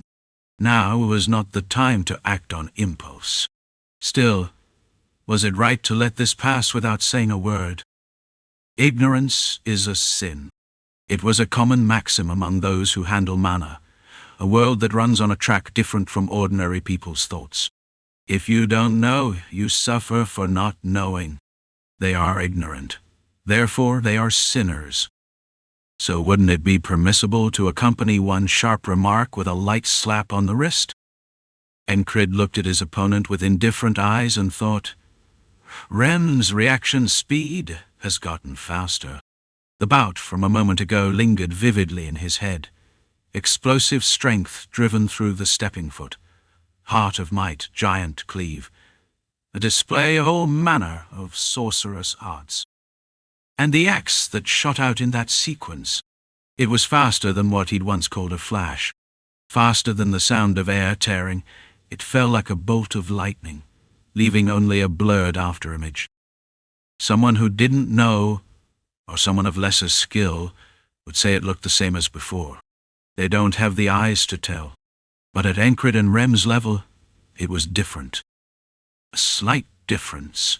That slight gap is what decides victory and defeat, life and death. How could it be faster? Optimization of movement. He shortened the path of every motion to the extreme, then detonated explosive power at the moment he swung the axe. Condensation and explosion. In the end, it was the use of will. It's astonishing to control the body by instinct and intuition alone. But once you reach a knight's level, you can copy this just by watching. Even Enkrid, who'd been berated so long for having no talent, could now likely imitate it in a day or two. Because becoming a knight had given him strength, agility, and athletic ability that run on a different track from ordinary people. Of course, he'd have to devote the whole day to training, but for Enkrid that wasn't hard. In any case, the point to note here was the application of will. It was endure. For an instant, there must have been a qualitative shift in the will coursing through Rem's body. Strictly speaking, he used sorcerous power rather than will, but hadn't Esther said their root was the same, like a lightning bolt falling from the sky? Whether will or sorcerous force, Rem had drawn on the power of lightning itself. How he'd done it! He must have invoked a specialty, spirit summoning. He had called upon one of the 8 gods guarding the west. Not through training, but by borrowing their experience through sorcery. If you fight with your life on the line, I'm the best. That was something Rem often said, almost as a catchphrase. The root may be the same, but the result changes depending on how you make use of that power. There is a stick. One person ties a fishing line to it and catches fish. Another uses the very same stick to commit robbery. And yet another might hang jewels from the stick and declare himself king. There is no end to the imagining. Enkrid let his thoughts wander freely, even as he realized his mind was chasing its own tail. Imagination freed from control sometimes breaks past unconscious boundaries and expands the vessel. It broadens concepts and brings new perspectives. The day was brilliantly clear. The sunlight was not only warm but hot, and the dirt of the training ground was dried out and steaming with heat. A few clumps of Claudiu Novelot, exclusive on Novelot, drifted by, and the sky was a deep blue. Sunlight cut between Enkrid and the man in the black hat. One side stood in that brilliant light, the other beneath something like a thundercloud. Though nothing had truly changed in the sky, the atmosphere made it feel so. "Nice day, Tsk," Rem muttered. As much as Enkrid was thrilled, Rem was too. Ever since arriving at the border guard, he had done nothing but dedicate himself to recovery until now. Thud, Biteon. Enkrid lifted Dawn, which he had stuck into the ground as though drawing a line forward, and said, "Enough." Then the gray-haired barbarian also spoke. "Hey, don't do it." And the beastman with golden eyes spoke as well. "You re?" The man in the black hat still said nothing. He had only intended to stir his mana and give them a light warning. His intent had risen, and he was just about to release his power when all 3 of them spoke up, one after another, as if predicting he was about to use magic. "They can sense me that well. There are occasionally such men, swordsmen strangely sensitive beyond reason. And now there were 3 of them." Esther looked at him and said, "Best to say what you have to say first." It almost sounded like she meant that if things went badly, they would bury him here regardless of his purpose. "How dare you?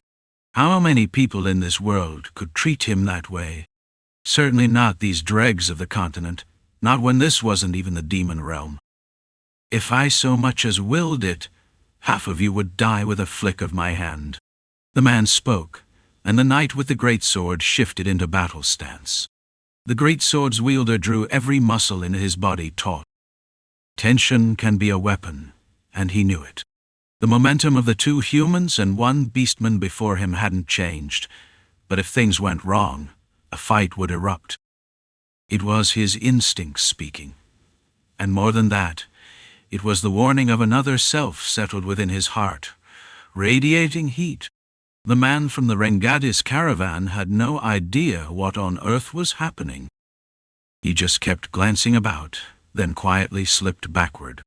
He hadn't come here to fight with them in the first place.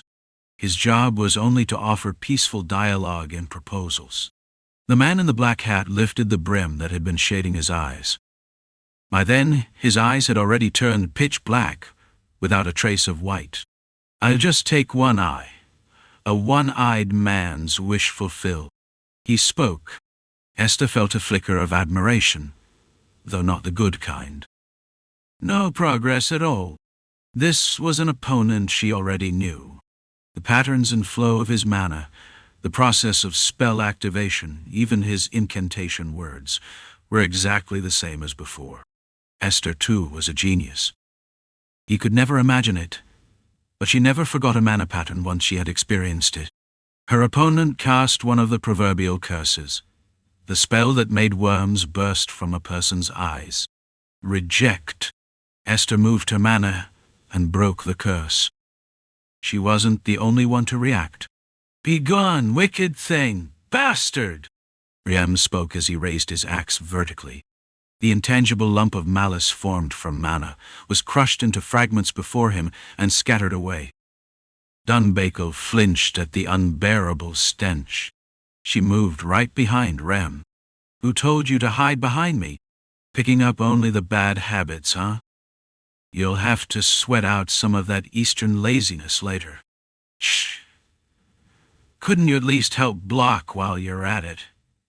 You nag too damn much. A beastman whelp talking back?" The two bickered, while the enemy ahead paid them no mind. The mouth of the black-hatted mage hung half open. "What the hell is this?" They broke the curse, and so easily. Even more, Enkrid hadn't resisted in the slightest. By now, he had plenty of experience handling all sorts of spells. He had also trained tirelessly with Esther in curse-breaking drills. Through that, he'd learned that most curses no longer worked on him. It meant he didn't need to rely on intuition to defend. Esther hadn't brought these two along for nothing. It wasn't because they were a threat. If she fought them both alone, it would be troublesome. But Enkrid? He could handle them by himself without any issue. And if left alone, they might cause trouble inside the city, leading to injuries or deaths. At that point, Esther felt a strange emotion. Am I worrying about people?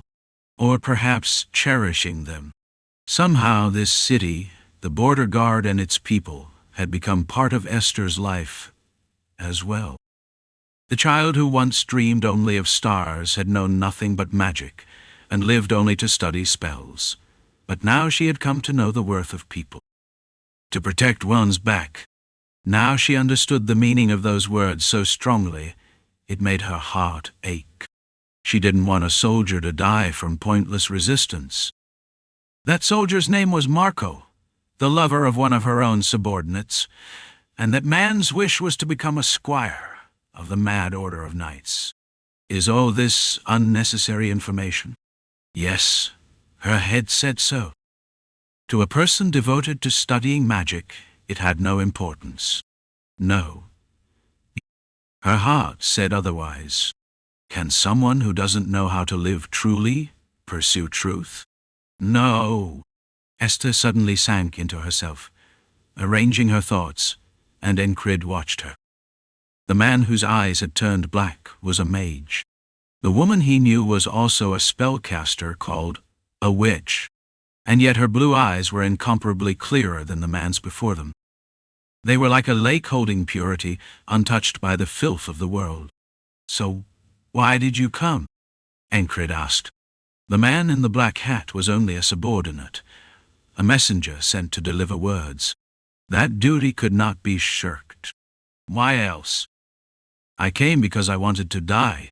The stench is unbearable. Couldn't we just beat him a bit to knock some of it out?" Right beside him, Both the barbarian and the beastman added their own lines. Am I really supposed to leave these lunatics alone? The mage had to steady his reason again, and could not help sighing. And what? Beating someone takes the smell out? That beastman wasn't just mad, he was overly mad. You killed Balrog, didn't you? Enkrid had never hidden it when asked, but he hadn't spread the word either. It wasn't the kind of story a stranger should come up and ask about out of nowhere. Enkrid simply waited for him to go on. He was a peculiar being. Even with the power to carve out his own domain in the demon realm, he wandered. Well, that's a separate matter. Thanks to that, my master has taken an interest in you. Hardly had he finished speaking when the man from the Rengadi's caravan wiped his sweat and interrupted. My master's terms are not bad either. Before Enkrid could reply, the man with the greatsword opened his mouth. My master as well. But personally, I must confirm whether your skill is real. In fact, he did more than open his mouth. He swung his greatsword as he spoke. His blade came down before his foot even lifted. In a blink, the weapon was already falling toward Enkrid's head. Even before all of that, his knees had bent ever so slightly, and that subtle movement alone had closed the gap. The distance between Enkrid and the greatsword wielder had been such that voices could carry, but the sword still needed 3 more steps to reach. That distance collapsed in an instant. Enkrid lifted Dawn. The man in the black hat and the one from the Rengadi's caravan could not follow what happened next. More precisely, they didn't see the process, but they did see the result. Bang! It was like a giant drum bursting under unbearable pressure. That sound came with it. Ugh! The man with the greatsword drove his blade into the ground. Thought a dead deal. The earth shook as the weapon slammed down. At the same time, his waist bent forward. Somehow, Enkrid's fist had touched his stomach and withdrawn. He collapsed forward from that single strike. Dropping his sword, he braced his hands on the ground and vomited up a torrent of blood. Just that result made both onlookers' eyes widen. The mage's black eyes had already reverted to ordinary ones. And the man from Rengadi's was the first to begin the contest of offers. Immortality. We promise you immortality. The mage snorted. Immortality, my ass. Enkrid didn't understand what their words even meant. Then heat surged across the greatsword wielder's back, and something like a mouth appeared there and spoke. I will give you land. Rem, watching, dug a finger in his ear and muttered, What the hell are these lunatics babbling about? Chapter 817. Kill them. Should we? They reek. At Rem's words, Dunbackle suddenly cut in. Her training in the East and the various experiences she had gained there had sharpened her sense of smell into something beyond intuition, a new form of perception altogether. She could scent malice. It was similar to sensing momentum, but she recognized it in the form of odors.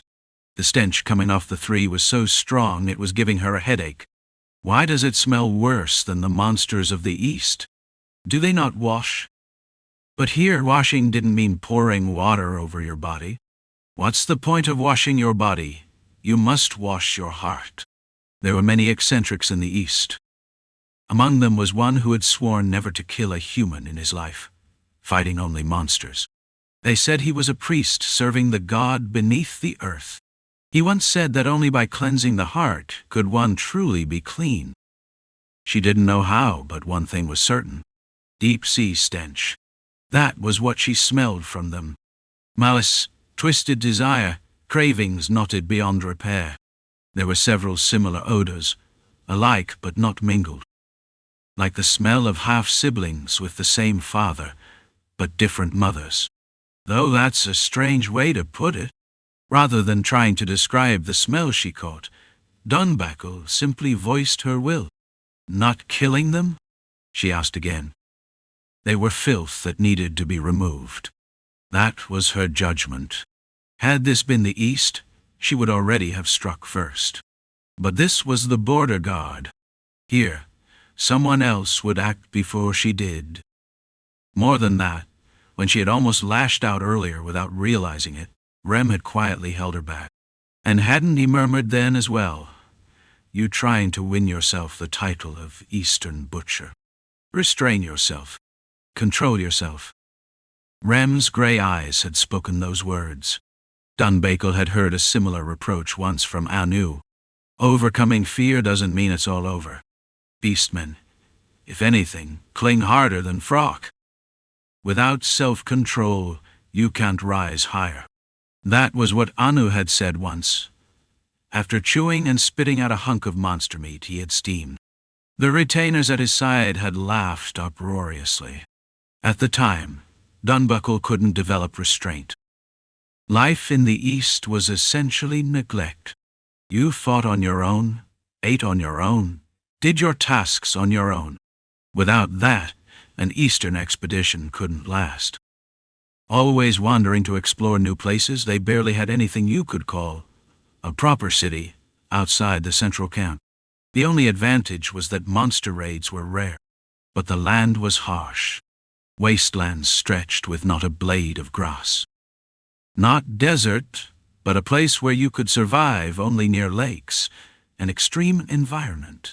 Children born in the East had to carry their own weight from a young age. They had to forage for food, and if they couldn't prove their worth, survival was hard. Anu would often gather those children and send them to the continent. His visit to see Enkrid and the letters he kept sending were part of that. He is generous. Anu was that way. He opened paths for those who couldn't settle on his land, guiding them toward the border guard so they could make a living. At any rate, Dunbuckle had grown up in that neglect, so she never built restraint. What? Should I pluck an eyeball? Golden eyes would fetch a good price from King Eyeball. But here there was Rem, the embodiment of restraint. This bastard always butted in, poked his nose into everything, and had a sharp mind. The same Rem who stopped her now turned his gaze to Enkrid. Enkrid said nothing. As always, he only stared forward indifferently. Yet Rem wasn't wondering why. Why let them be? Curiosity? Perhaps. Though he didn't smell like Dunbakle's scents, Rem's senses had their own sharp edge. Sinister, ominous, not because of curses. In Western terms, they were like a day without sunrise, like thunderclouds darkening the sky. Today's sky was unusually clear, the sunlight warm, and yet the air around them was the opposite. And still, I'm curious too. That was where the enemy had struck precisely. Talk of immortality aside, their very existence was grating. The kind of grating he wasn't used to. In Eastern beast terms, they stink to high heaven. More than anything, he had smelled this before. The stench of the demon realm. He had caught something similar from Balrog. With Balrog it was acrid, like burning smoke. But with these, it was the rank stench of rotting fish. Of course Rem wasn't literally smelling it. His intuition, honed by sorcerous power, told him so. They were utterly corrupt. It was as if one of the 8 gods was saying it was his turn. A divine general who loathed and despised the wicked whispered that he would lend his power. Rem suppressed it, leaning on one leg with a swagger, shaking his shoulders, hefting his axe onto his shoulder. Amusing bastards, eh? Very amusing, Rem muttered. As often happened when people looked at him, even the 3 dubious visitors, whether guest or intruder, felt a sense of dread. That was a man who might swing his axe into their skulls at any moment. More dangerous than the brute who had swung a sword at them earlier. The black-hatted mage lowered his arms. If things went badly, he'd have to unleash spells to prove his power against them. And then, unexpectedly, someone else shouted, "Anything!" Was it because he sensed the mood turning strange? Or because he judged he couldn't just be dragged along like this? Likely both. The man with the fat belly shouted, his jowls shaking. He was a merchant. A born trader who could not allow himself to be swept up and forced to sell his wares cheap. He had carved out a distinguished record in his field. Otherwise he wouldn't have been chosen as an envoy to deliver offers. His instincts as a trader screamed at him now, so he spoke up again. Enkrid's gaze turned his way. It looked indifferent, but if his eyes moved, it was because he was interested. His voice, not as commanding as Krang's, still had a persuasive power that drew surrounding attention. There's no need to decide in one go. When you buy something valuable, shouldn't you weigh what's good and what profit you'll take? The man who'd been squashed to one side by the mood suddenly found strength in his voice. Rather than being swept along, he created a new current.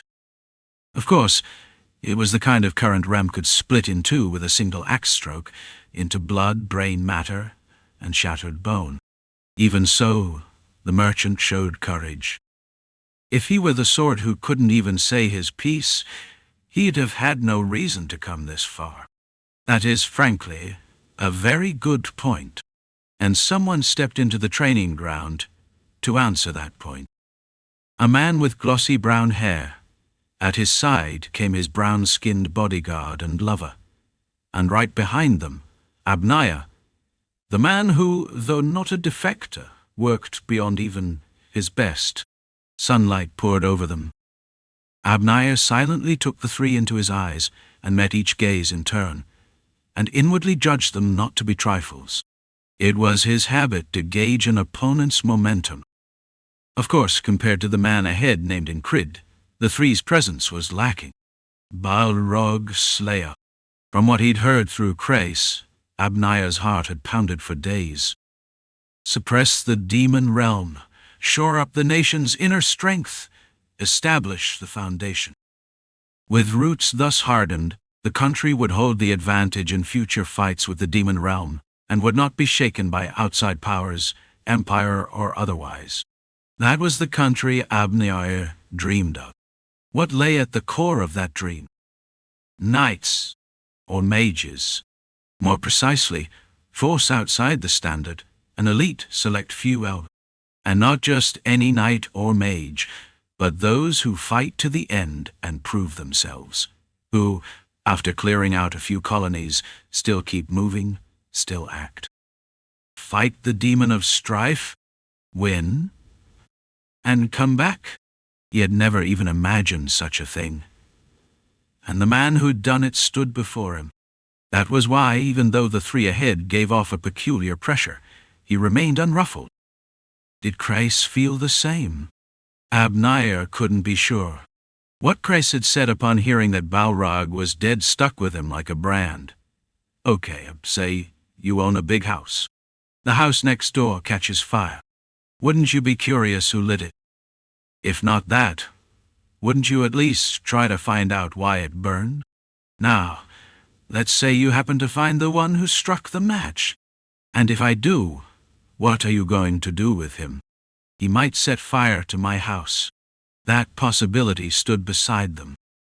Abnaya was a designer of traps upon the battlefield, a mind that reached beyond the ordinary into the exceptional. If it were me, I'd have him burn the enemy who threatens my house. Sure. Or you could erase the variable entirely. Right? Abnaya couldn't guess how far Chris's imagination reached. A house and a fire. He understood that Enkrid was the one who lit it, but beyond that he couldn't tell what Kress meant. Krace's voice shattered his drifting thoughts. Curious bunch. One of them is a mage, right? Kress was no knight, not even quasi-knight level, but his perception soared past that of ordinary folk. From attire and atmosphere alone, he took the measure of a foe. The wide-brimmed hat turned toward Krace. Another "what now" stare. He'd had his share of absurdities on the way here, and yet he sensed that the big-eyed man was, of all of them, the one with whom rational, proper conversation was possible. "Right, Deutsch," Esther answered. In the meantime, the man with the greatsword awkwardly pushed himself upright. He no longer had the nerve to charge. Having been broken in a single blow, there was nothing to say. In a proper fight, he still had means to resist, but he had come as an envoy. He could not defy his master's will. The shock remains. Above all, that body shot had torn part of his innards. A normal man might have died from such a blow. The strike to his core would have been felt by the master he served as well. Perhaps thanks to that, his master's intent, which had been treading the line, now tilted to one side. The scales that had held removal and persuasion tipped. Not toward removal, but the other way. Entice him, no matter what. The other self within him wordlessly delivered his master's will. The greatsword man stood, quietly sheathed his blade. The merchant opened his mouth. "May I introduce myself formally?" He looked around the gathering as he spoke, his movements and manner entirely natural. He was used to this. He'd dealt with people a great deal, whether at a stall or on the road. He was a man in charge of one branch of the Rengetti's caravan, proven not by force, but by other means. "I am here at the summons of the master of the Maxim spells, and a devotee of gold." He squared his chest as he spoke, and at the same time openly watched everyone's faces. No furtive peeking, but a frank, sweeping gaze. He meant to see whether they understood what he'd said, and, if so, how they would react. The beastman still looked like he wanted to beat someone senseless. The barbarian's eyes said, "And what the hell is that supposed to be?" Enkrid was impassive, and the mage called Esther was murmuring, "People, magic, people, magic," repeating the words under her breath. At least the brown-haired man and the green-haired man behind him looked like they could be spoken with. A light curiosity rose in their eyes, and the merchant's gaze moved to them. "If you aim for longevity in trade, you fire that first shot. Go for the bystanders. Work the periphery first, especially that brown-haired one. At a glance, he felt similar to himself, the sort to ignore conventional wisdom if profit could be taken. In that case, talk would be possible. At the very least, he could convey his master's will. That was why he'd come in person, wasn't it? "Are you familiar with the demon realm?" the merchant asked. "Information is an invisible commodity, and the basics of trade are to offer a piece of your goods to entice the UNOVA, write more on our source, other party. By producing what the other did not know, he raised his own value." The other two settled into the role of spectators. In pure speaking skill, this fellow was the best of them, so let him talk, though if he tried any tricks, they'd shut him down at once. The merchant had no force, but the other two did, and that gave them a certain leisure. In the demon realm, there are many whom you call demons. Demon wasn't an insult, but it wasn't a title of respect either. The inhabitants of the demon realm called themselves differently, but there was no need to get into that now. The merchant knew how to choose his words. The burning crow, the promiser of plenty, the heat-bearing companion, the pure white destroyer, the outcast of distrust. He paused at the right moment, then continued. "Judging from your faces, all of them are new to you. They are all names for what you would call demons." Chapter 818. The man was a smooth talker. He knew how to spin a story. Enkrid found his tale fairly entertaining. He almost felt like tossing him a few coins like you would a street bard. Storytellers need patrons, after all. Of course, the author hadn't come here as a storyteller by trade. The core of what he said was clear. In the demon realm, each demon had carved out a power base. Instead of revealing their true names, they bore epithets. Those epithets served to flaunt their might, yes, but they were also titles given by those who knew them, tinged with a kind of reverent awe. The burning raven, the promiser of plenty, the companion that holds heat, the pure white annihilator, the loner of distrust. These were 5 of the 6 demons who ruled the demon realm. And then there's the father of the dead. The merchant's graceful tongue seeped into everyone's ears. He is also called the door that ends life. His name is the most widely spread across the continent, isn't it? There had once been a group that tried to gather mages into a collective called the Tower of Wisdom, and failed. Because of that failure, they were branded the womb of the demon. Through them, demons and the 12 Balrogs burst onto the continent. It was a calamity that clawed the continent as deeply as when the demon sanctuary church summoned a salamander, a fire-belching beast from another world. All 6 demons were now interested in humans. Balrog was a maniac, a heretic among demons, chasing something different. That Balrog died by a human hand. That was why the demons of the demon realm were interested in the arsonist who had set their world ablaze. Chris had yanked up a handful of worst-case scenarios the instant Balrog died, but this one was on the milder side. Chris spoke, looking toward the merchant whose eyes were half squashed by the flesh fattening his cheeks and cheekbones. "So you came here to make the captain a sweet offer, is that it?" The merchant nodded at once, quick on the cue. "Yes, that's correct." His nodding was almost jaunty. Chris drew his brows tight. He scowled. A man doesn't say things like that unless he's half mad. Why? If imagination had become reality, then it was time to grasp the substance of it. He had to infer the other side's intention. He had to understand why a being called a demon would move. Even if there's something beyond human cognition, there would still be reasons. Chris recalled the initial reason these people had come this far. Balrog's death was a shock even to the demons holed up in the demon realm. The demon of strife, the battle maniac who collected souls. Those were the sorts of names Balrog was called. A freak who split off parts of his own power to cleave souls apart, scatter fragments of self, wander, and harvest souls. That was the implication wafting from the merchant's words. And that Balrog died. Though Enkrid hadn't spread the news, what hadn't traveled widely across the continent had, by some means, spread far and wide within the demon realm. A shocking event.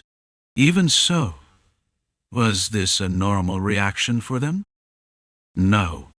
Even if the one who kindled the blaze is formidable? Is that reason enough to court him? He turned it over and over.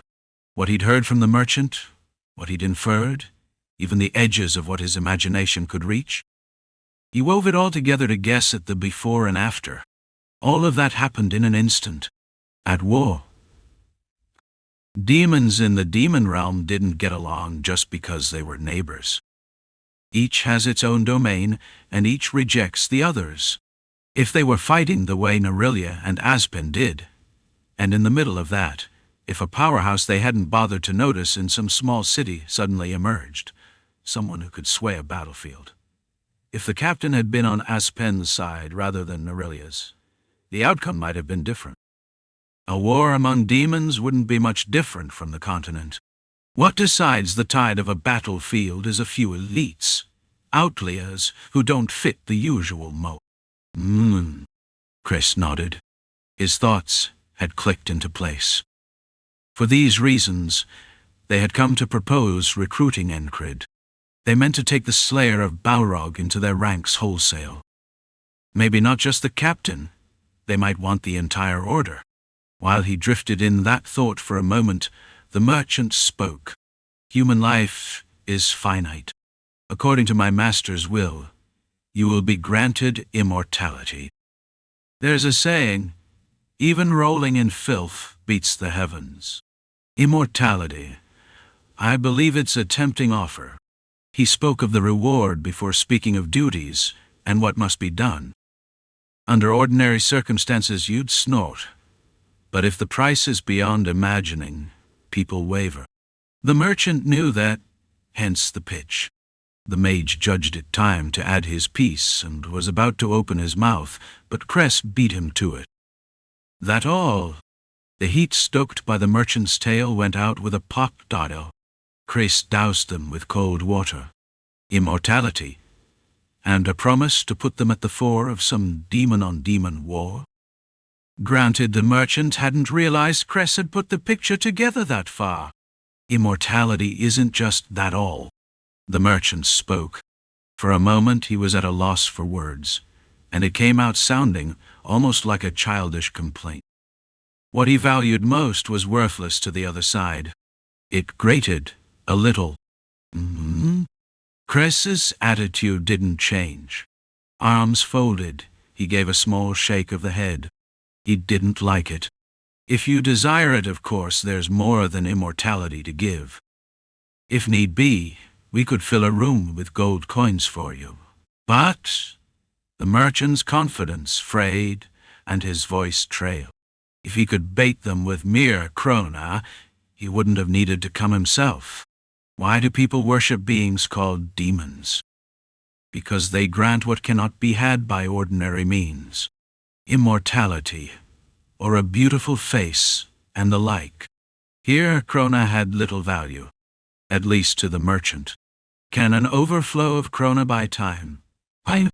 It cannot. Therefore, it's worthless.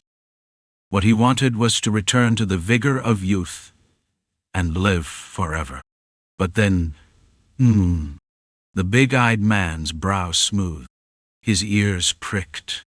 What was that reaction? Flustered and yet compelled to speak, the merchant let his instincts, harmed by a lifetime of trade, take over. What's a single room? If you wish, we could even build you a house out of gold bars. He didn't mean he'd literally build a house of ingots. He meant he could hand over that much krona. No one fails to understand a statement like that. Kreis unfolded his arms, eyes widening. Ooh. Kreis's cheeks flushed as if he'd had a drink. At that price, wouldn't it be worth joining a localized war, once or twice as mercenaries? No matter how the border guard had grown into a trade city and pulled in gold, there were just as many places to spend it. The military budget alone, just to keep the army standing, was enough to make your head swim. And the house of gold bars the kindly-faced man had offered, that would be pure profit. A single mercenary run for a house of gold bars. Demons or not. A deal's a deal. Worth considering, no? But Norat, both lover and guard, jabbed Cress in the ribs. Captain Garrett, whom they had once served, was already an odd one. But their lover here was worse. Just look at him. His eyes said he was actually considering a deal with demons. Ahem. Kreis coughed into his fist and cast a glance at Enkrid.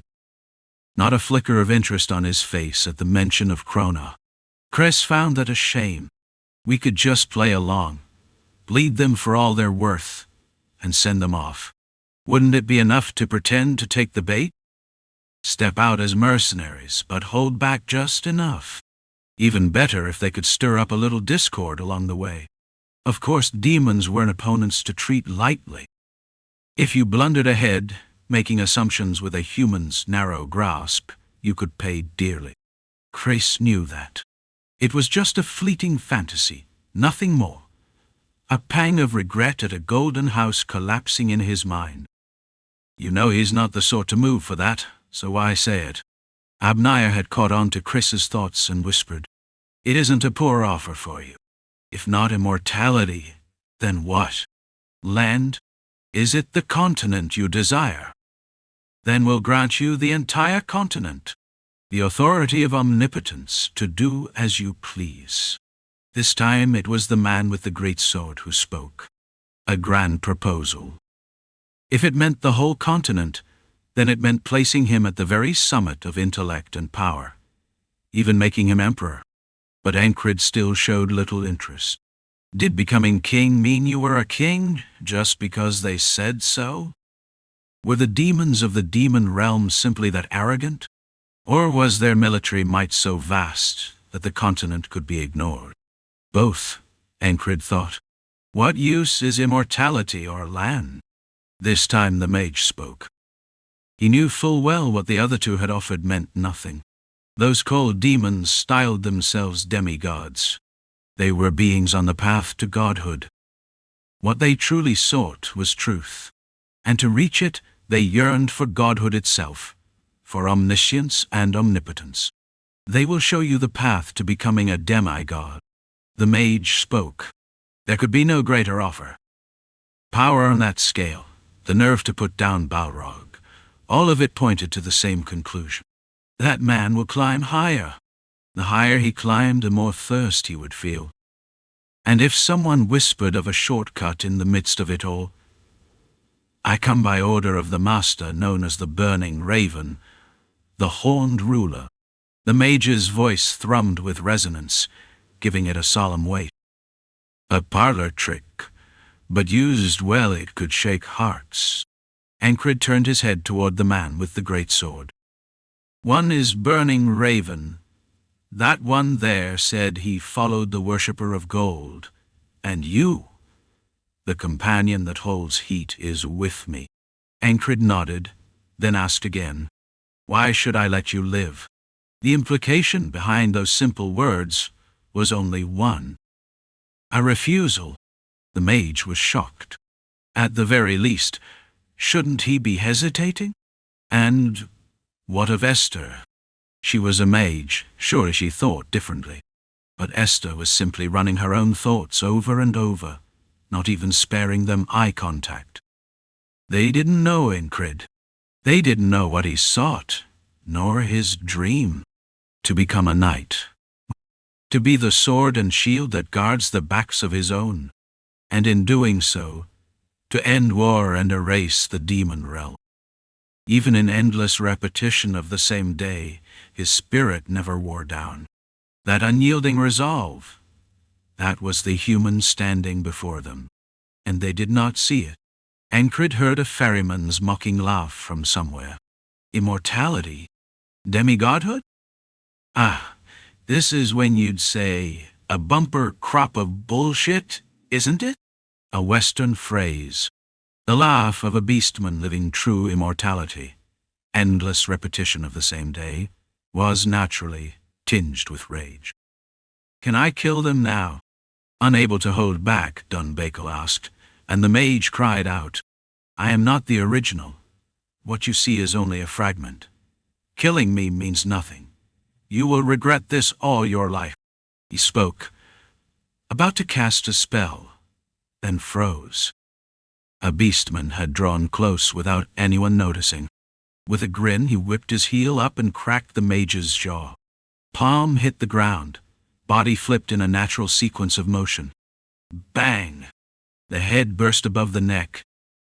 Black blood sprayed, only to morph into wriggling vermin. It had all happened the instant Enkrid gestured permission. I'll make you regret it. The mage's voice still lingered. Another trick. Esther waved her hand absently. She had scattered many things across this land beforehand. Among them were arrays laid to keep other mages from pulling Avadargia. Such stunts. One of them flared now, cutting the mage's mana. A bracelet on Esther's wrist shattered, crumbling to dust. Her skill is still as sharp as ever, she judged. You, child of the stars. Don't forget how many seek to find you and tear you apart. A threat, but little more than another cheap trick. As the mage's body scattered like dust, the greatsword wielder raised his weapon high, but to no purpose. Pell and Rofud had returned in the meantime, standing at his sides. See, told you he was off.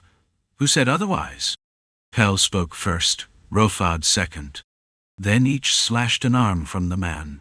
One strike from below upward, the other from above downward. Two strokes, drawn alike yet different. Their skill showed in the subtleties, and the man with the greatsword had no answer. While Enkrid and the others had fought Balrog, these two had fought monsters and the souls the demon had gathered. They too had staked their lives, fought, endured, and arrived here. Of course their strength had changed. The warrior, arms cut away, coughed blood. That blood surged like fire into the air, sketching out eyes and a mouth the size of a man's body. Are you serious? Enkrid's insight caught a glimpse of the presence. This wasn't the cheap trick the mage had used. It was pressure of a level 1, expected only from demons. The air grew heavy, as if a single breath could ignite everything in range, whether man or building. A truly exalted force, worthy of the name demon. Yeah, Enkrid answered brightly, cheerfully. Fine. What? See you again. The demon scattered and was gone. The merchant glanced around, the corners of his eyes twitching. Then his gazed. Muttering words no one could understand, his body began to smoke, black soot rising from him. Chapter 819. If the relationship isn't equal, a deal is not easily made.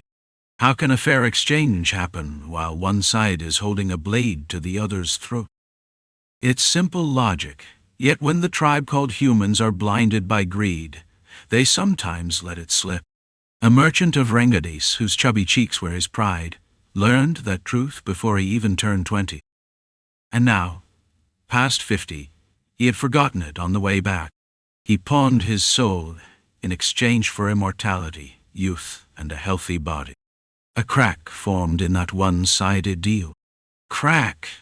Soot flared, and lines split across his body. His skin fissured like stone, and black smoke welled up from within. Foul. Dunbakel finally pinched her nose. For a beast woman, with a preternaturally keen sense of smell, the stench was too much. Rem's eyebrow twitched as well.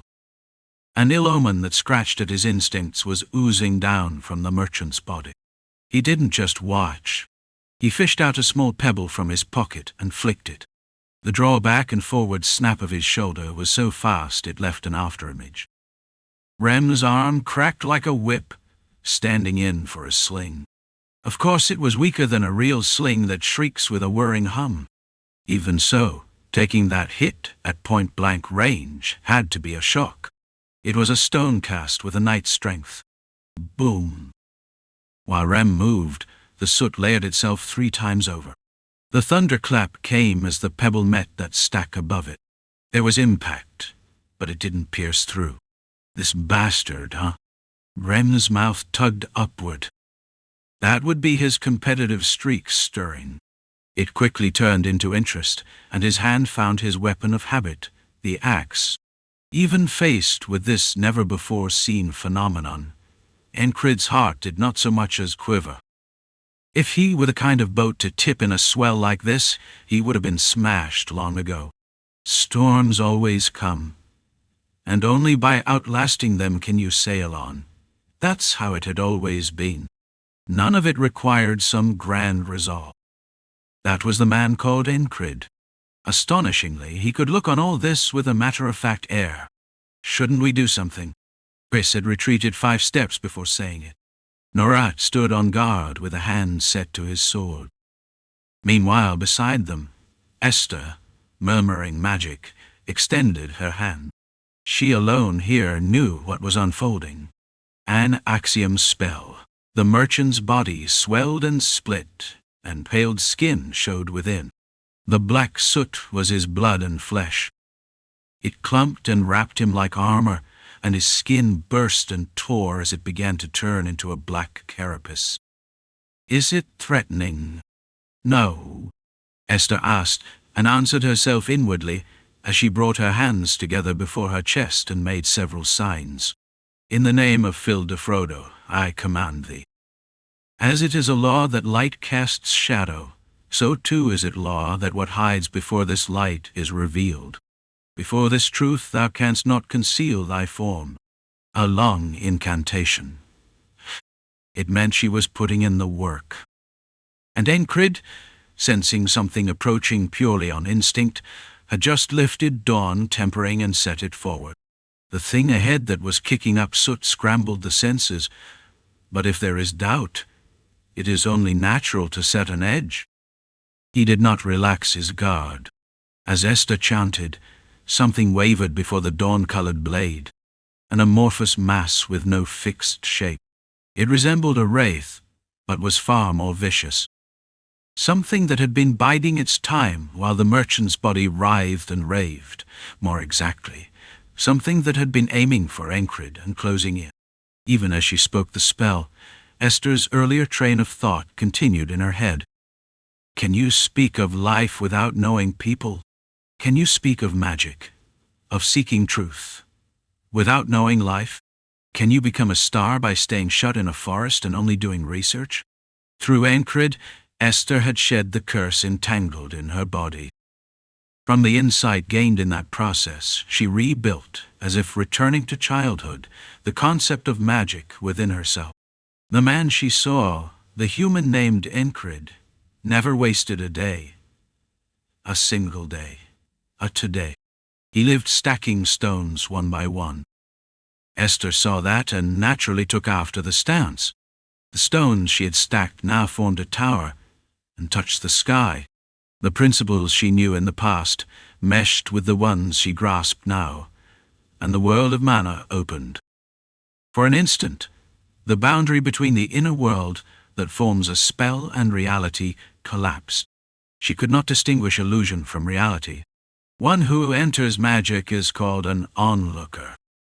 When the onlooker speaks what they have seen, they become a speaker. When they go on to realize their world and make it theirs, they become a possessor. Commonly, from this stage, one is a true mage. That is why the epithet immoderantia exists. Beyond this stage lie Tacitus and Muggin. Esther knows the mage's hierarchy, but isn't being confined within that very system, the making of her own limits. If you draw a line and walk, the moment you cross that line, your feet will stop. Esther had never wanted that. So now she cut a new road, built it, and walked it. Among those who handle spells, there was a legendary phrase. It meant the moment when illusion and boundary collapse. Fantasia. It also names the moment a mage leaps a tear. Compared to a knight, it is akin to a surge of omnipotence. Instead of the sense that she could do anything, a sensation of drifting in a world of illusion filled Esther's whole body. At the same time, her eyes beheld the demon's true form, a being that exists only between reality and illusion. Split ideation. That amorphous lump was the handiwork of the one called the Companion of Heat. Intuition, born of her experience and knowledge, swept through her mind and gave the answer. A parasitic demon. What is the Companion of Heat's true nature? Its essence is to live by parasitizing another's body.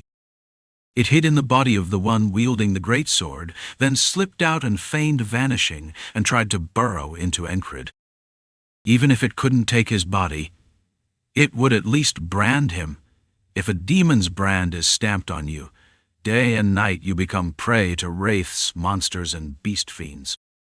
Enkrid would not be felled by anything like that, but there was no reason to endure such nuisances.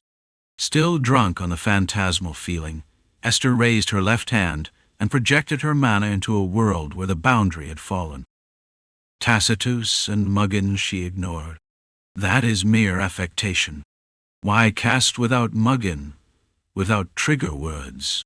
The thrashing that aims to look as though one has slipped free, unavalegit, only on Novaleg, of the order of things is unnecessary. That's something done when you are conscious of others' eyes. Wingtus, compes, nexum. There's no need for Muggin, but abbreviation is possible. That is not swagger but efficiency. From the world within the illusion, chains, a net, and shackles began, becoming a contract that bound the opponent's very existence. The magic circle drawn on this ground was carved by her own hand, each line inscribed one by one. She had tuned it to respond to her mana. Therefore, in this place, Her contract took precedence above all else. Esther knew it. The first spell reveals. The second spell binds. Kitty, Kitty. The amorphous mass let out a strange scream. It was its final fit of defiance. A shriek meant to tear eardrums and crush the opponent. For humans who depend on their five senses, it was a most apt attempt. Only, it did not work here. Opilatio? Extinguish. She was still half drunk on illusion, but there was no hesitation. Or perhaps it was because she was intoxicated by the illusion. Those who wield spells build their own world, and within that world they are gods. Right now she had dragged out a piece of that world and exposed it. Creak! The parasitic demon, the so-called companion of heat, vanished from thought. Some of it seemed to have already fled, but there was no need to chase it. All this took place while Rem wrenched his axe into his hand. Dunbakel clenched her fists, and Enkrid leveled Dawn, tempering. Where once had stood a plump merchant, now a creature with a black shell, like an exoskeleton covering its face, and hands stood stiff-necked, staring at them. Black steam rose from its body, the residual heat of its recent transformation of flesh and existence itself. Esther recognized the spell's nature, a kind of axiom spell. Black Soul Swordbearer, in one sense, similar to a Death Knight or Warrior of Death, but its structure and method of manifestation were entirely different. It consumes the soul directly as cost, and in exchange pawns the soul's owner, turning them into a being with knight-class might. No one short of a demon could even mimic such sorcery. The casting time at most was the length of counting to 20.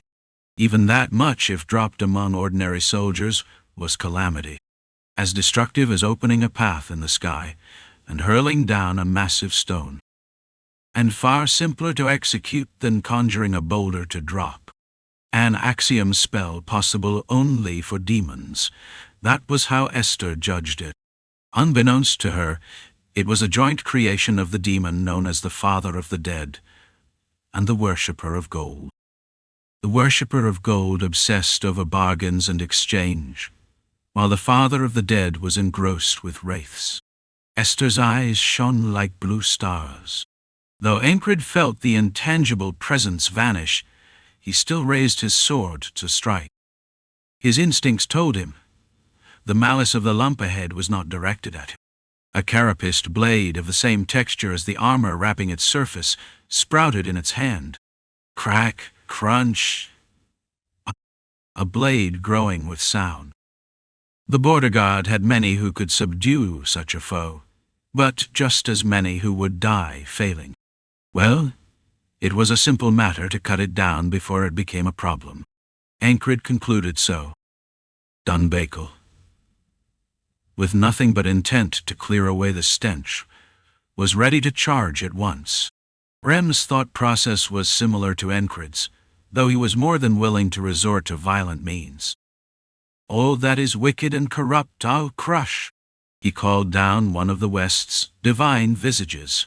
His axe, his habitual weapon, also sought and drew upon divine power, some of which now flickered into him.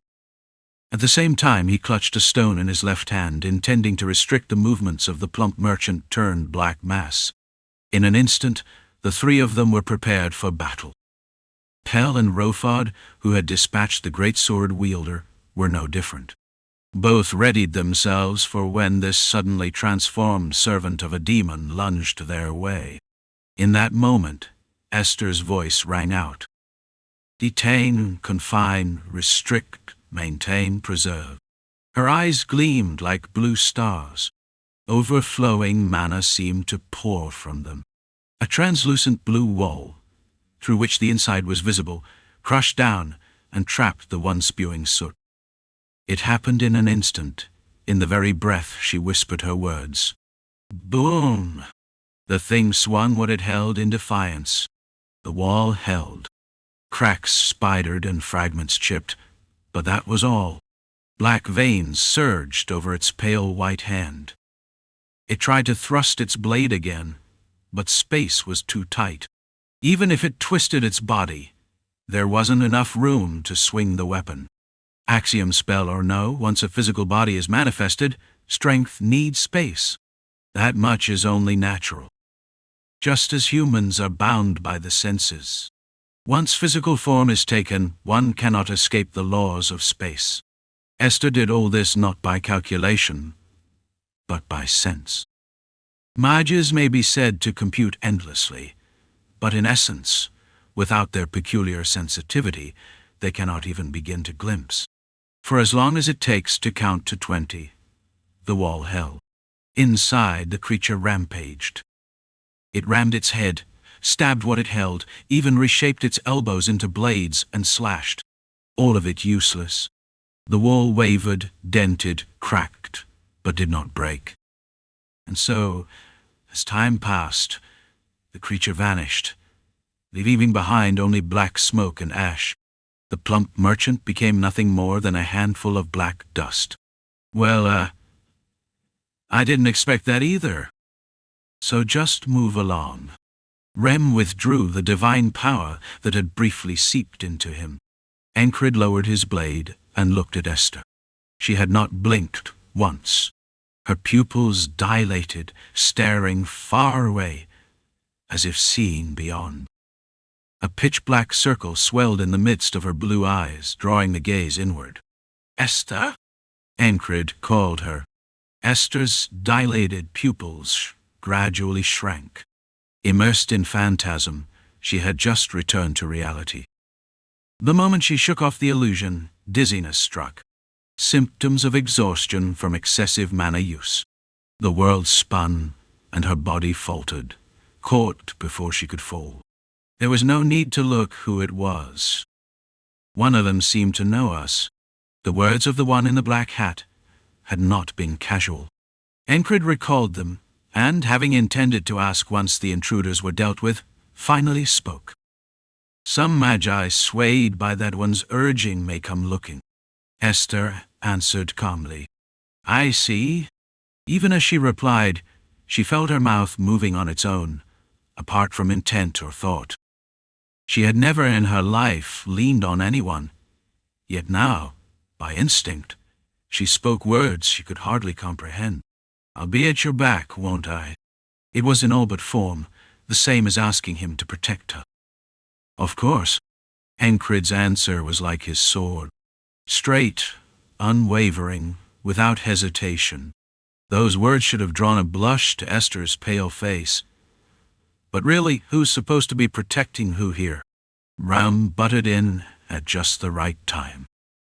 Esther, for a moment, was curious how this bastard Rem had ever gotten married and had a child, but shook it off.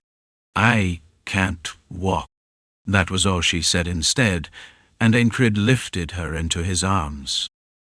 Compared to the magic she had just displayed, her body was light indeed. And this news reached the ears of the fairies within their city, to the one resting at the fountain of life. Chapter 820.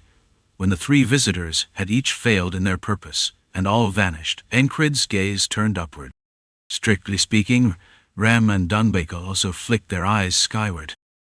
Dunbakel because of her nose, Rem because of the divine power that had briefly lodged within him, giving a signal. So, what was in the sky? Nothing. Nothing visible to the naked eye. Yet faintly, they caught sight of something long-tailed, gliding away. Nights are disasters, cleaving the heavens alone, but they have no talent for snatching shapeless things that fly in the sky. No, if I had noticed a bit sooner, it might have been possible. So thought Enkrid, and his mind went on to his sword's singularity. Was it strange, or was it natural? At dawn, there is power to purge the impure. If an intangible force, born of truth, and flowing along his blade in response to will, then perhaps it could indeed cut such things. Well, it seems the chance isn't here now. Even a knight cannot fly.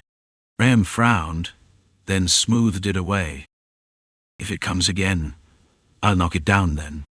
At that, Dunbakel spoke. Wouldn't it be better to deal with it before that? Rem answered in his usual bored way. Means if you miss, I'll catch it, you furry beast. Dunbakel pointed out his mistake. For a beastkin, fur is not shame but pride? Then shall I pluck it all out? Ha, try it. Her time in the East had tempered her. The old Dunbakel was gone.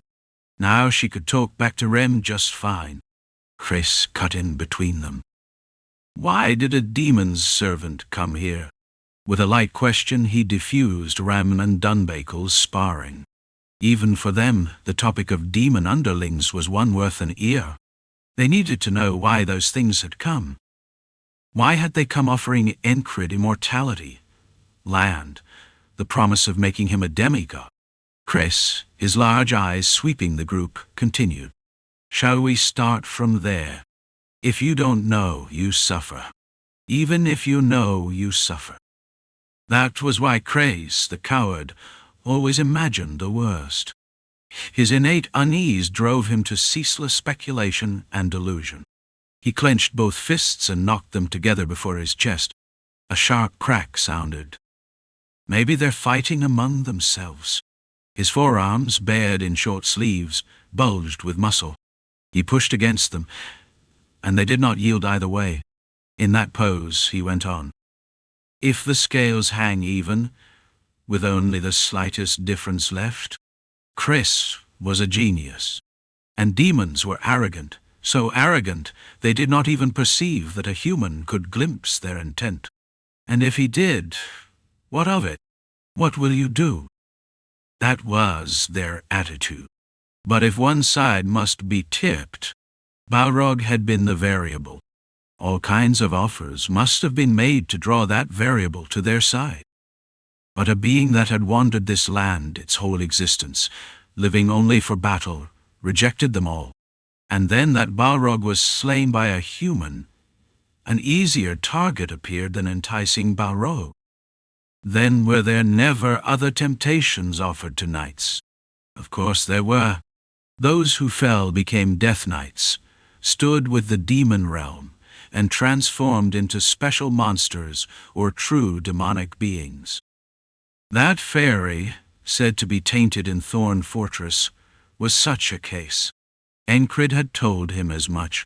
With little thought, only a handful of clues, Cress grasped Enkrid's place and value. He might be wrong in all of it, but assuming the worst was his habit. Too tasty a prey. Wouldn't Enkrid look like that to demons coiled in the demon realm? Cress opened his left hand and clasped his right fist within. Or maybe this is what they want, one devouring the other. Tip the scale, shatter it, swallow the rival power whole. Did those three servants come because their demons were allies? Or did they band together on their own? Speculation left too many questions unresolved. Why do demons fight each other anyway? Ram had a sharp mind. He struck the weak point in Cress's thought. Dunbakel blinked several times. She wondered what exactly he meant. No idea. Cress shrugged. What he didn't know, he didn't know. Like powers vying for dominion across the continent, demons too fought each other. That was his premise. Reason, unknown. Purpose, unknown. One theme certain. Even if you heard it, it would not be in terms humans could understand. To guess at the intent of demons was nearly impossible. That applied to all of them, including Esther, resting now in Enkrid's arms. While pondering dinner, Dunbakel spoke. Maybe they're just hungry. In the deep, Nihorvelayashakan East, fights over food were common.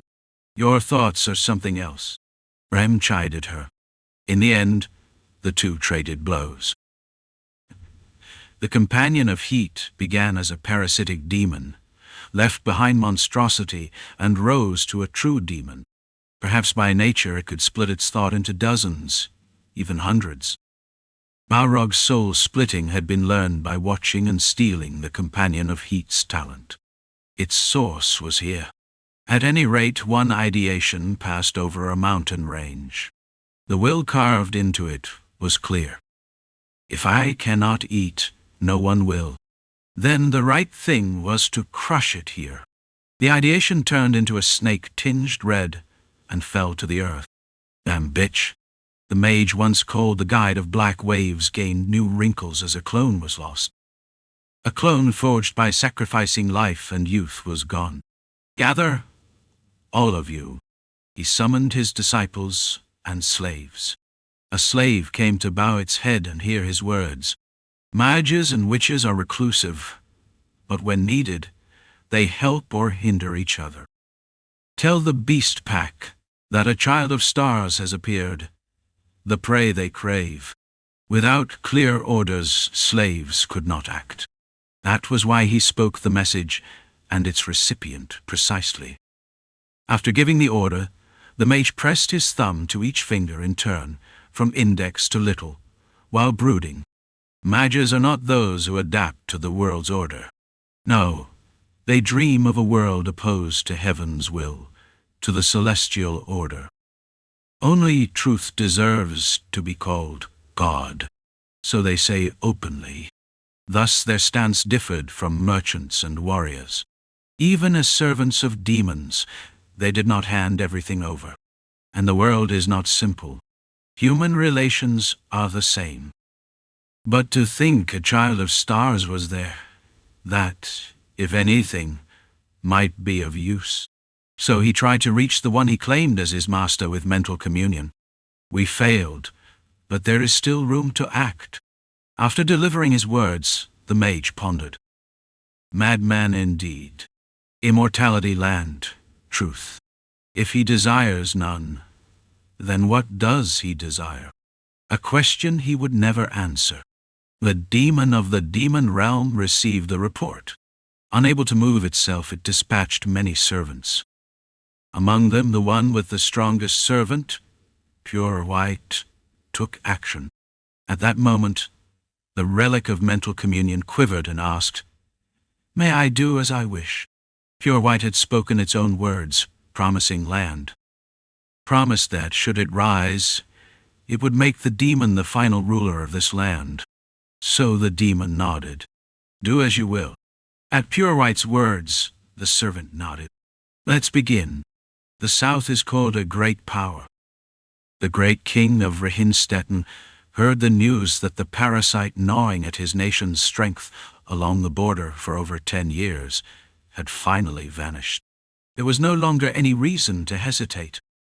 Over his shoulders hung the hide cloak of a beast once nicknamed the master of this land. A crown completed the look, the great king's usual attire. There exists a tree spoken of as a relic in and of itself. Its name is Yggdrasil. They say it grants wisdom, lets one escape death, and opens the way to carve out fate. A relic from the age of myth and legend. In truth, the tree's single practical value was this: complete nullification of all mind-striking spells and nullification of all curses. His emblem was a coronet framed with branches of that Yggdrasil and thorns wrought in gold. It was something he kept at his side even in sleep. I'll skewer the tight-fisted lords of the continent by their backsides and fly them as banners. He and Noril had long skirmished in local clashes. There was no need for formal notice. It wouldn't be all-out war at once, but it was time to thrust in the blade they had honed for so long. The great king was convinced. Child of Stars. There was a time she was called that. The by-name Witch of Strife came a little later. You've got talent. Those were the words when she first touched magic. Her master was a person without scent. In truth, a person who desired nothing in particular. Some folks find joy in good food. Me, I'm content with each day I spend gazing at the stars. Rather than a witch, her master was someone who read the heavens and tracked the movements of the stars, detached from worldly affairs. Witch or not, now and then she tended wounded hunters and helped people lost in their worries. Good fortune, or blessing, or perhaps merely a strand of coincidence. To Esther, her master was such a being. A dream. Esther knew she was facing a piece of her past. Time whipped by, casting light on her childhood. The days when she grasped principles and learned, bit by bit, how to seek truth. "Is it fun?" her master asked, and she, sweat beading on bridge and tip of her nose, answered, "Huh?" As if to say, why ask something so obvious? The look in her master's eyes then held a trace of worry. As a child, Esther did not see it. Time passed, and with it came a meeting like misfortune or a curse. Child of stars, a sobriquet, a phrase praising one born with magical power as marvelous as the stars in the sky. That talent was a most luscious prize to certain seekers of magic, and was also called the essence of mana. Refined, it became a living elixir surpassing any legendary draught. That was the reason and meaning of calling one a child of stars. "You hit it well, but you can't fool my eyes." She can never forget him. A mage who, in the course of his studies, had erred and lost both expression and emotion.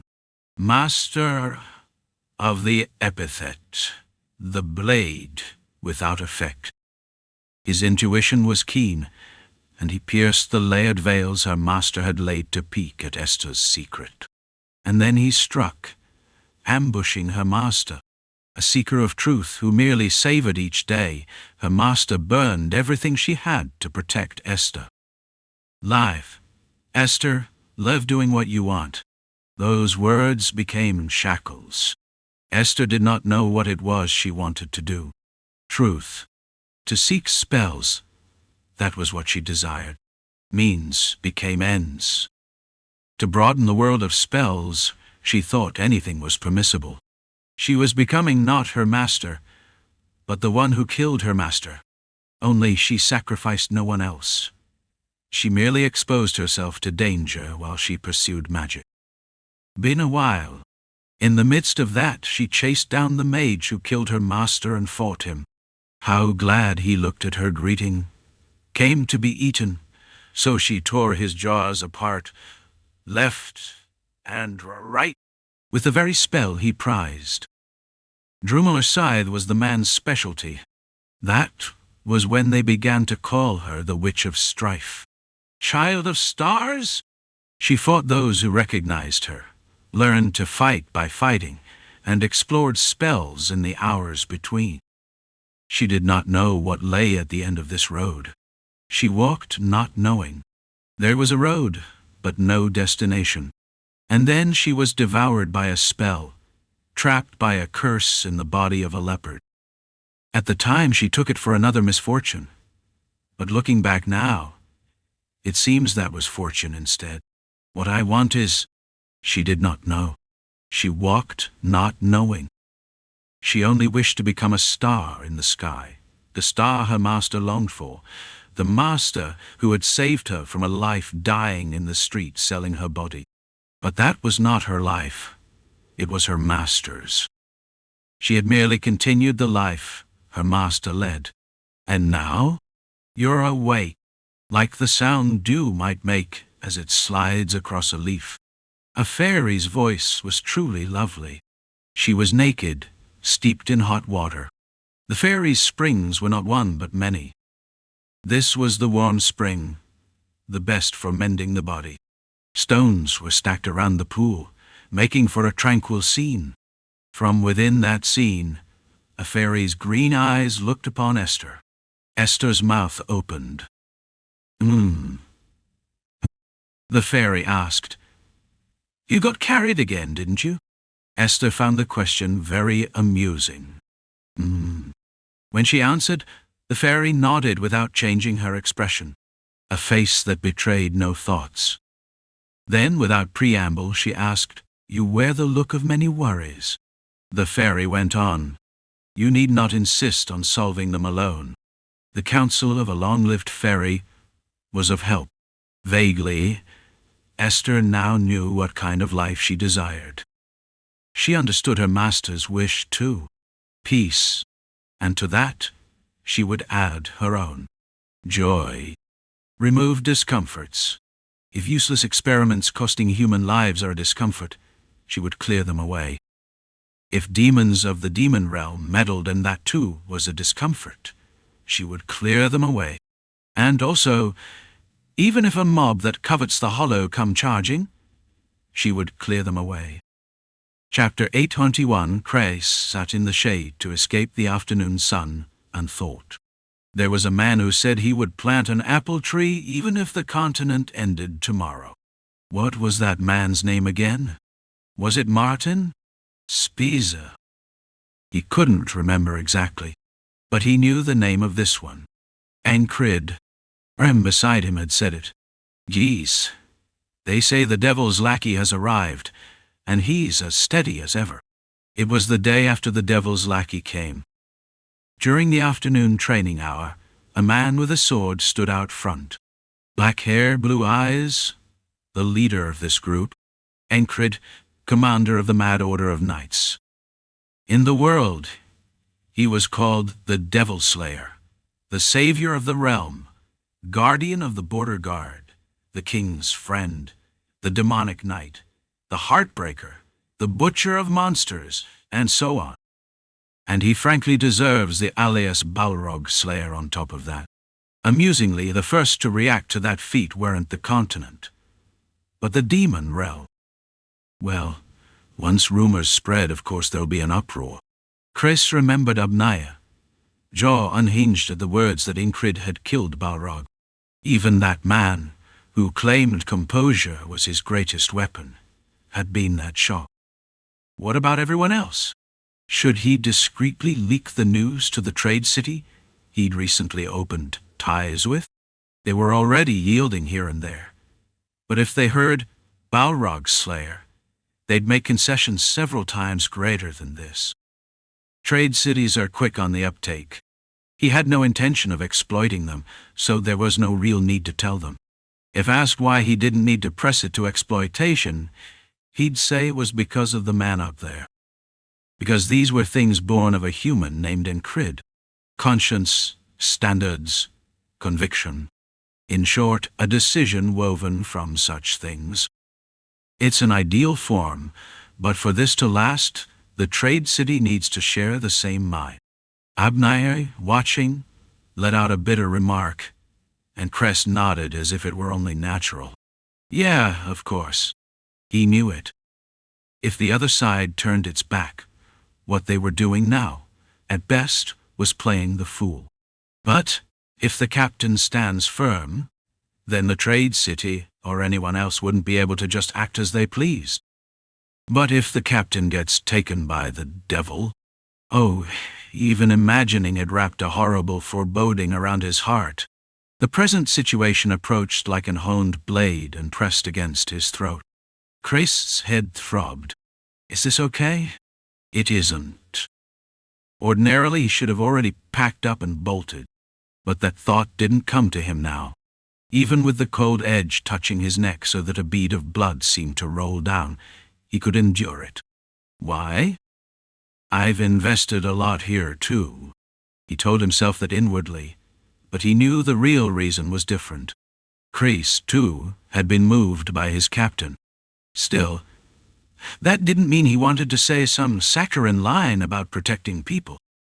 There are times when you recognize your change, but don't want to admit it. They say men are just boys, even when they're grown. It was something he often heard from his lover. Chris simply didn't want to say anything sappy. If you show it by action, it amounts to the same thing anyway. Isn't this a bit dangerous? At any rate, Narat beside him did voice concern. No doubt, from now on, unanticipated events would hammer down without pause. Yeah, Chris answered evenly. Still okay with it? She was his lover. She knew how he would respond. Yeah. Chris answered briefly, and anxiety and all kept his mind turning. Are all devils the same? No. There was Frock, who carved ornaments, and a giant who had joined a church. That was the nature of individuals surpassing the traits of their race. Devils will be even more self-willed than that. With their head count small, their collective traits would be blurry. There will be stubborn ones who bear grudges, ones who rush to retaliate right away, and some who would watch from the sidelines. Whatever the case, Cress judged he had to prepare for varied situations. With that thought, he opened his mouth. Add one more soldier to each secure route, and he trailed off, and Nurat asked back, "And Andy, what more should they do? Is it even possible to predict Devil's responses?" If he relaxed for even a moment, unease would lunge up and smack his head. Cress's gaze drifted toward Enkrid. There he stood, the man honing himself as he swung his sword. Unshaken in any moment, straight as ever, like a reassuring wall or a rampart. He hadn't changed a bit from the day he declared he would be a knight to now. Even when the Devil's lackey came and said whatever he said, not a nick was made in that will. "I protect those who stand behind me." Uttering such words, he made the end of war. War's end, his knightly creed, and the eradication of every demon realm on the continent. One round? Beside him, a grey-haired barbarian thrust out an axe. That barbarian, too, seemed not the least interested in the Devil's lackey having come. In other words, it was business as usual. "Do I have to get in line?" Squire Rofod and Peld held the back, and Dunbakel, reading the mood, cut ahead of Rem and rushed Enkrid. Without a word, without a signal, she shot a fist. Enkrid calmly slapped it aside with the flat of his blade. Clack! With a dull sound, the two began to circle. In step with Dunbakel's three-dimensional maneuver tactics, Enkrid's feet began to dance. Of course, to Cress's eyes, not all of that was visible. "Knights are a calamity," Nurat murmured. "If that calamity is on our side, shouldn't we call it something else? Not a calamity, a blessing," Cress muttered. "You all seem to be enjoying yourselves. Brothers." Soon, Auden and Teresa returned from an all-night service. "Are they gone?" At some point, Jackson had come back and was studying the traces of battle, mumbling to himself. In that "gone" was no doubt the meaning, "Did you kill them off? A blade that's not eaten by heat." And the genius, who loses his way at the drop of a hat, muttered something no one could pass as he showed up with Lua gone. The moment he arrived, his gaze was stolen by Enkrid's bout. "Cut in line and I'll plant an axe in the back of your head." The barbarian, cut off by the beast woman, spoke in a voice full of pique, but the path loser ignored him. "Oh ho!" Lua Garn's eyes rolled left and right without rest, bulging. "Grrk!" Frock's cheeks puffed as he watched Dunbakel's movement, and Enkrid's answers to it. The fairy and the witch were inside the fairy city to recover. "They say a devil bastard came." Not that he was a replacement for them, but the tree giant who flew into a rage at the mere word "devil" was here. Puff! Bran the wood guard exhaled smoke. Every time Cress saw it, he could never get used to a wood guard clamping a lit roll of leaf between his teeth. Seeing all this let the unease settle. Ridiculously, relief raised its head. Cress hadn't expected the devil to send a lackey. But because he didn't know what might happen, he had poured krona and time into training the border guard's standing army. It was an investment not even the homeland, Krang included, and the capital knew in detail. No, even a decent information guild would have missed it.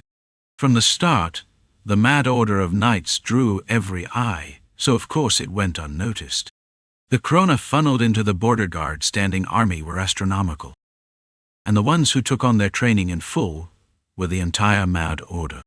Those influenced by them became commanders, and those commanders in turn exerted similar influence on other soldiers. If the captain is an epidemic, the rest are a plague to match. You could see it that way. Ah, this is fun. In the middle of it, Enkrid drove a mid-level roundhouse into Dunbakel's ribs and knocked her away, then spoke. With his right leg still raised in the air, and his left foot alone on the ground. Even standing on one leg, his sense of balance was exceptional. No wobble. As always. The struck beast woman twisted in midair and dropped back into place, then bounded backward with little hops. It wasn't that there was no shock from the hit, but with absurd athleticism she bled it off. It was like showing a soft sword form with the body itself.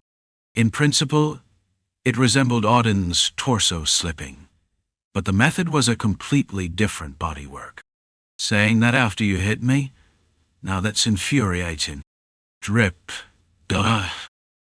Her body wasn't as hard as a giant's, but a beast woman's physique was stout all the same, yet a nosebleed ran.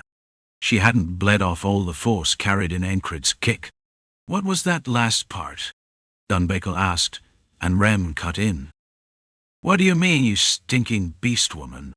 And the one who was actually surprised was Auden. Sacred infiltration. Ragnar's eyes changed too. A moment ago, Enkrid's will had changed. Inuls. And that change was different from before. It wasn't hard as a wall. It ran like water, seeping into the opponent. Enkrid let the hand holding his sword hang loose and said calmly, Enkrid-style combat technique, seep in, strike.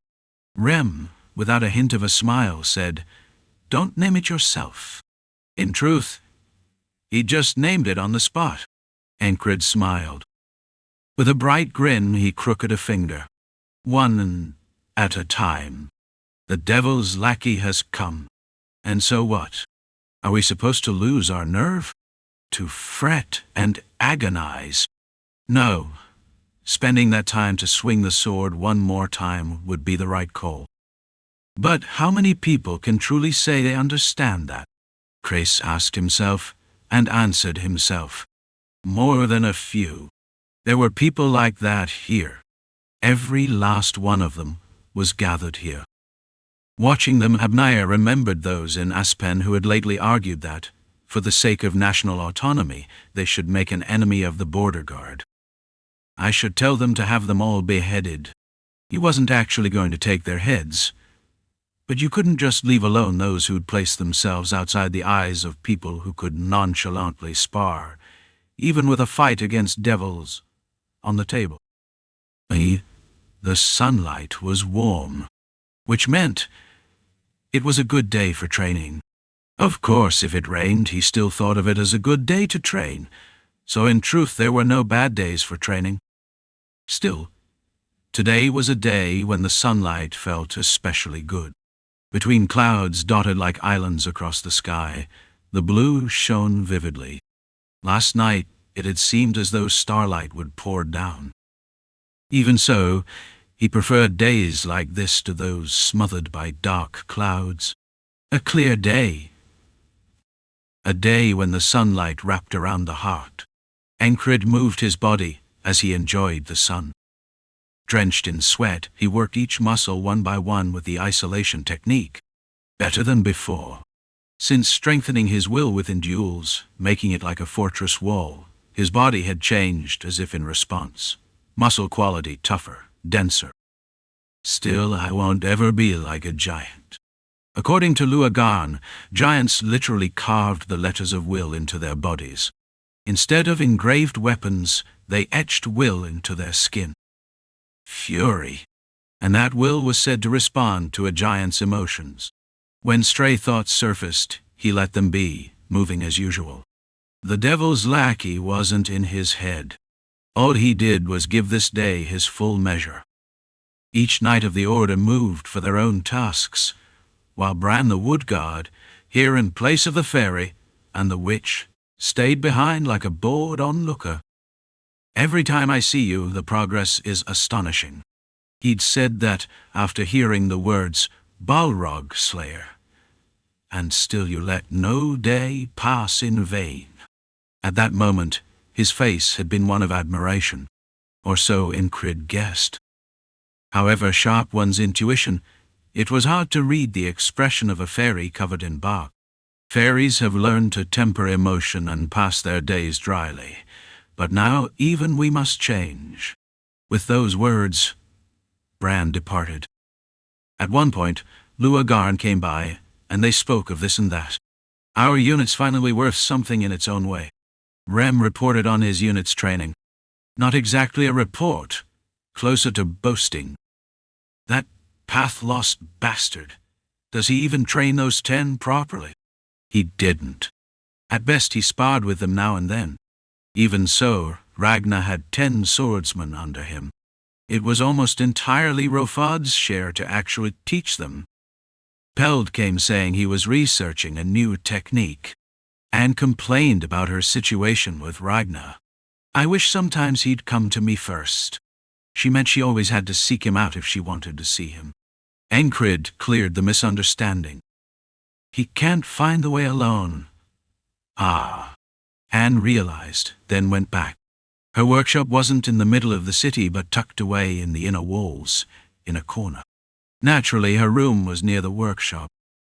For Ragnar, finding the way there was far too convoluted. After sending off all those who had come, Enkrid immersed himself again in training, and before he knew it, time had flown. Today's sunset was golden.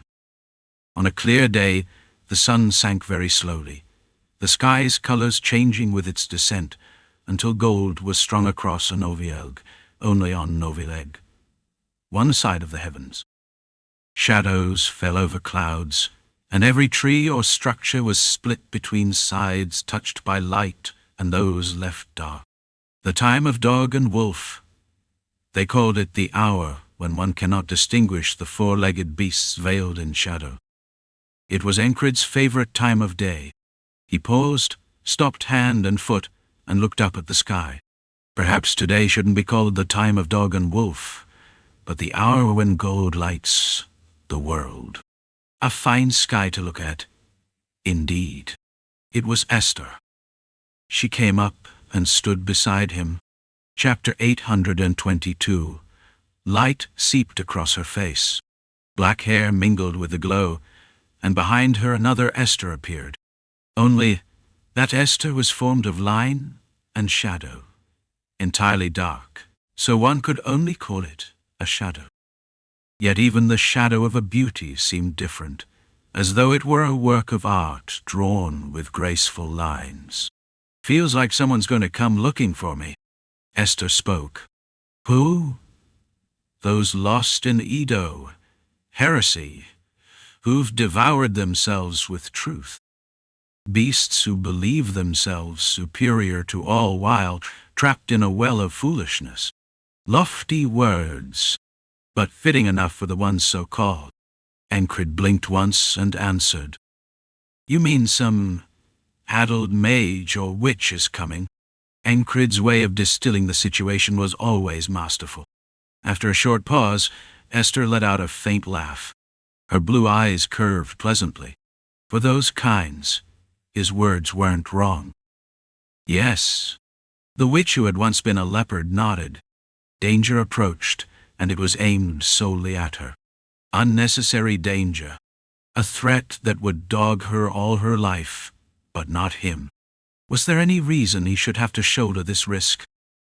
Should she heap another burden onto the man already standing beside the devil's lackey? In a similar situation, Shinar had gone alone, almost becoming the demon's bride. Addled mages and witches, they were all the more dangerous when one of them became obsessed with a single thing. That was what they were.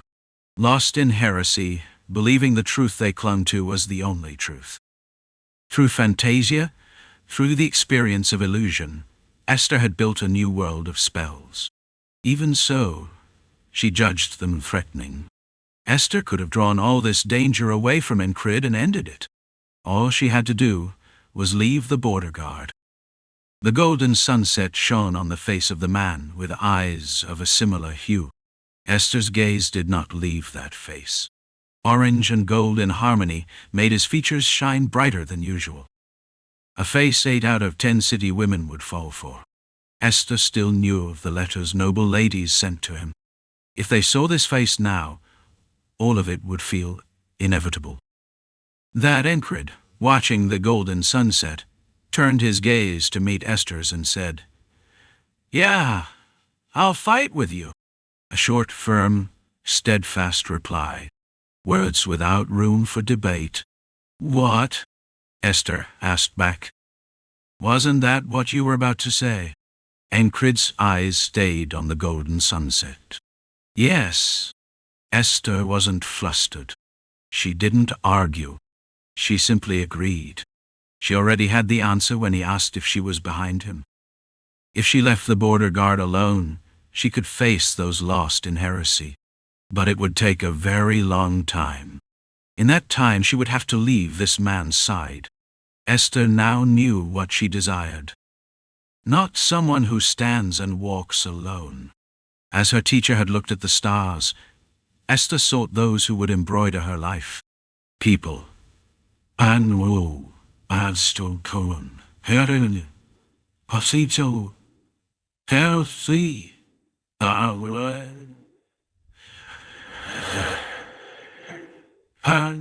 friends, acquaintances.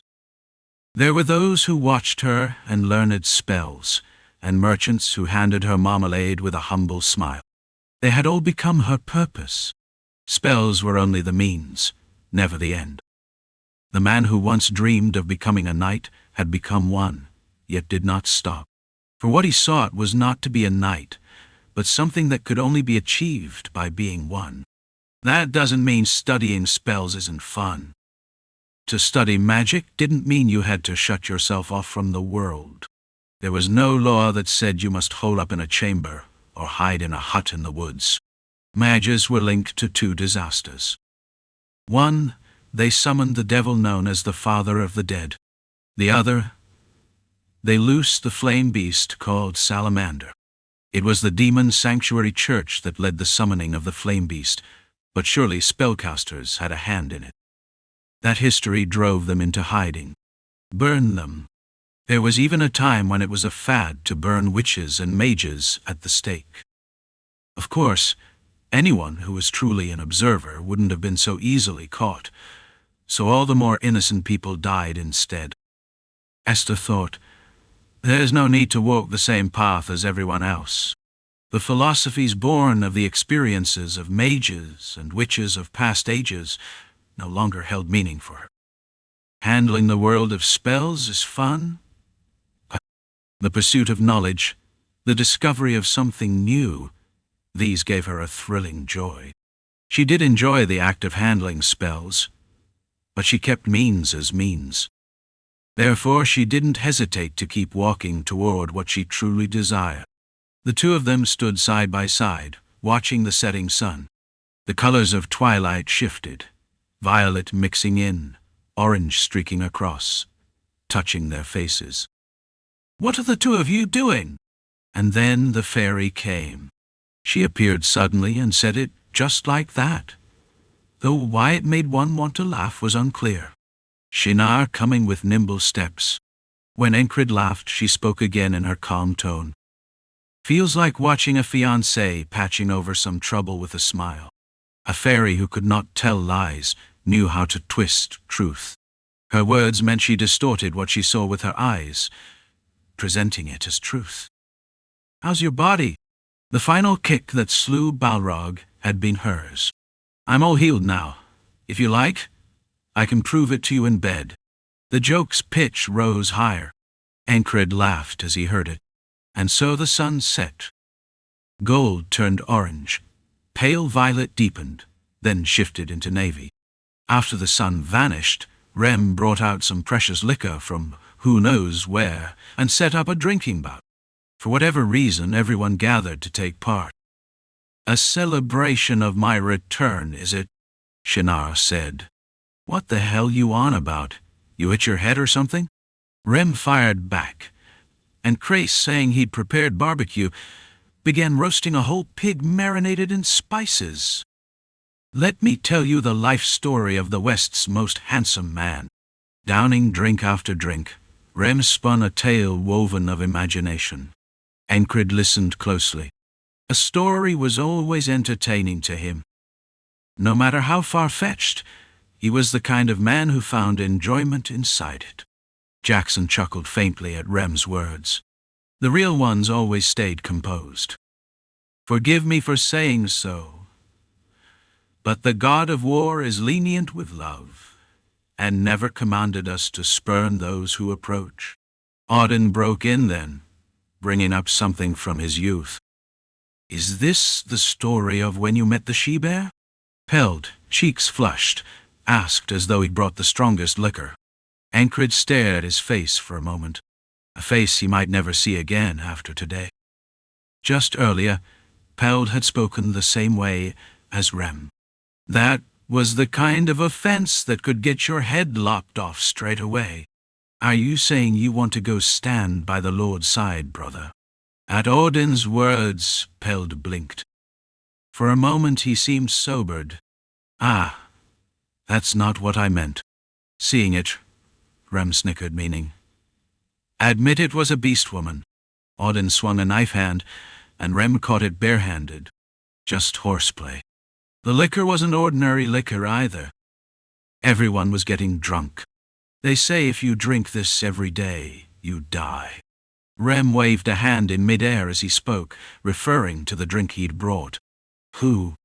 Anxiety? Worry? That's not me, eh? Let all those devil bastards come. I'll kill 'em. I will. Even Cress was drunk. Enkrid silently took it in. Shall I sing a song? Come.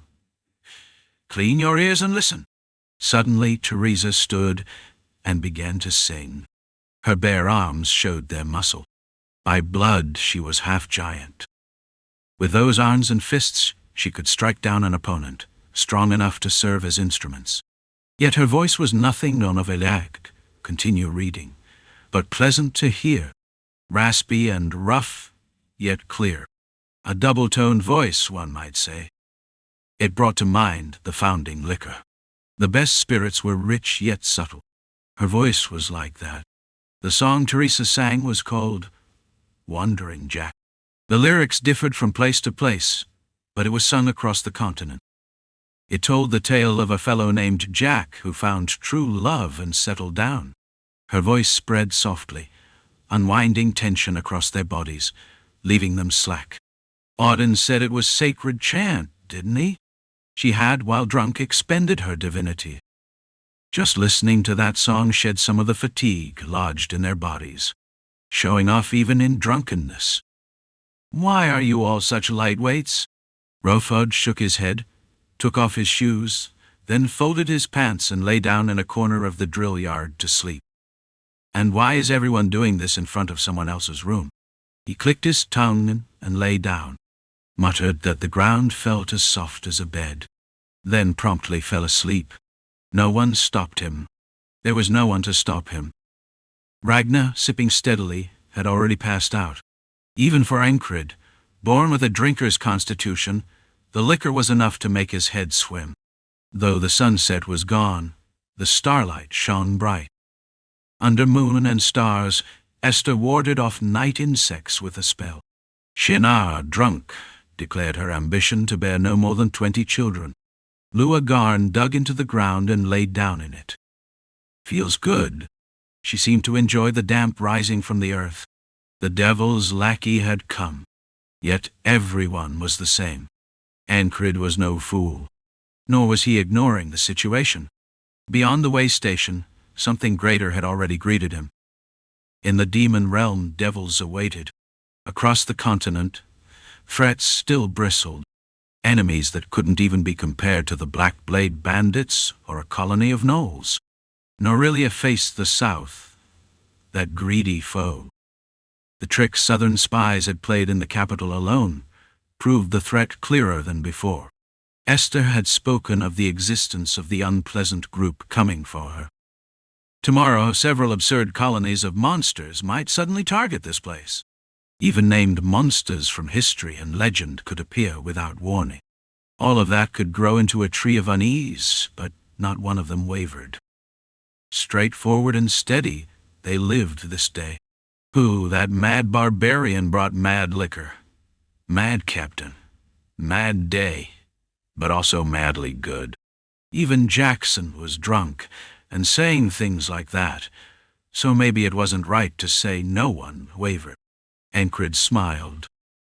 Because they didn't linger in today, but kept moving toward tomorrow. There was no day that wasn't precious.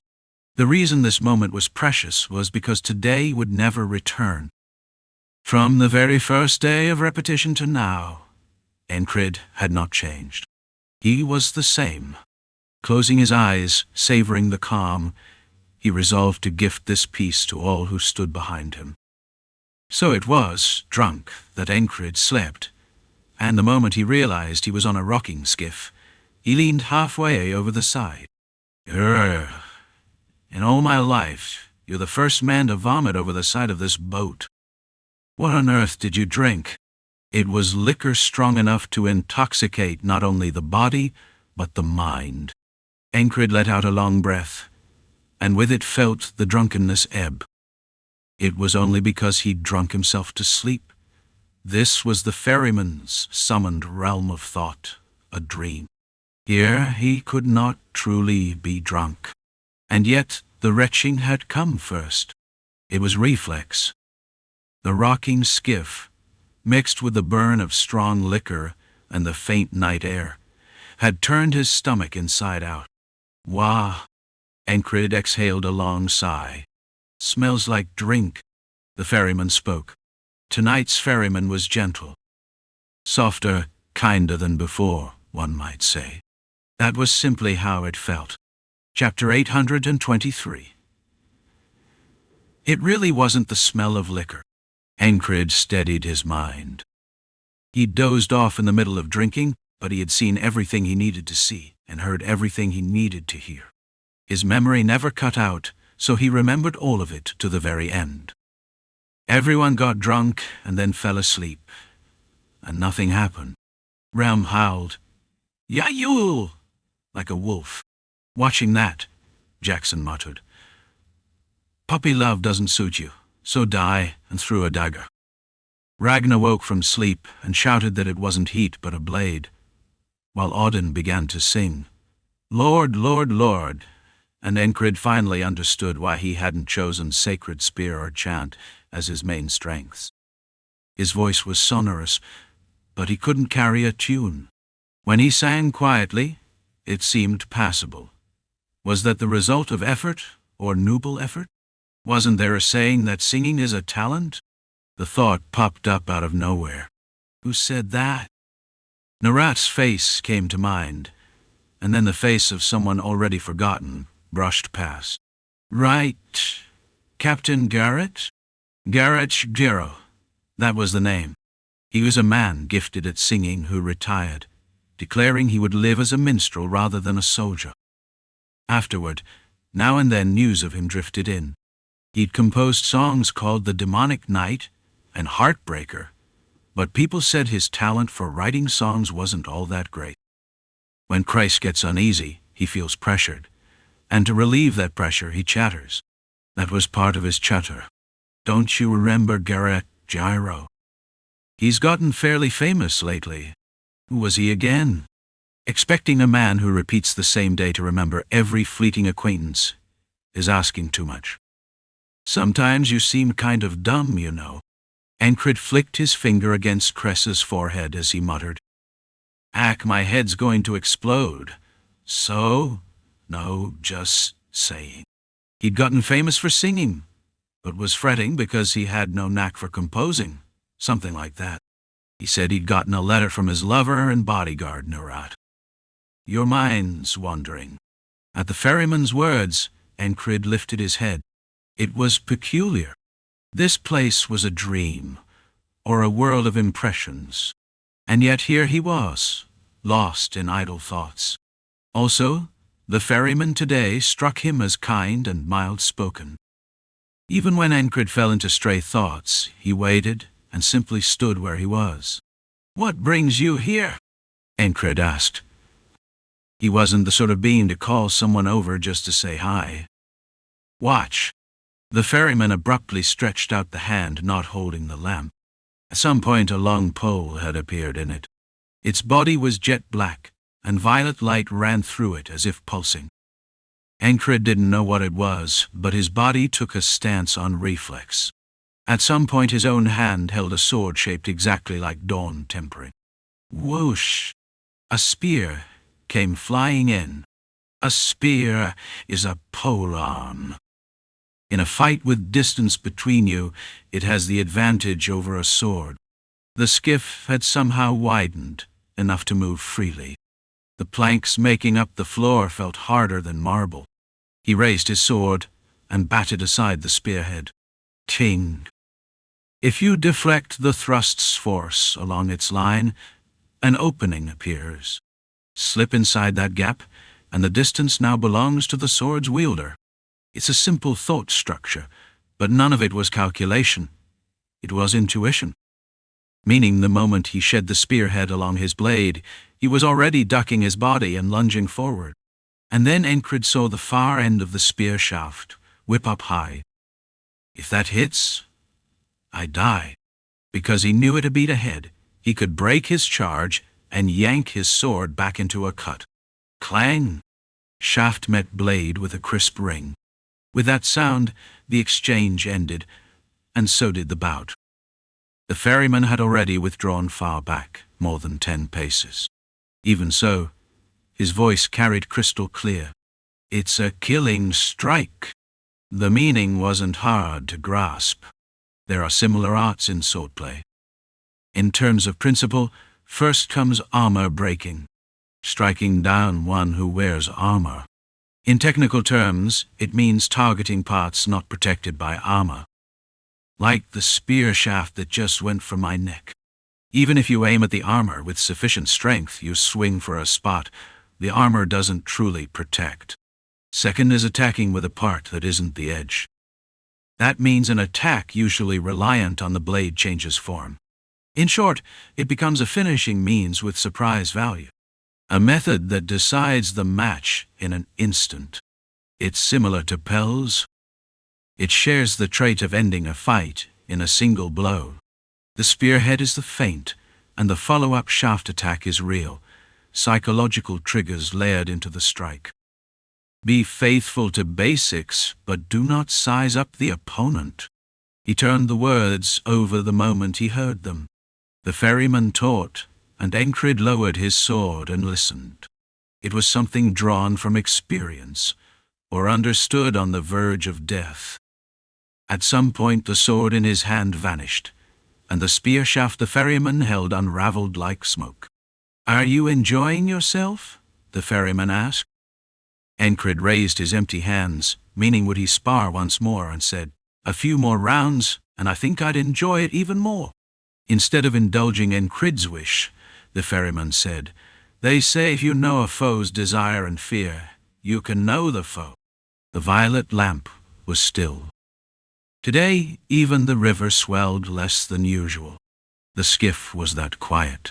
Even when they'd just been swinging spear and sword, it felt as if they were moving a skiff of steel set on solid ground. When Enkrid stared blankly, the ferryman's mouth opened again. "Do you want to know the demon's desire?" He understood the instant he heard it. "An offer. A temptation. I will tell you their fear." The ferryman didn't stop speaking. He went on. "And you could dream such a pleasant dream every day as well. It was a promise to give a man obsessed with technique, sword play, bouts, tempering and training the thing he loved most, and to reveal the identity of the veiled enemy. Naturally, it wasn't a conditionless offer. The ferryman always wanted something. Repeat the day you just spent. 10 times will do. Simple. Right now say you wish to die at once. That will do. For the remaining 9, kill yourself before the day ends. It is not difficult. He died in so many ways already.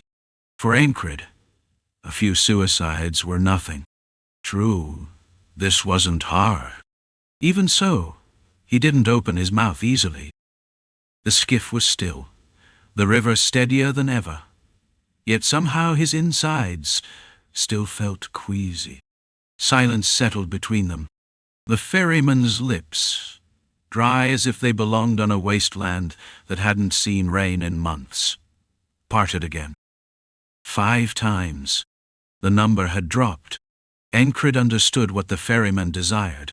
He wanted a day without darkness, a calm day without thunderbolts. He urged him to repeat that day and wished for one thing. The ferryman desired tranquility. Go on as if you've never died once. That was a different ferryman from the one who'd said it. Yet what they desire is unchanging. Well, maybe each ferryman varies a little. Knowing he can't know everything, Enkrid hadn't bothered to pry into such parts. Will you? Only then did he open his mouth to ask back. How about 3 times? He knows today is precious because it won't return. Enkrid knows that even if someone granted him magic that would let him arbitrarily repeat today, he wouldn't, because he has to move toward tomorrow. Because he may have used death to make repetition of today his chance, but he must not grow complacent. His straight conviction did not waver. Twice. The number the ferryman wanted dropped again, but Enkrid didn't grant it. You will regret this. At last a curse slipped out. Aren't you sick of saying that? The ferryman realized he'd been repeating the same kind of threat. You truly will regret it. Apparently today's ferryman was a bit short on vocabulary. Enkrid opened his eyes. Those sprawled drunk were waking one by one. Why am I here? Squire Rofod blinked at the clothes and boots he'd taken off and neatly folded. What kind of liquor did you bring? Jackson added a word of his own. He stared at Rem with languid eyes. When it came to liquor, Jackson wasn't inexperienced. But even he couldn't handle what they drank last night. Hell if I know, punk. Anne said it doesn't build tolerance in the body, but she was going to make a drink that gets you drunk fast. That's not liquor, that's medicine. Anne, who'd shown up in the morning, answered flatly. So that's what you did with it when I sent it out. I told you, it's for people whose daily life falls apart because of alcohol. To sip a little every day. Anne's research field is broad. The border guard's recent prosperity had bred leisure, and leisure gave birth to various hobbies. Some of those led to excessive drinking that harmed the body, and a man who pinned his dreams on running a salon dreamed up a drink that would get you tipsy with less strain on the body. You can't sell tea in a salon. Isn't there a liquor you drink that gets you drunk but reduces the burden on the body? That was the request. In short, the liquor they drank last night was the result of research funded out of Cress's own pocket. Meaning it was something Rem and Cress had made together, hand in glove. They tried it to taste it and to see how strong it was. A good sweat should clear you up. That was Enkrid's line. He'd woken later than usual, but he moved as if it were nothing. He lives the same way every day, but even that constancy isn't always constant. There are days he skips training.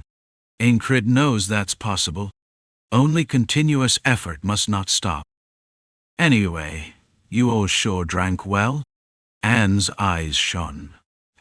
The proof that the drink, medicine or liquor, she'd made was effective lay strewn before her. A knight got drunk, and Frock got drunk, and a fairy got drunk, and even a bear beastman got drunk. Ah, not a bear, that's wrong. Correction. A mixed-blood giant got drunk instead. Teresa got up wearing only a tight underlayer, and hurriedly gathered her clothes. Rofod stared openly. He wasn't the only one who'd undressed to sleep. Right. Why? A bit of sweat, and it'll pass. As always, Pell agreed with Enkrid. The mad order of knights could be doing whatever, but Ram's assault unit did what they did every day. Training doubled as a patrol along the skirts of the Pen, Hanil Mountains. Along the roads that tie the mountains to the city and along the mountain's base, they had sectors under their watch, and there were also sectors handled by 10 swordsmen under Ragnar. Naturally, the Holy Infantry had areas of responsibility too, and among all of them, Rem's assault unit went deepest in. Did they ask for that? As if. Our unit goes deepest. No objections. If you've got one, your head gets split by an axe and now you've got no objection. Rem didn't explain. He merely made a courteous request and wished. Of course, it was courtesy in Rem's style. The upside was that his psychology wasn't complicated. He didn't speak in circles either. He just didn't want to lose. They liked that too. If they were going to do it, they should be the best at it. That simple thought pattern might not have originated with Rem. Maybe he'd gathered people who already thought that way. Rem's assault unit numbered over 100. If you counted the reserves and trainees, it sometimes topped 150. And among them were a few good enough to be called the RM Guard. In the Border Guard, they were called Rem's Personal Guard. Inside the assault unit, they were simply First Unit. Its head count was a little over 20, and every one of them kept up with the training Rem demanded. Among them were several from the West. They'd either followed after Rem in the first place, or Western drifters had joined up. Naturally, nobody cut each other down or fought over birthplace. Which is why their training was brutal. Brutal enough to grow brotherhood where there hadn't been any. To them, the assault unit was brothers and family. Race and origin didn't matter. Those 20 had bunched up and were poking and tearing through corners of the range. If you don't periodically clear out monsters or beastmen in these mountains, they turn into a nasty problem. That's what the patrol was for, and a live fire drill besides. "Hey, you ever seen one like that?" one of the unit asked, a guy whose habit was twitching his eyebrows. A Western-born warrior hefted his axe. "And it's already too damn hot." It was summer. Inside the range, it was damp and hot. Sweat ran thick and sticky. And out in that heat, a monster appeared, its whole body made of flame. It looked like a lump compacted from roaring firewood. 3 legs, 2 heads. A misshapen monster. First I've seen. They all lived like brothers, but of course there was a command structure. Usually a warrior who'd earned Rem's recognition served as commander. Earning his recognition meant taking Rem's axe and surviving it. A former mercenary with a long scar at the corner of his eye, now the commander of the RM Guard, spoke. "Hell with it, smash it. Run from a monster you've never seen before?" Rem's assault unit didn't do that. One of the men moved on the word and flicked a hand axe. The steel-forged axe punched through the monster's body. Boom! Flames spread in a circle, then clumped back together. And now it had one more leg, and one of its heads was half pulped. Whoosh! It opened its intact mouth, and fire surged forward. A flame 2 handspans long scorched the grass around it. In this humidity it wouldn't catch easily, but "Doesn't work," said the brother who'd thrown the throwing axe. It was a monster that shrugged off ordinary weapons, iron refined by smelting. And it breathed fire, too. Chapter 824. Would it be like an evil spirit? Evil spirit is the catch-all for things that steel can't touch, entities that rummage through the human interior, or try to possess a body rather than take physical blows. As long as we watch out for the fire breath. Half the platoon was thinking the same thing. These were people who fought nothing but monsters in the mountains all day. For them, this was daily life. It wasn't enough time for their accumulated experience to become a proper manual, but they'd grown the eye to know instinctively. Creatures like that usually shared the same attack patterns. "Hey, clamp your molars. If you so much as wobble once," it's 3 rounds of Captain Rem's mental armament drill. One of the troopers muttered it, and that one line snapped everyone to attention. Jaw muscles tightened, molar marks stood out, and thick veins rose, thumping across the backs of their hands. Rem's mental armament drill is getting beaten to just short of blacking out. A real fighter, they say, is the one who can fight when cornered to the extreme. Just short of blacking out, they call it. But anyone who's done it even once would roll their tongue in disbelief. A bastard with skill overwhelmingly superior to yours, whose eye for weakness is second to none, won't even let you pass out at will. If you tried to go down, he'd draw a red line across your nape with his axe and say, clear as day, want me to just kill you? You fall there, you'd die. Everyone here knew Captain Rem was the kind to do exactly that, kill and to spare. How do they know? When someone drags you upright by pushing your throat with an axe edge, it's hard not to believe. Sit still and your neck's about to come off. I'll help you up. What a kind courtesy, huh? That's him. So of course their focus locked in. There isn't a single soldier among them who hasn't taken that mental armament drill. It's the bare minimum to be admitted into Remsgard. While they were biting down and pumping themselves up, the fire-made monster swatted a tree with its forepaw. Bang! Fresh timber burst and shards flew. With a crackle, splinters pinned into the ground, and a trunk so big a grown man couldn't wrap his arms around it shuddered. That's a bit dirty. That from the officer. If steel passes through its body, be consistent. How does one forepaw swipe make a thick log cant to the side? A little more accurate, and it would have snapped the tree. Pure force-wise. They were looking at a monster not inferior to a giant. Did that mean they'd just take it? Rem was a harsh captain, but if you held out here, you got something for it. And not just combat power. Tangible rewards. Like a magic weapon, for instance?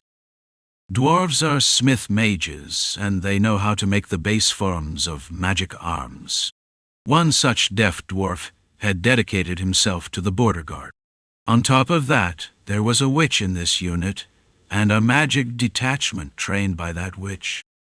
They were fully capable of inscribing spells into dwarf-refined iron. That's why all 20 of them carried so-called spell weapons, magic arms. Strictly speaking, you'd need an enchanter by trade to craft them, but Esther is a genius. When it comes to magic, she can do it all, no matter the field. It's just, they weren't the sort you simply swing to raise gusts or call down a rain of fire. The weapons they swung were simple. They could cut and strike amorphous evil spirits. They all drew axes holding a wash of blue light. The haft lengths varied, but the glow spilling off the edges was alike. That'll do, won't it? Rem said it, seeing them. It would, obviously. The flame monster only spat fire about as long as a forearm. Its forepaw swipes hit hard, sure. Better than a bear. A vicious wild bear, or a bear beastman, would actually be worse. If you had nothing that could cut that body, it was the worst kind of opponent. The reverse made it easy. 2 drew its gaze, 3 swung behind. The rest flowed out to encircle in a loose ring. They went straight into a monster hunt. When one of the charging creature's hands got hammered with an axe, there was a poof and flames licked up. The trooper who swung leapt back the instant he hit, slipping the flare. Hey, if your hair goes up in one whoosh, that ugly mug of yours is going to look twice as scary. And you're the one to talk. They joke, too. These weren't the sort to crumple up tight with nerves when a fight started. The one who nearly doubled his scary face had grown his hair out pretty, but his skin was pitted like a pockmarked map. The second guy had a scalp clean and clear as spring, no hair at all, and when he jutted his own head out, a few nearby sniffed. The hunt didn't last long. The flame beast went down fast. 6 axe blows split its body to pieces, and it scattered. First time seeing one of these, right? Yeah. Even if the Penhandle Range is a treasure house of monsters and beastmen, this is a bit much. The Penhandle Mountains are where monsters and beastmen pour out without end. Its nickname is the Monsters' Treasury. They set off at once to make their report. and there were others in the mountains besides them. To be precise, the border guard standing troops were there on a contract that came in through Cress's lover, Nurai. The soldier mercenary system was still a good way to earn krona, and Cress encouraged it. They ran into a similar opponent. This time, it was a fireball-made creature with a long neck. Anyone carrying magic weapons. If Venzance was the captain of the militia, the one who led the scouts who roamed and reconnoitered the range was Finn. Once he'd run scout missions with Enkrid, and with unbroken training since then, he was now a full-fledged ranger captain. At his question, 4 soldiers with hand-span-long arrows mounted at the wrist stepped forward. On this side, single-use spells were sealed in the arrowheads. That was Anne's handiwork. Arrowheads steeped in reagents, specialized for banishing evil spirit-type monsters. Loose the chai. Boom. The fire-forged body burst, flinging cinders in all directions. That's something. Finn couldn't call to mind any monster quite like it. He simply kept distance and suppressed the creature with ranged fire alone. The last one standing took 5 thrown daggers in the skull, sagged, and vanished, leaving nothing but scorched streaks on the turf and dirt. Forest fire! Put it out. At Finn's word, several troopers stamped out embers and splashed water. In parallel, they cleared tinder before the flames could spread.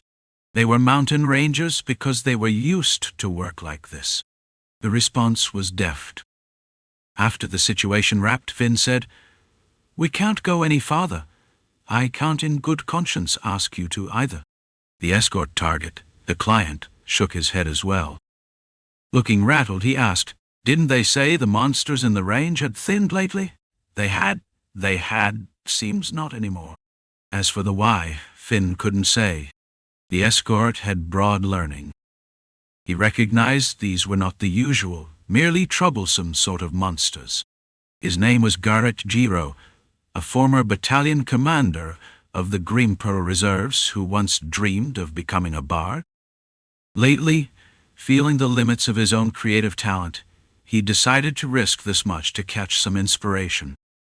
To write a few songs, you walk into a monster-choked mountain range. A stranger might put it that way, but who knows the artist's anguish? If it meant writing a good song, a man might peel off a bit of his soul and sell it. Of course, Garrett was counting on the border guard standing troops here. He hadn't staked his life. He only meant to gain a measured inspiration at a measured risk. Anyway, Garrett had a wanderer's trade and was a man enamored of story. "A monster that breathes fire," Garrett murmured, sinking into thought. There had once been such a creature that burned the continent. A calamity summoned by the demon sanctuary church. The worst heaven disaster mankind had ever called down upon itself. Garrett muttered to himself again, "Salamander? The name of a lizard-shaped fire monster. More than 10 times a man's size, and the usual magic weapons don't work on it. So all you could do was endure until it tired and guttered out.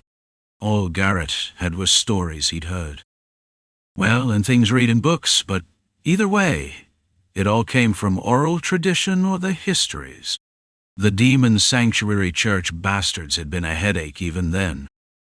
A bard is also the one who carries tales, so digging into this and that was both Garrett's hobby and his craft. And now he judged he'd seen the trace of it in the monster that had just died. No way. Or could it be? Nah, that's impossible. Is this the kind of thought one can brush aside? Complacency is no virtue in a soldier. And though Garrett was a bard, he had been a good soldier. He knew how to choose hassle over complacency, even how to choose a bit of scorn over laziness. That much wisdom he had. "Can we go deeper in?" Garrett asked. Finn wondered if she ought to break the shin bones of this former battalion commander turned mad artist. It'd probably take pain to make him think, I was wrong. It's not inspiration or whatever. Just feels ominous. Garrett was serious. Instead of kicking his ankles, Finn gave orders to 2 troopers. Head back to the unit, deliver the situation. If things got dangerous, securing a retreat route wouldn't be that hard. Finn had run these mountains like her own house. Of course, if she really treated it like her home and lay down, she'd be reborn as Monster Dawn. We can go a little farther. Finn knew her limits well. She'd never dreamed of knighthood or such. So what could she do? She'd found the answer in the mountains. She had memorized terrain, learned everything needed, and honed her specialty. Psyche, the runaway saintess, had been a Highlander raised to eat, sleep, and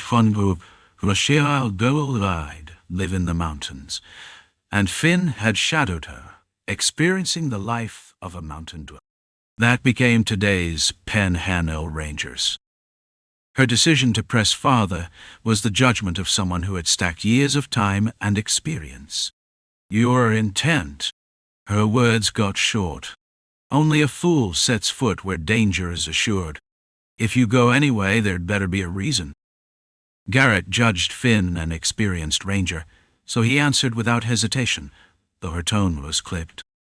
May it be just a hunch, but do you know where the salamander last disappeared? Before Greenpearl was Greenpearl, a great blaze had risen on that land and burned everything. Grass grew again on that charred earth, and that became the prairie of Greenpearl. It's in the histories. Before it was called the Green Pearl, the land was the ash field, a plain of gray cinders. There are many theories on its appearance, but all agree on where it disappeared. Some scholars even speculate the thing merely sleeps, like a bear in hibernation. The place named by every scholar, the summit of the Penhanel Range. A basin filled with hardened black and gray ash rock. It was said that only drake-like monsters called young dragons lived there. A brief explanation followed, and Finn nodded. Yes, understood. Doubt gnawed. Could it really? No way. And that meant it needed confirmation. Finn recognized it and pressed on. They had entered at dawn, felled the fire beast in the morning. Barely 3 hours later, Finn turned back. She'd found the marks of someone gouging the ground with a blade broad as a plank. The problem was the depth.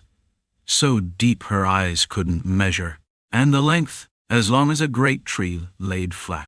The smell of burning hung heavy. More than that, the air itself sweltered. No ordinary monster could leave marks like these. Garrett was deadly serious now. The number of dead from the salamander's appearance back then is never estimated. No, it can't be estimated. Whole cities nearby had burned away. And Captain, one of her sharp-eyed, keen-sensed troopers called and pointed. More of them. 3 fire-bodied monsters raising their heads in the distance, heat shimmering off them. Each was bigger than Auden, big as bears. At this distance, they hadn't sensed the scouts yet. Fall back. Finn avoided battle, returned to the unit, and reported the situation, which was relayed directly to Enkrid. And Enkrid's blue eyes glinted. Captain Garrett? Best to call me just Garrett now, Sir Enkrid. You're saying something's appeared? Nothing's certain.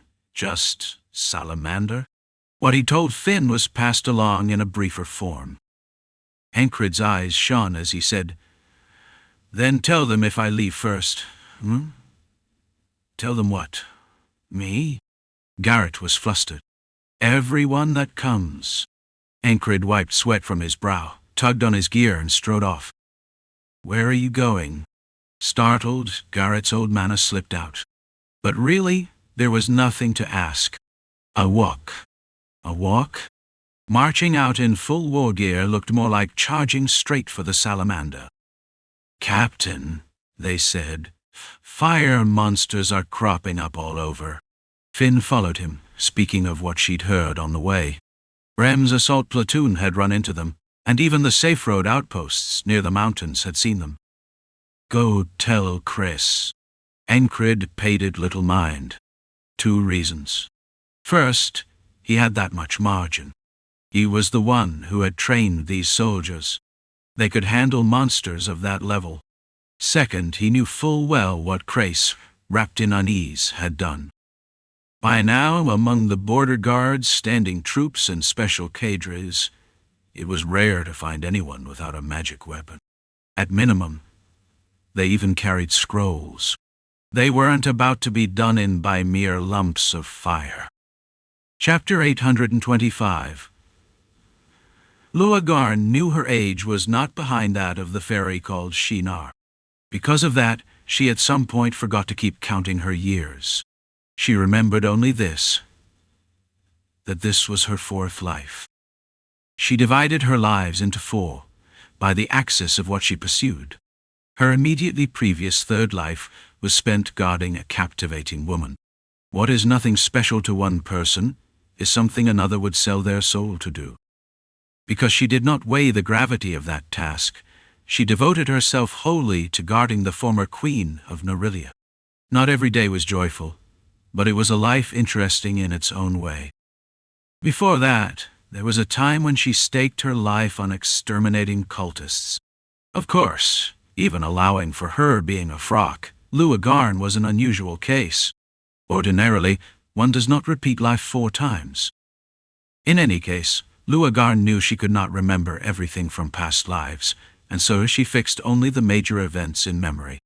One of them was the appearance of the salamander. Cultists? She did not know how the salamander had actually been summoned, but she did know the cultists had offered up hundreds of believers as sacrifice. Those memories were beginning to surface, vivid and fresh. Stinging. It was blistering sunlight that had sucked the moisture from the air. At some point, the ambient temperature had shot up, and all dampness vanished. The humidity was low, but the heat seemed to cinch and twist the flesh as if to char it.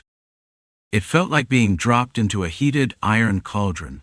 As a frock, she was most sensitive to such things. "Isn't it rather hot today?" Even among passing soldiers, such words were common. Sweat did not stream, but the sun was too fierce. In shade, it should have eased a little, yet a hot wind was blowing from somewhere. When Luagarn reached the Order's private drill yard, she saw a human she'd once glimpsed in passing, standing there blankly. Beside him stood one of the ERM Guard's lieutenants, and beside that, Finn, captain of the Pen, Hanil Rangers, was there as well. What was that? Grim, who had arrived ahead of her, picked his ear and asked, and his lieutenant answered. "Some kind of fireball is walking around. So what do we do? Beat them all down?" It was an answer worthy of a man from Rem's unit. "No, wasn't it?" said the salamander was waking deeper in. Then the man beside them spoke, and, though not confirmed by eye, we did find signs that seemed quite dangerous. Finn finished. "No, before that." "What did you say?" Rem asked again. "Sir Enkrid said to tell you he's going first." Garrett gave the answer. Whether the part about the salamander appearing reached him or not, Rem fixed only on the words Enkrid had left. "Well, that's fun. I'm going first, too." "Get there on your own." And Rem bolted. "Do you even know where you're going?" A lieutenant followed on his heels. "You can guide me." "I don't know either. You'll figure it out on the way unless you're too brain-dead to find a road." Luagarn listened quietly to what was unfolding, and at a moment when one should normally be flustered, she accelerated her thinking. As the salamander emerged? Maybe so, maybe it was a mistake. Either way, they had to respond. And right now Rem had already turned his back, and Enkrid had already entered the Pen, Hanil range. At the end of thoughts formed in an instant, Luagarn opened her mouth. It wasn't quite a frog's croak, but it was fairly loud. "Countless number of flame monsters are going to be created nearby?" Rem glanced back. He sensed something like urgency in Luagarn's tone. Contrary to appearances, Rem had a good head. He read her worry. If a flood of flame monsters poured out, who was going to hold them? Like how if everyone leaves the countryside, there's no one to tend the cattle. They needed an asymmetric force that would stay here and block the flame monsters. Don't worry about it. You think my boys are statues? They'll fight just fine.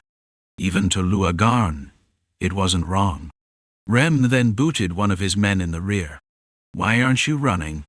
It was the body language of a man who couldn't bear his commander being late to all the fun. Is this really right? Garrett muttered to himself. Finn wasn't rattled. She had half expected this. They don't call them the Mad Order of Knights for nothing. So she thought. Luagarn briefly recalled what had happened in times when the monster lizard that breathed flame had been active. The first problem was the followers. A faction split off from the demon sanctuary church had banded together into a pack, and they did insane things. They burned grain, burned cities, burned people. From newborns to the elderly, they spared none, offering all a sacrifice. Wasn't it that they said, "Let us build a temple of flame"? The salamander was a god, they said, and the wrath of that Umiyorachi god had come down upon this land now, therefore he must be served. In truth, the majority of those followers were swept up and turned to ash by the very blaze the salamander raised. "O God, release thy Ra!" In mid-speech flame had covered the ground. Even so, followers remained. There are few now, but a fanatic group that worships the salamander as God still exists. They are madmen with no qualms about burning people. The second problem was the salamander's power as a demon-class monster. It vomits living, moving beasts. In other words, it generates flame-formed monsters without limit. Even the forbidden spell, Walking Fire, was only an imitation of this monster's power. These two problems multiplied the havoc the monster wrought. That was how the salamander tragedy began. And now was no different from then. Prodromal signs. Flame, monsters, and beastmen. Next comes the giant of flame. After that, all manner of fire-born abominations would come bursting out. Who's going where? While Luagarn sank into thought for a moment, Ragnar arrived as well. He tied his blonde hair up, likely Anne's handiwork, and asked, "Calm as you please, inside first." "Sir Enkrid first, Sir Rem after." Garrett's briefing was short. Finn judged there was no longer any need to add more. Ragnar heard it, left a single line, and took off. "Rem isn't Sir, you tack bastard on him." The official designation wasn't Sir Rem, but Rem Bastard. Ragnar believed that sincerely. Garrett was at a loss for words. What the hell is this lunatic saying?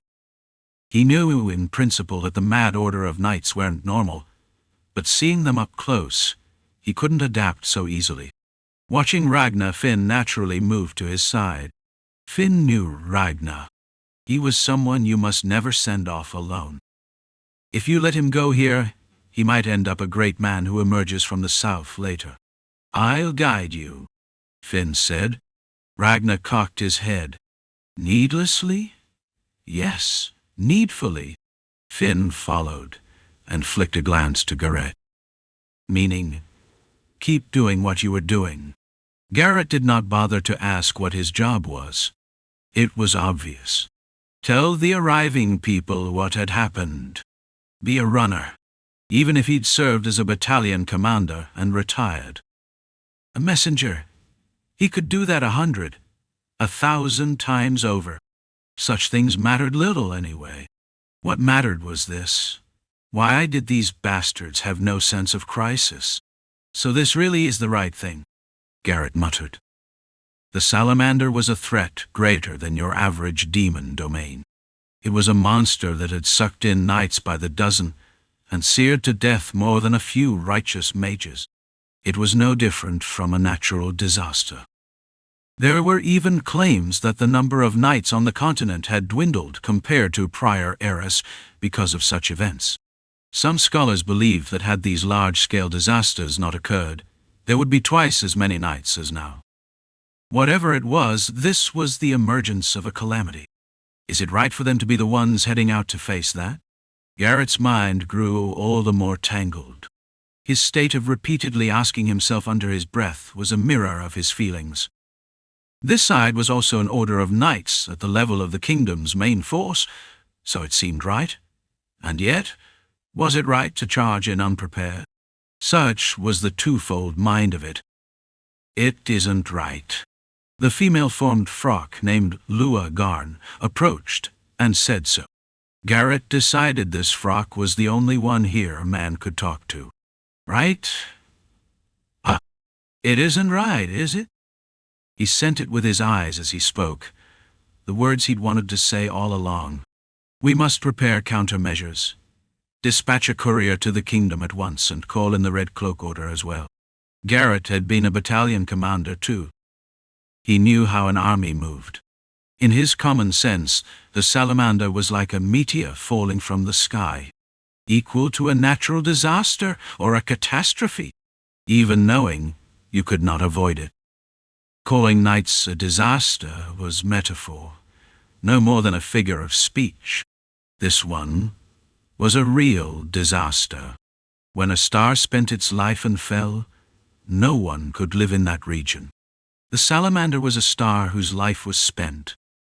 But if they can't stop it, no one can. Lua Garn knew the hell that the surrounding flame abominations had created when the salamander appeared. She also knew the current level of training and state of armament of the Border Guard's standing force. Rem had been right. The standing force wasn't an army in name only. The Border Guard standing army was a body made by a Krona monster named Tress, who never wasted a single copper coin and poured gold into armaments. That does sound right too, I suppose. Garrett, mind in knots, said. And then, who came and what happened now? By then Jackson had arrived and asked. The drill yard was right in front of the quarters. It was practically the nest where the mad order of knights stayed. When the time came, they drifted back one by one, passing through this place. Deeper in, the salamander. Garrett's explanation this time was even clearer. Jackson patted his shoulder, treating him like an older, long-serving soldier. Good work. Jackson treated his enlisted under him better than one might think. If a man worked hard to get here and deliver a report, it was right to acknowledge it. Well, I did work, but... While Garrett muttered, Jackson had already moved and vanished. No one had to say it. He knew something was happening inside. Jackson's instincts were already sounding warnings. Even without a guide, it wasn't hard to head for the objective. Where is my fiancée going? Next, a fairy came out and asked, and Garrett gave an even more to-the-point summary than before. Suspected salamander emergence inside the range. With Sir Enkrid at the head, part of the order has entered the mountains. A habit from army days returned as he lived as a minstrel. Not from when he was a battalion commander, but from when he first took the field and commanded a small unit. Then why are you standing around here? Shannara knew Garrett's face. She remembered that once they'd been in the same unit. So she asked, but... that's... Garrett started to answer and shut his mouth. What words could there be when the fairy who'd asked showed zero interest and whipped away? Before he knew it, the green eyes aimed at him were gone, replaced by the back of a blonde head. The small head dwindled quickly. Her footwork, flicking away, was light and fast. In a blink she was out of the yard and running in a straight line for the mountains. Still, I was once a battalion commander, you know, Garrett muttered. But those who came after didn't treat him any differently. Brother Messenger, thank you for your work. An apostle of the war god who resembled a bear beastman passed by. Lady Lua, you said you knew something. Next came a knight named Rofod. Once he finished sizing up the situation, he set about finding his task. Running inside and lending a hand to the fight was one thing, but some of the monsters will come down and sprinkle fire around. As Luagaran had said, this wasn't something you could just sit and watch. And all of this reached Crais and Abnaya in no time, and Crais gave orders without the slightest hesitation. Sound the standing forces emergency, form a front line, and don't tell the city. If we evacuate now, people will trample each other to death running away. Crais was resolute, and he believed. The roots of his faith, that the value of the gold had sown would not be wasted, ran very deep and very thick.